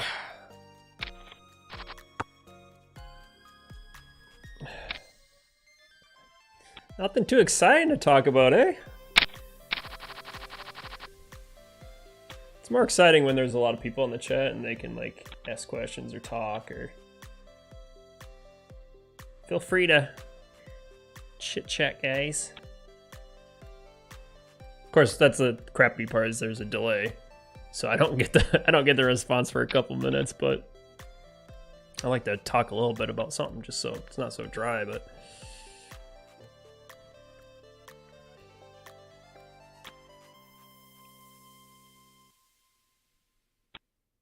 of course, the first 5 minutes of the stream, somebody says, "I think you are rambling." I'm like, oh, okay, fine. I can shut up.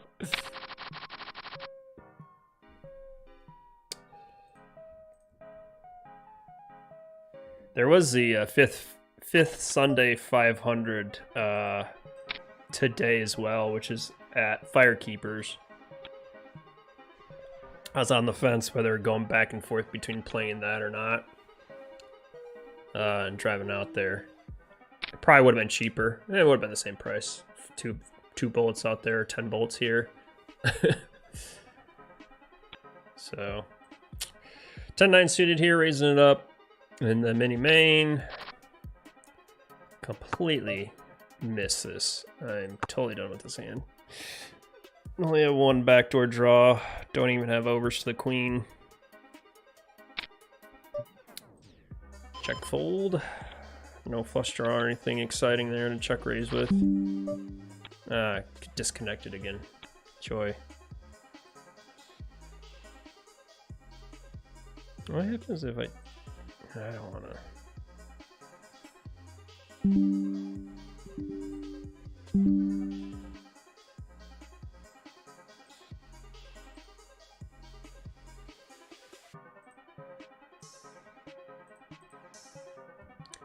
just gonna have to keep doing this all night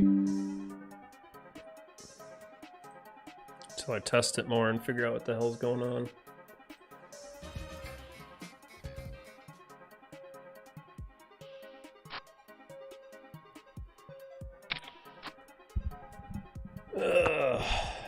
I'm just gonna switch my table names around because this is it keeps annoyingly putting the mini main event in a different part of my screen, so then it doesn't line up with the table name.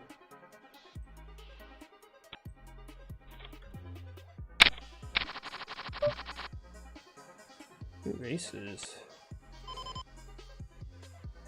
Oops, did I just do the wrong one?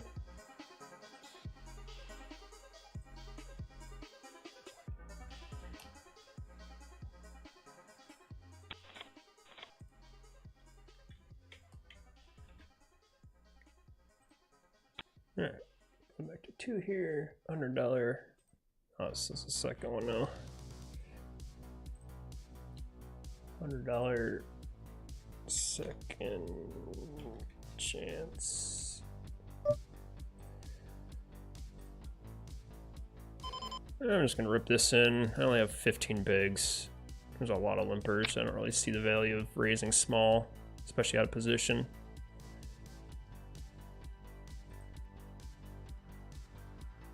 Hopefully get one call and be nice.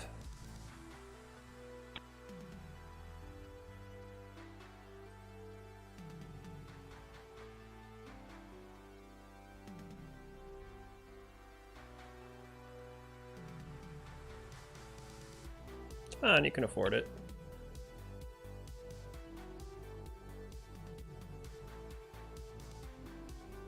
Chickens.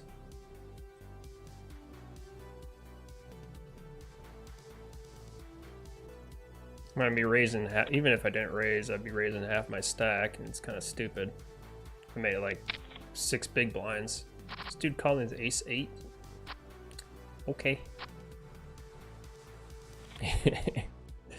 Yay! I'll take it. Nice. Picked up pocket 10s here in the mini. Got a decent stack here, 36 bigs. 288,000. Starting stack was 50k. I could probably flat here. I'm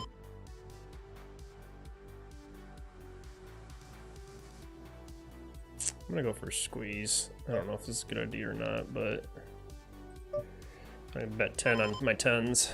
See what happens here. And I got both of them covered. If someone rejams, I can just call.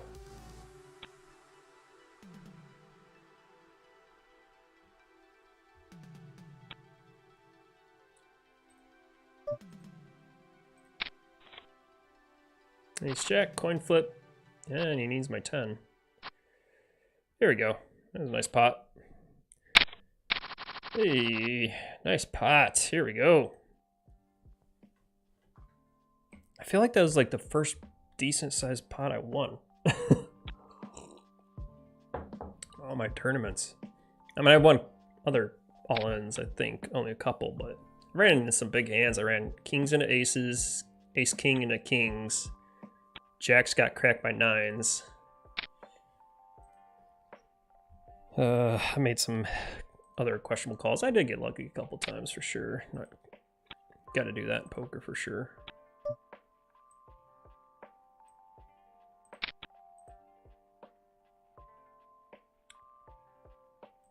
But it's a pretty good stack now. It's gonna be a long tournament though. I think there was like thousands of players in it. I wonder if it's still late buy-in or not. Check out the, excuse me, lobby here.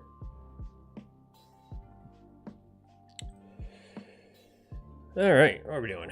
Right now we're in 26.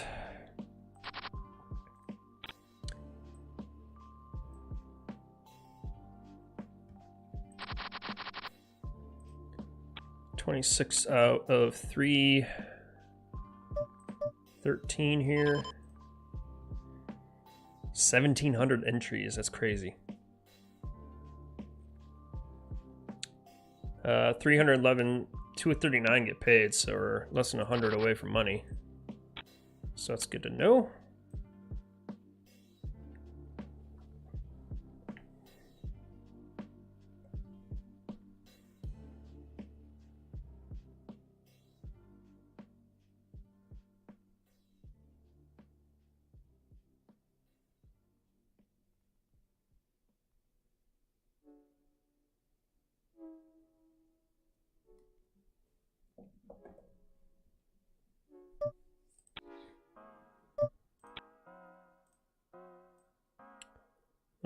But yeah, so first place right now is 11,000, I think.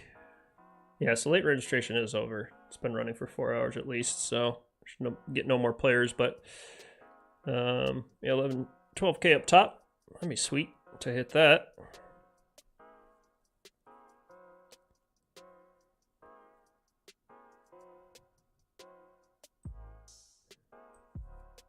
But yeah, it's a long ways away.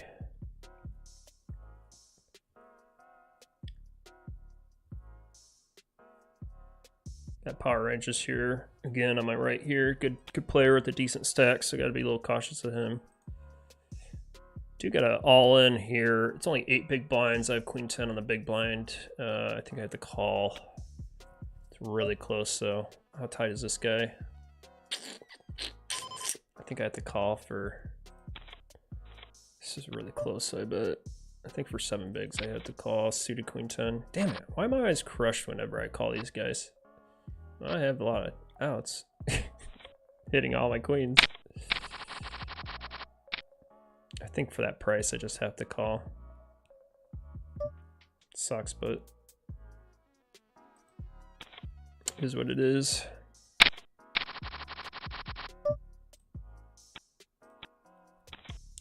Even under the gun raising though, it sucks, but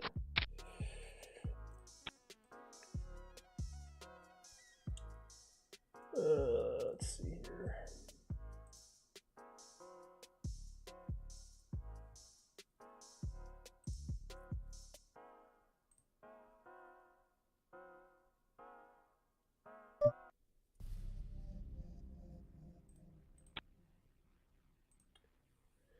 Yeah, Queen 10's probably like bottom of that calling range though.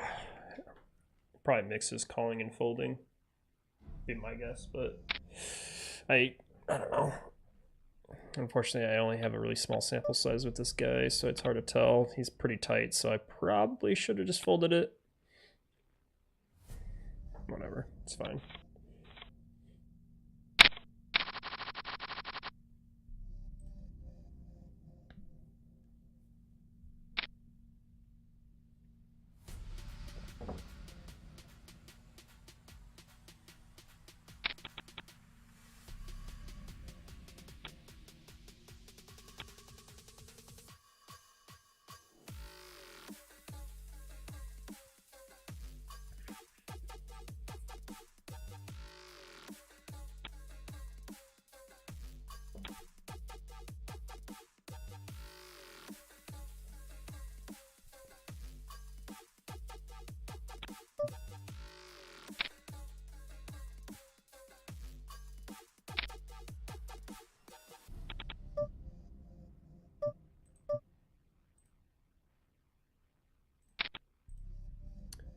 Go for a min raise here, ace 5 suited, middle position.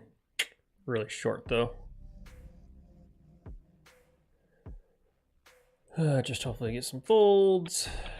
There we go. Steal some blinds.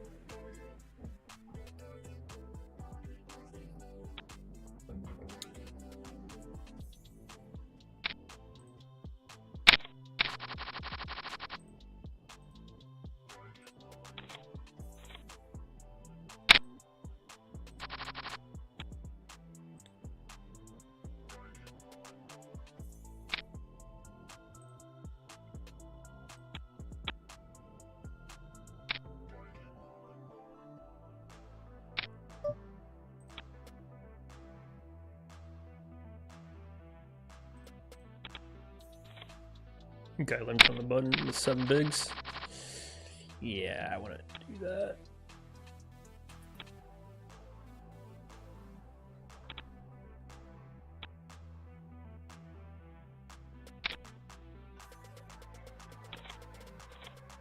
All right.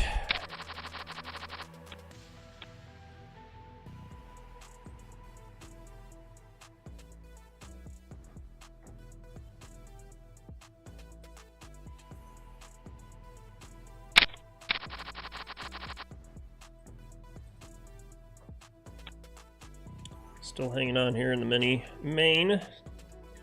Decent stack. Lines just went up. Under 500,000 chips. I should open up this lobby just because I know it's gonna get pretty close to the money here soon. Yeah, we got 272 left. And yeah, right here. I think they just updated this, so this is fairly new, but it's kind of cool looking.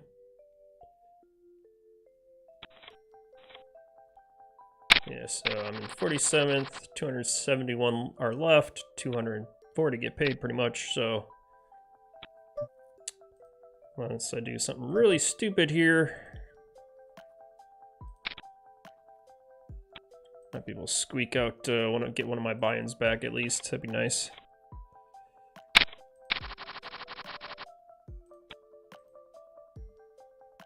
It's kind of cool to look at this chart here. It's the largest stacks of the orange line. Hanging in there.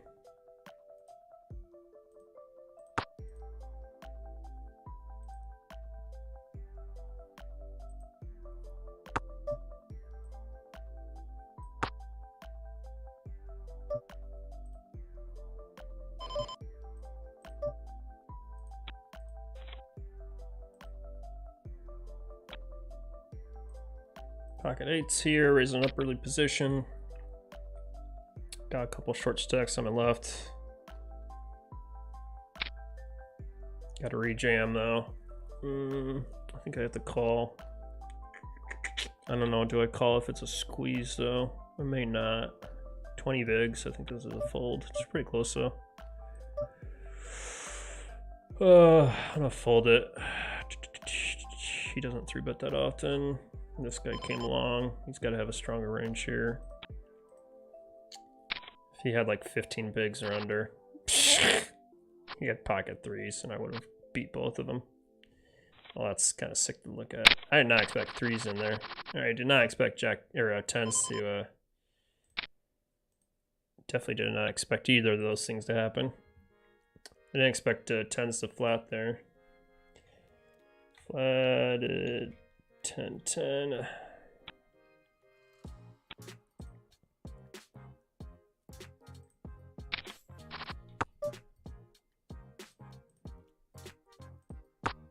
Check this back. Power Ranger's a good player. He's able to, yeah, I was gonna say. He's gonna check raise a lot, so I wanna check more often against him.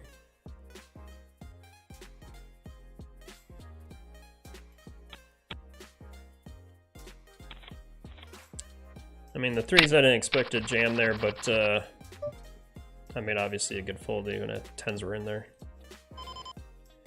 Ace 10 kind of squeezing between 2 players here. Missed out this board completely. Pretty dry board here, but up against under the gun here, we're just gonna fold. No backdoors really.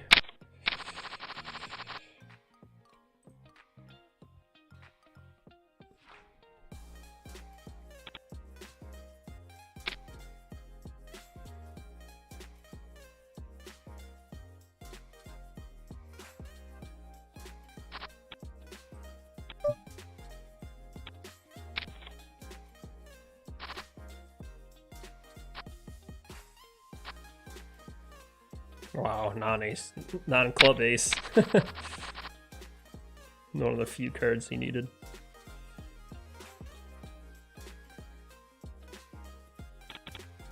Was that 2 outs? 9-10, raising on the button. Fortunately, the stacks changed a little bit, and they're a little bit bigger, and I'm a little bit shorter now, so gotta be a little bit more careful now.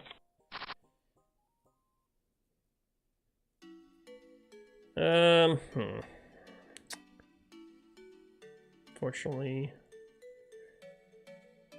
did not hit this board. I can try to just rep this ace. Go with like a bigger sizing maybe. Just hope. I mean, small blind calling range is going to have an ace in his hand a lot of times, but I don't know if I should be doing this without a heart on the board though, or any type of backdoors. Just hoping he folds. I'm probably going to shut down now. We're getting close to the money, so I don't want to blow up the pot if I have to. Do have ace 10 here. I'm going to be jamming 12 bigs in the yeah, he had ace. I don't think I'd necessarily get him to fold there. Stack the pot's pretty low. It's gonna be hard to make him fold there. And it looks like we busted out of the 100. Yeah, it's a shame, but it is what it is. We are done with this tournament. Pretty frustrating, but couldn't get anything going in there either. It's a turbo anyways. You gotta get pretty lucky. I already fired 1 bolt, 2 bolts in it, so I don't want to fire any more. Cut myself off there, but just finish here. Actually, let me switch some of these tables around.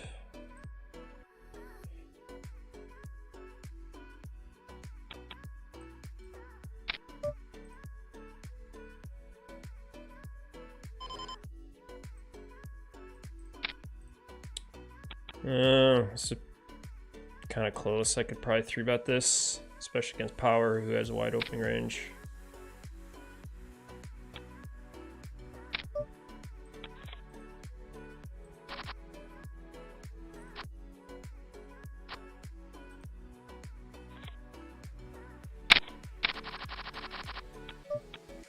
Probably a little bit too loose doing that, but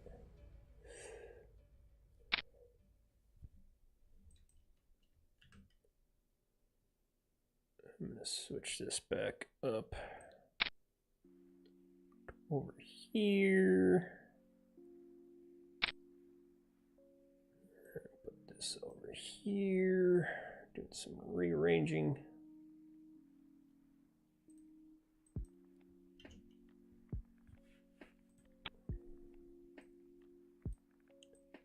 I'm gonna try. I haven't done this before, at least in years, but I'm just gonna see what this looks like. Kind of works. I don't know why my chat didn't show up though.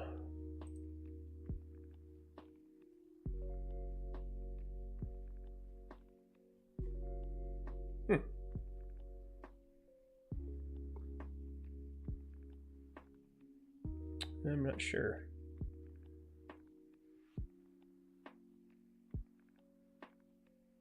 That's right, I'll stick with this for now.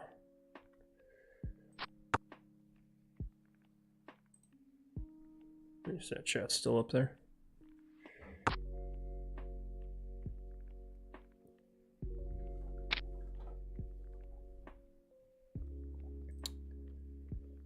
Well, I went from like a big stack at this table to everybody evening out, unfortunately. There's like 60 bigs to like 20 bigs, and now we're all at 30 to 40, and I'm actually short. But we're really, I think, are we in the cash yet?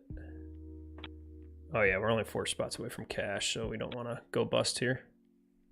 I'm on the bubble right now.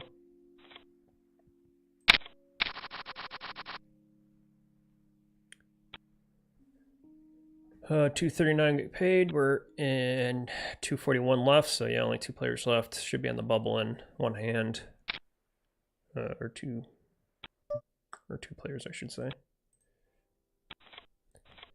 Should have folded that queen 10 suited, knowing that should be tightening up closer to the bubble here, or 3-bet and be more aggressive.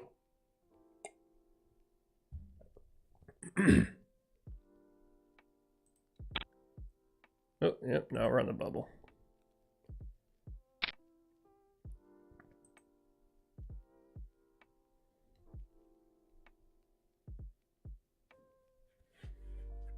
Well, at least I got to cash in one of these events.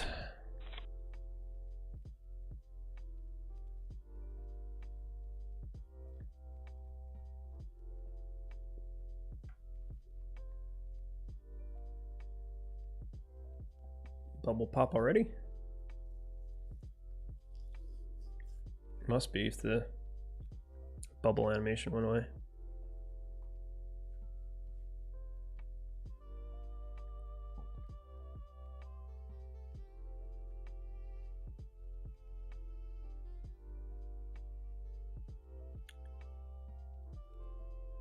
Right in the middle of the pack too. 111th out of 240. Hey! Jeez, that was loud. Alright, so we're guaranteed 100 bucks. There's a $50 buy-in and I rebought once, so that means we're free rolling this tournament at least. So let's just make some pay jumps and make up for our other losses today.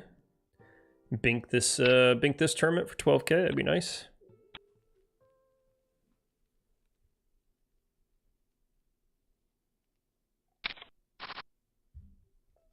If our internet doesn't keep going out.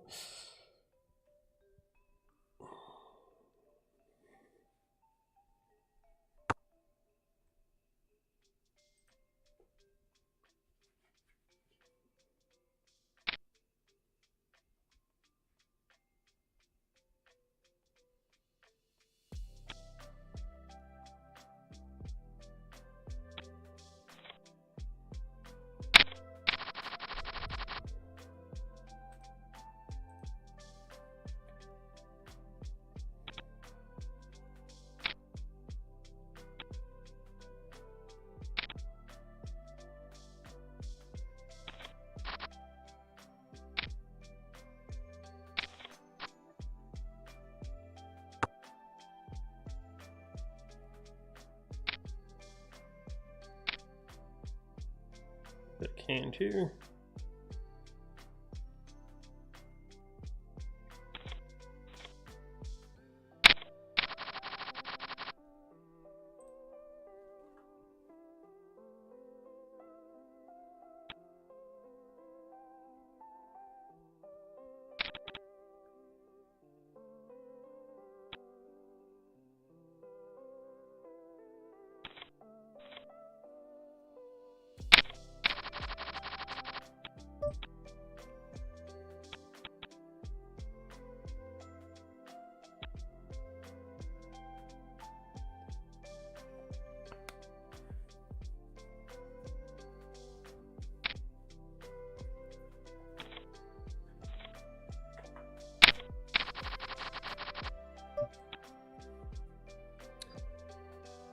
All right.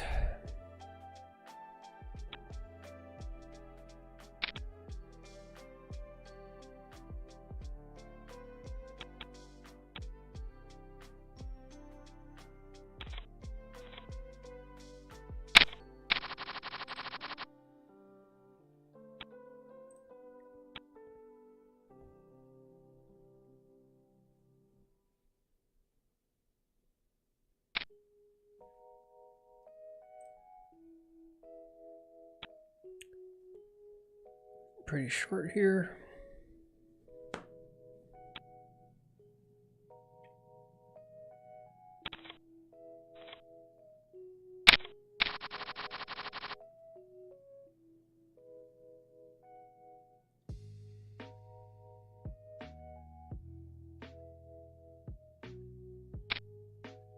Next page jumps 191.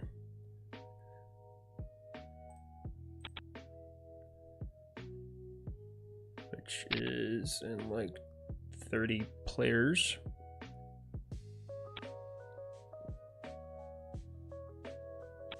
I'll check out how the main event's doing that I got knocked out of.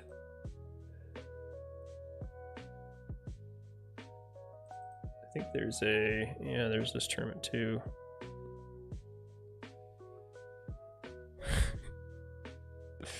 There's this tournament, the super high roller $2,500 buy-in. some big crushers in there. I'm not going to be playing any of those. There's some pretty serious events.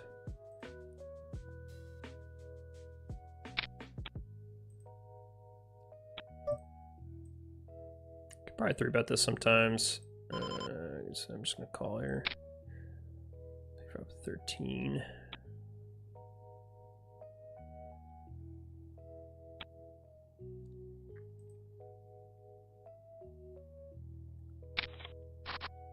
If he was something like a little later position, I'd consider 3-betting. He's kind of middle position here, but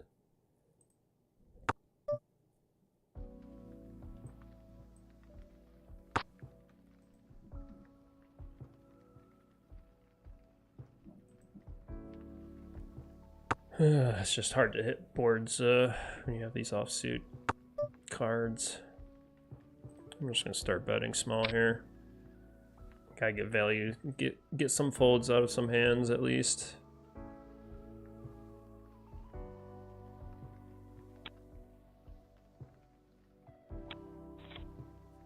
Hey, took it down. Cool. If it gets checked on the flop and the turn, I mean, it's hard to just let a pot just sit there. I don't think queen eye is gonna win, or king eye.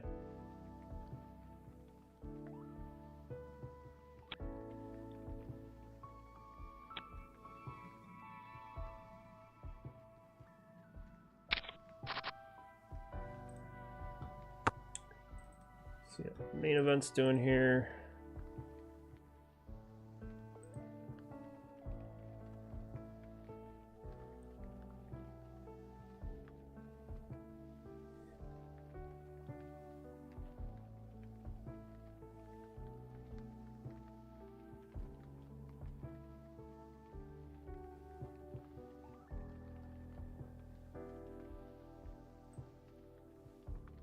Yeah, this is the main event we got knocked out of.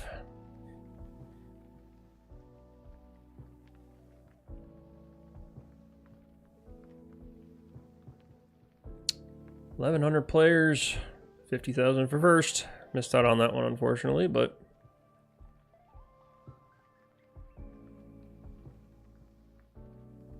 can't win them all. A lot of big names in here still. I just hate blowing any more than 3 bullets. Like, it's hard for me to justify that. Even if it's like a $20 tournament or something, it's like I just don't want to go stupid with my money. But if you get like more than 20 big blinds, I think it's fine. But anything less than that, it's like I might really get my money's out of this deal. But maybe when I'm a big baller and can afford dumping that much money, kind of cut myself at 3 big blinds or 3 buy-ins. 5-minute break. Gonna take a little bit of break, get some water, walk around, stretch it out. I'll see you guys here in a minute.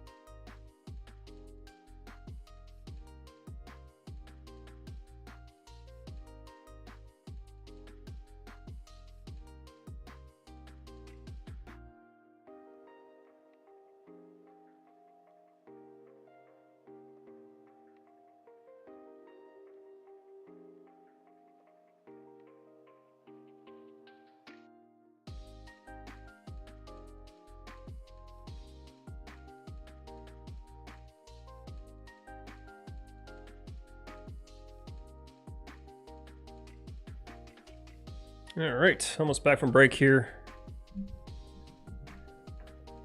2 minutes left here. This is down to our last tournament of the night. No more buy-ins. Played the main event. The $250 buy-in, fired 3 bullets in that. Could not get anything going. Just kept running into bigger hands. Then played the second chance main event. That was $100, fired 2 bullets in that. Busted out of that as well. So we were just down to the mini main event for $50 buy-in, fired 2 bullets in this. But we did cash at least. We're in the cash, or in the money.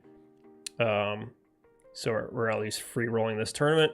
But in order to break even today, we need to finish in, looks like 8th place in this tournament. So we got a lot of work to do, to say the least. But yeah, a lot of poker left. Johnny Walker asks, do you have a job or play full-time? I have a job. I do not play full-time. I consider doing it a couple times. I'm just not, I'm a decent player, but I don't know if I'm possibly good enough. And I think the really only way to be like a professional would be to play a lot of cash games, and cash just bores the hell out of me. I do want to get into it a little bit more. I keep saying that, but I never do. So yeah, I just do this for fun. It's just a fun hobby. But yeah, I've done, if you're new to the channel, I've just done vlogging. I like vlogging more just because it's a little bit more fun. You get to travel, you get to play with the professional players and meet some cool people on the road, and get to play for big buy-in events like the World Series of Poker and stuff like that. But unfortunately, that gets a little bit more expensive. So streaming is a little bit cheaper sometimes. But yeah, no, this is just a fun hobby. I started, so I don't live stream and vlog too often. It's just like I try to do it at least a couple months, but I'm kind of rearranging my YouTube channel to be more like, more helpful, bring value to people, not just like necessarily training in poker specifically, but just teaching in other things like how to set up your own home game, or I want to do more like more poker content creator like centric videos that are to anybody that wants to learn how to vlog or live stream. Like I may not be like a professional player that people are coming here to learn how to play poker necessarily, but I do feel like I have like the graphics and the video and the editing and like all that stuff a little bit more nailed down than a lot of people. So I want to kind of make more videos like teaching people how to vlog and live stream or make graphics or for whatever your needs are. And then I also just opened a store last year as well that sells graphics for players and shirts and stuff like that. So yeah, all that stuff. Obviously, subscribe if you're interested in seeing any of that stuff to follow along. And if you want to check out the store, there's linked in the description. That would really help me out. I'd appreciate it. Liking and subscribing as always. Show that people are actually interested in this kind of stuff. But yeah, it's pretty fun. How about you, Johnny? Do you happen to play full time or just play for fun? Just curious.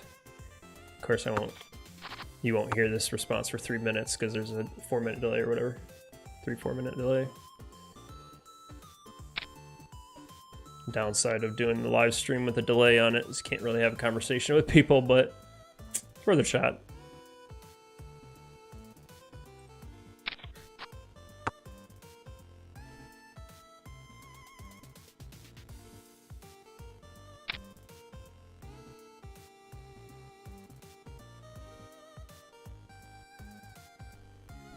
Yeah, I like doing the vlogs. I mean, live streaming is fun because I get to do like the graphics and stuff like that. But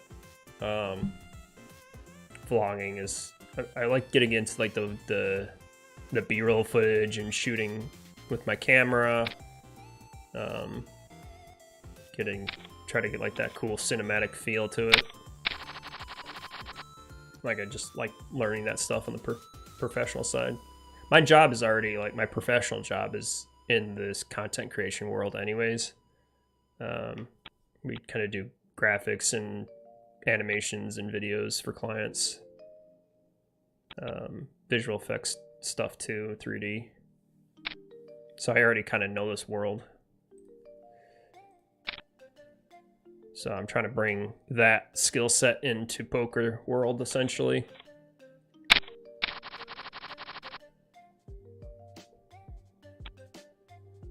I love the world of poker, but you know, it's not profitable enough for me to just play it purely. So it's like I do feel like I need to find another aspect of the world to kind of survive off of if I were to jump over to this world full time.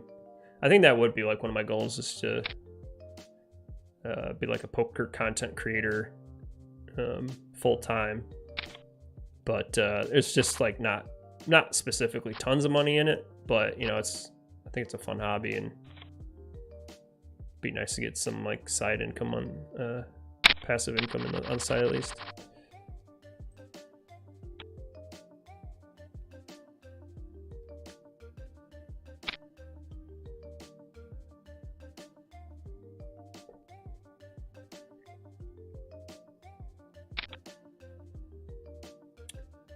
We got 196 left in this one, so still got a long way to go.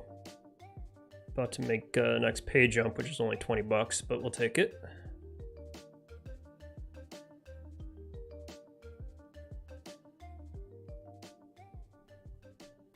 Sitting here, 22 big blinds, 300. I think starting stack was 50,000. We got 316 right now. I think we got up to about 500,000, but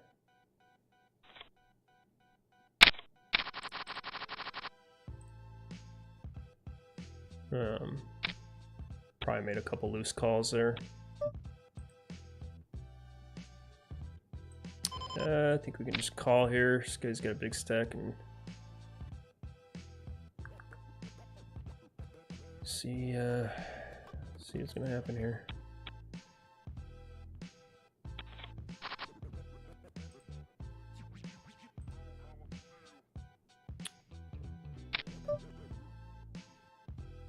I don't know if we could raise here. Probably not against on a gun range. This might be an expensive board since we got a straight draw. No.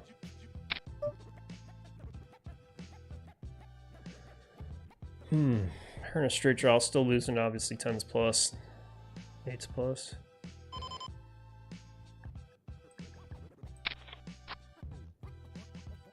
Hopefully that just slows him down. I don't think I can bluff this though. I mean, I'm blocking straights.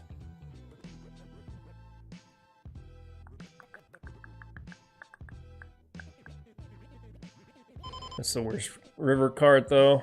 If he's betting it here, even if he's bluffing with some aces, it's a really crappy run out. Maybe I should have just raised. Oh, could have raised pre-in on the flop maybe, because I obviously need a lot of protection, but I just don't know if I can raise against the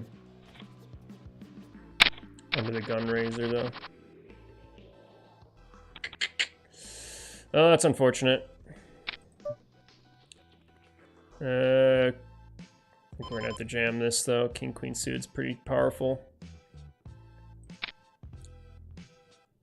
Don't think I can fold for 13 bigs. Coin flipping. Need to avoid a 3 or heart, and we do. I want a coin flip. Yeah, that 7 Sam is weird. Gonna mark that one down. I think I'm supposed to still raise, because he still misses that board a lot. Like, even if he raises pre-flop, like, yeah, he has all the big pairs, obviously, but... Oops, where'd that go? This thing's super glitchy. But he's still missing this board most of the time here. But he goes for three bullets. I think I just need to raise on the flop either way, or at least on the turn. Just go for a small raise, and if he comes along, give up. I don't know if I can turn my hand into a bluff though. I don't know. Yucky spot, but that was painful.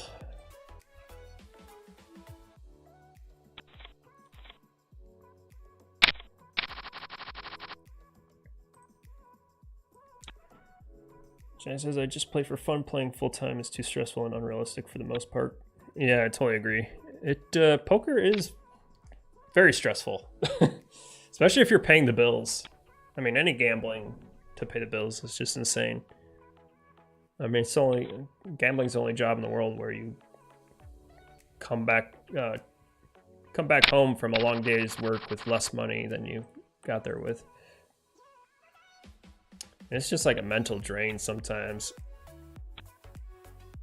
Like tournaments, like I can't focus for that long. Like, I mean, like a tournament, if I don't play it that often, like a couple tournaments in a row, like these small chunks, like when you see on my vlogs, like that, I feel like I can like focus really hard on poker for like a week or two. But like before and after my tournaments and my vlogs, like it's just like mentally exhausting. Like, okay, I need a little bit of break from poker.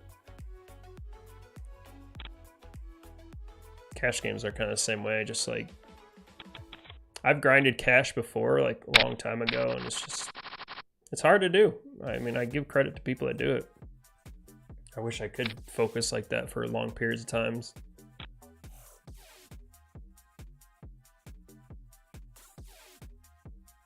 I mean, I'm lucky to have the job and career that I have with the more creative side of it.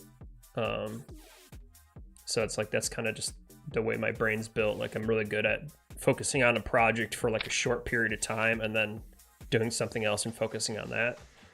So the idea of like playing poker 9 to 5, 7 days a week or 5 days a week and treat it like a real job, just it's really dry to me. I mean, I'm not saying I won't do it. If I could, and if I was a winning player, maybe I'd consider it, but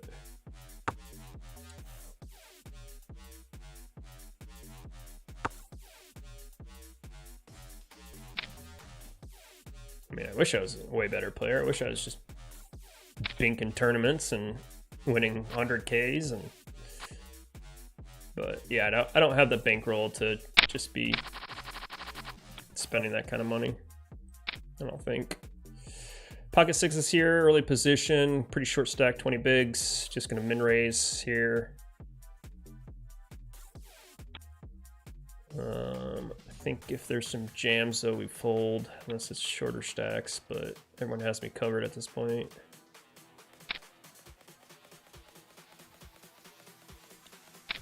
Pretty much bottom of the range for such a short stack. Probably fold fives. Hey, thank you for the sub, sir. I think I want to just bet small here. See if I can get some folds from like King X, Ace X. It's a pretty dry board. Consider checking this back though, since I'm out of position against the button. There's a lot of flush draws though that can come along too.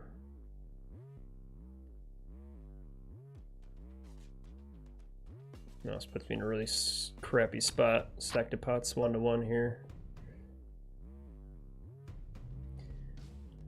What do I do here? I think, do I check and bluff catch? Or do I jam since I have... I think I can still bet small here. Fold out some... I don't know. I'm not exactly sure what to do here. This puts me in a really awkward spot. I think I have to go with it at this point since I've committed most of my chips.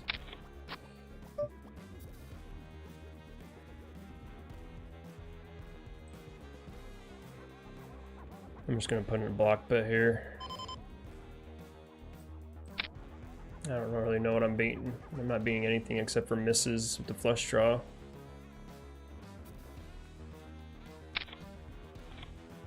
Wow, he had a 10. Yuck.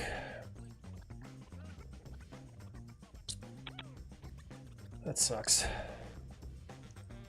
I think pocket sixes are so strong on that board, though. I mean, look at that board. It's so freaking dry. Like, the only thing I'm being beat by is the 10.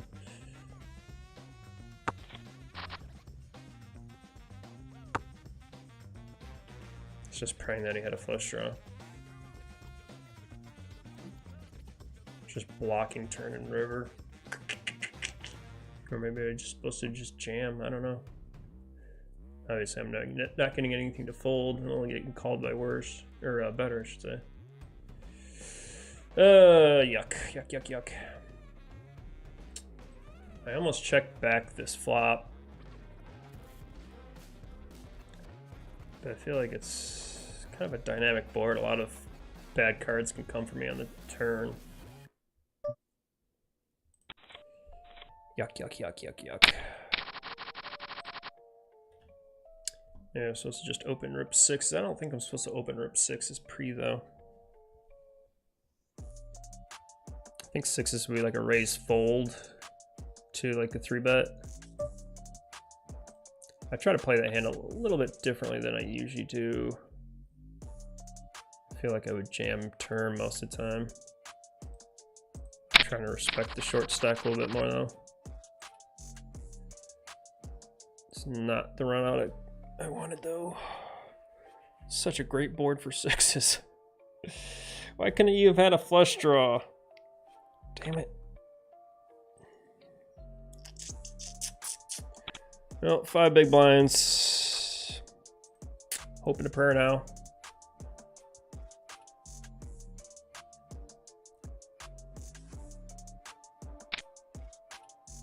Damn it.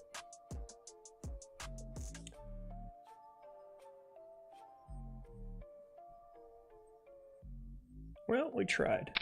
God, 6s are such a crappy hand. I mean, that's why like sometimes you do just want to jam, but like early position, I could just like 5s. I'm probably folding. Yeah.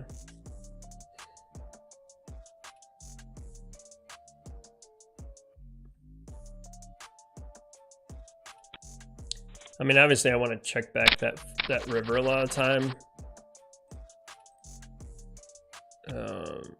I don't mean I don't hate the block bet, just because I know if I check there, he's going to bet big, and then I'm going to have to fold, probably.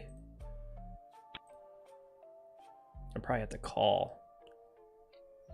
The whole point of block betting is to make it a cheaper price for you to call, but I'd have to just check fold then to his bet.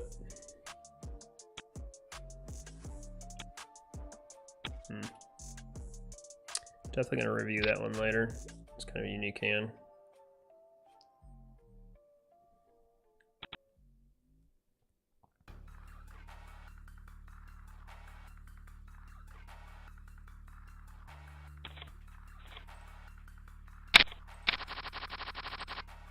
Definitely jamming with this, though. Wish us luck.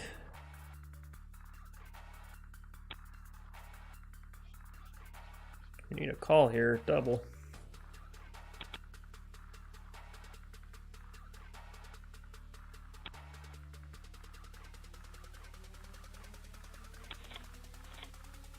And pick up a couple blinds, I'll take that.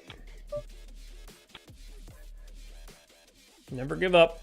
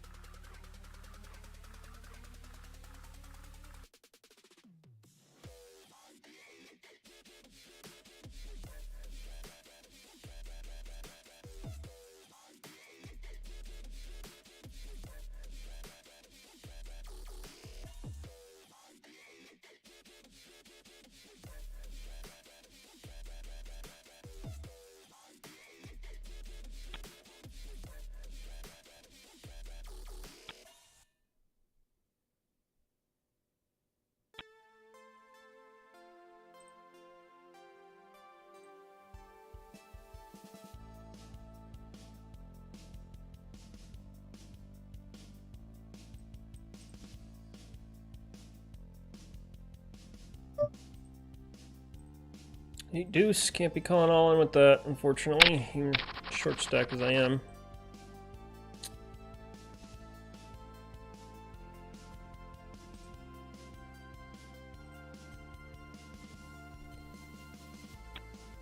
Five big blinds, 6-4 offsuit. Yeah. If it folds around to me, I'm like, what the hell do I do? Just have to get through the big blind, may as well just jam, but don't have much fold equity with 5 bigs. Now this I will be jamming if it folds around to me. Please fold around to me. I have to fold it if somebody else opens. Fold, people. Penny and Dream has been kind of active. Yep. Can almost 3-bet jam this actually versus cutoff, but A6 off's pretty garbage. Yeah, same way with this King Jack off.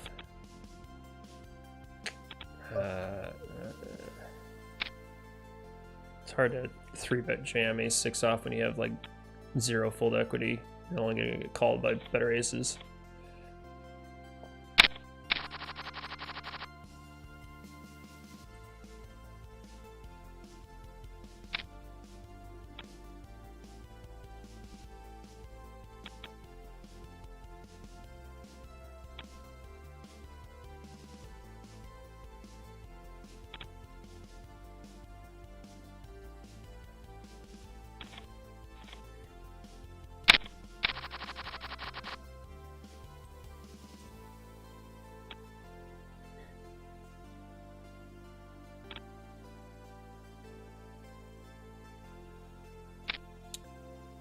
Well, next page up's at 143, which is less than 10 spots away.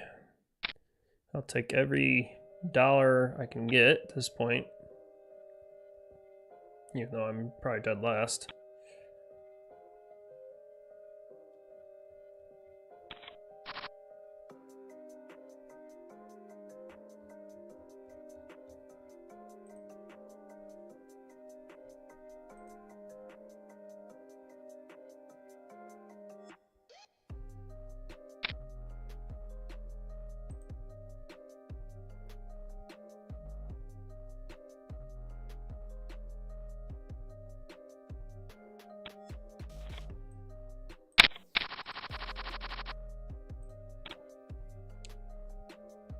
Just grinding away here.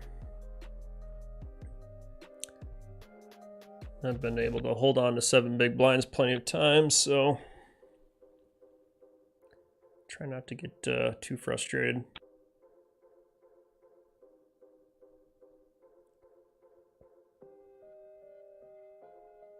I feel like I'm better at grinding a shorter stack than a bigger one. I mean, it's easier to play, obviously. Like, you only have one option, you raise or fold, or two options, I should say.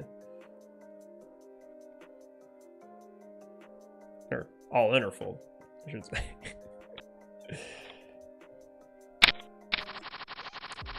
It's easy when all you have to do is push 2 buttons. That's the other reason I don't play cash, is just I don't have... may have experience in tournaments playing deep stack, but oh yeah, you play 100 big blinds for like, you know, a couple hours, so you do get some experience there, but most of the tournament is grinding like, you know, 20 to 40 big blinds.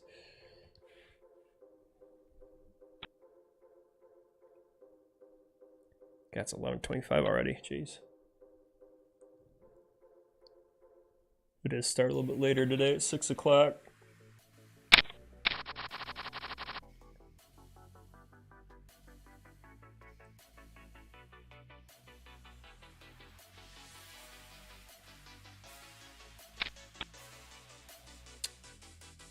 Jack 3. Nope.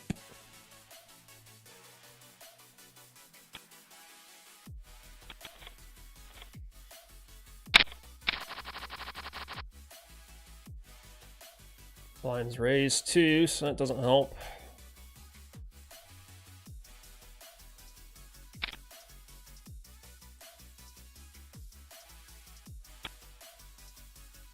That means I'm gonna have like 3 big blinds next hand, I think.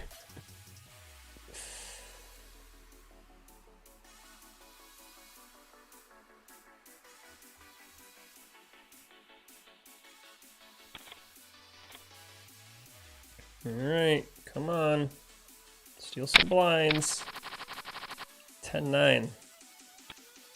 I think even if someone raises, I might have to call here. Four big blinds, pretty solid hand. I don't have any fold equity though, but I think it's just too strong here.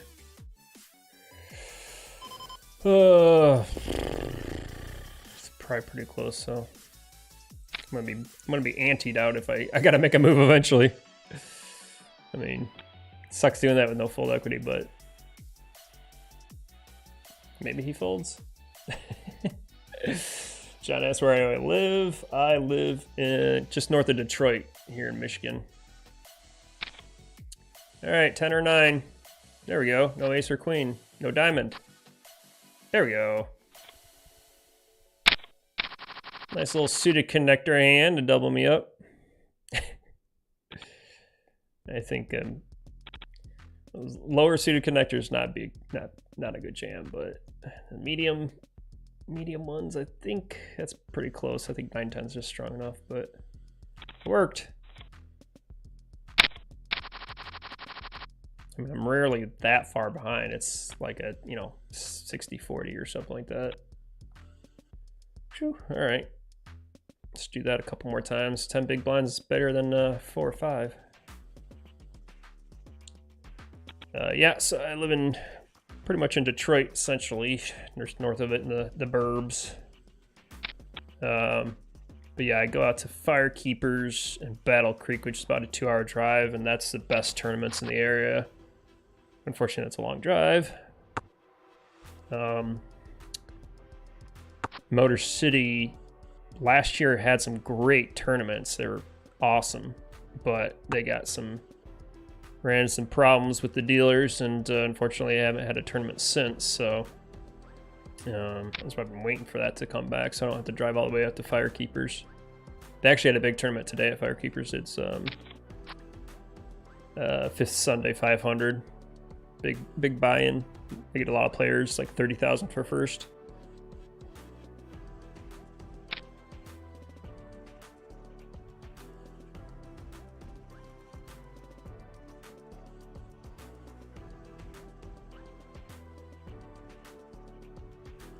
But yeah, I think the only time I only drove out to Firekeepers just for the MSPT.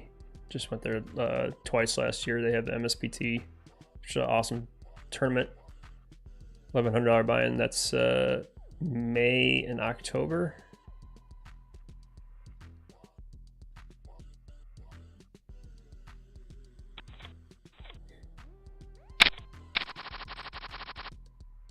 Jack. Be jamming with this. If this guy opens, please fold. Do I jam with this if he still opens? I think I might have to. It's very similar to that 9-10 hand. It's even better. But I'd rather rip it open. Get some folds, steal some blinds. Just like that. We made the pay jump. Another 24 bucks.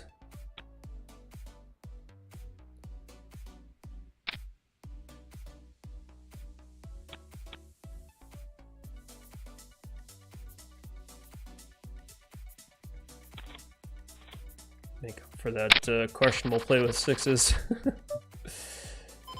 Close, but I think those 6s I just need to give up with and check on the turn. Oh well. John, are you in the Michigan area or New Jersey? I'm curious if this is the first time actually I've streamed and played online since New Jersey and Michigan have combined their player pools on PokerStars. So my viewers have usually been from Michigan since they see me on playing with them, but I haven't ran into anybody from New Jersey yet jumping on the stream. Although I have ran into some random people from just like bizarre places like Morocco or something. Doesn't really make sense, but I'm like, hey, all right, cool.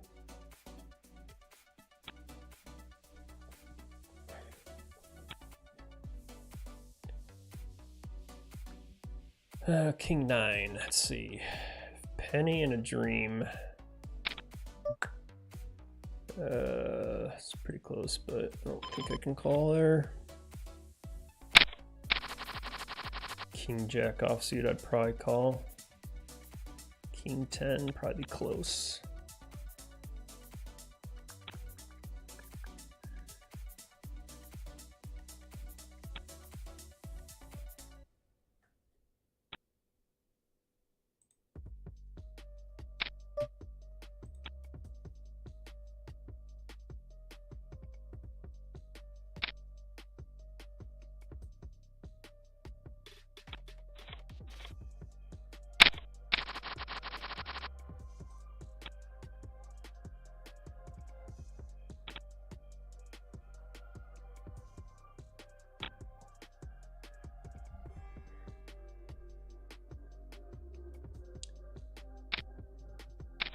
Yeah, this tournament's gonna go till like 3 in the morning probably.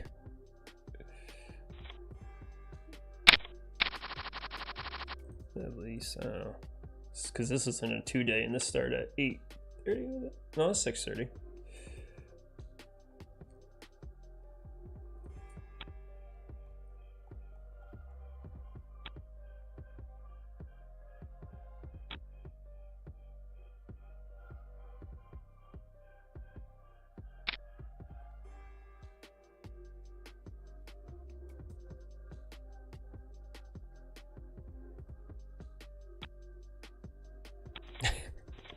I was just looking at the players left. 10-9, fold that. Apparently usually there's a limit on how many times you can re-enter. Probably doesn't look like there is, because this guy, I was looking at these, 2 rebuys, it's bracketed too. Or, on this guy, Stony Pokes, 11 rebuys. Hey man, good for you, bro. He's got to finish top 10 as well to like break even just in the buy-ins for this tournament.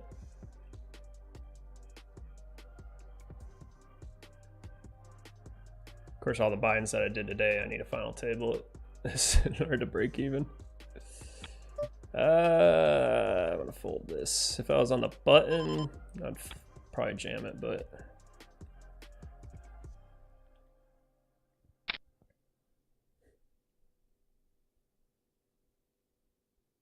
blinds are going to raise up here in a second.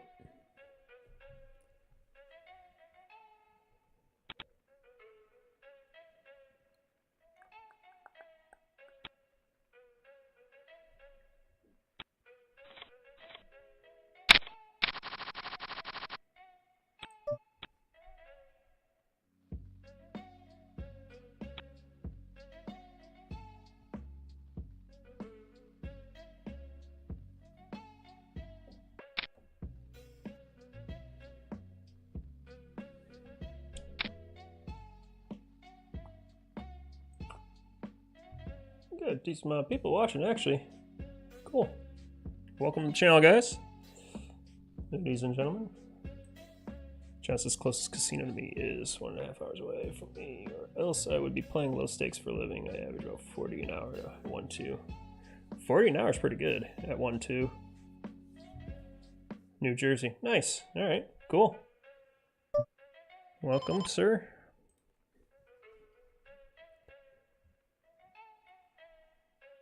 Yeah, it's cool. This is a start. New Jersey and Michigan joining.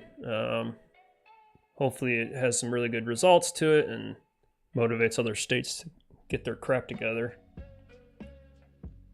This was a huge deal for me when they legalized it here in Michigan.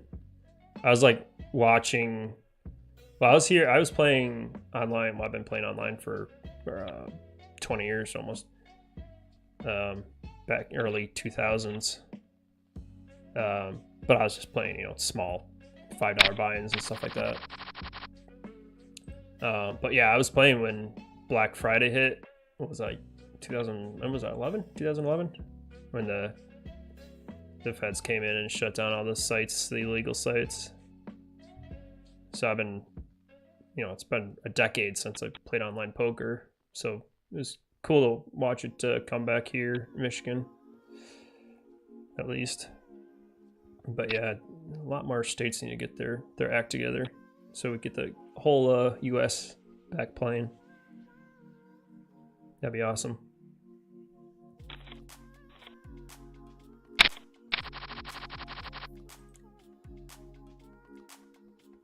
King Deuce here, 6 bigs.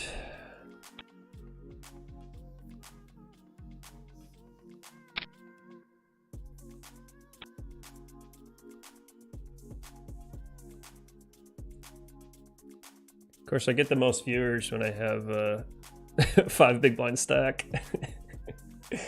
Maybe you guys came to root me on. I appreciate it. Come on, come back from a 4 big blind stack. Win this thing. I'm hoping to.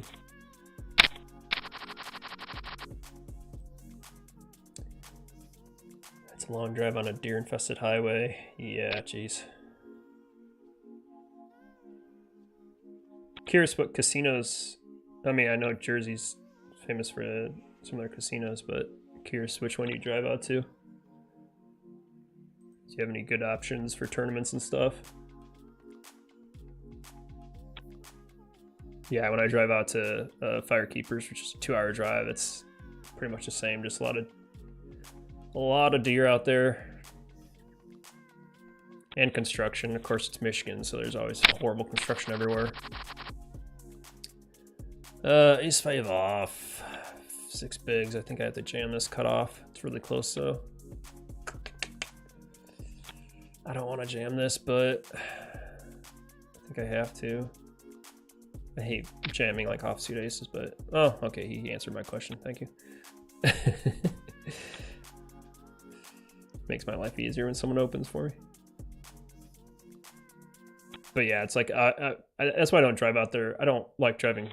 I love travel, but I hate traveling. I hate flying and driving and all that. But so that's why I haven't gone out to Firekeepers too often. But we used to have a group of people. I'm jamming this though. Suited ace, hijack. We had a group of people. There was like 5 of us that would drive out in caravan pretty much and split a hotel room. So it was, you know, pretty cheap. And all right, ooh, right into kings. You need an ace. Okay, hold, baby. GG's. Oh man, I spiked the ace. I got so excited.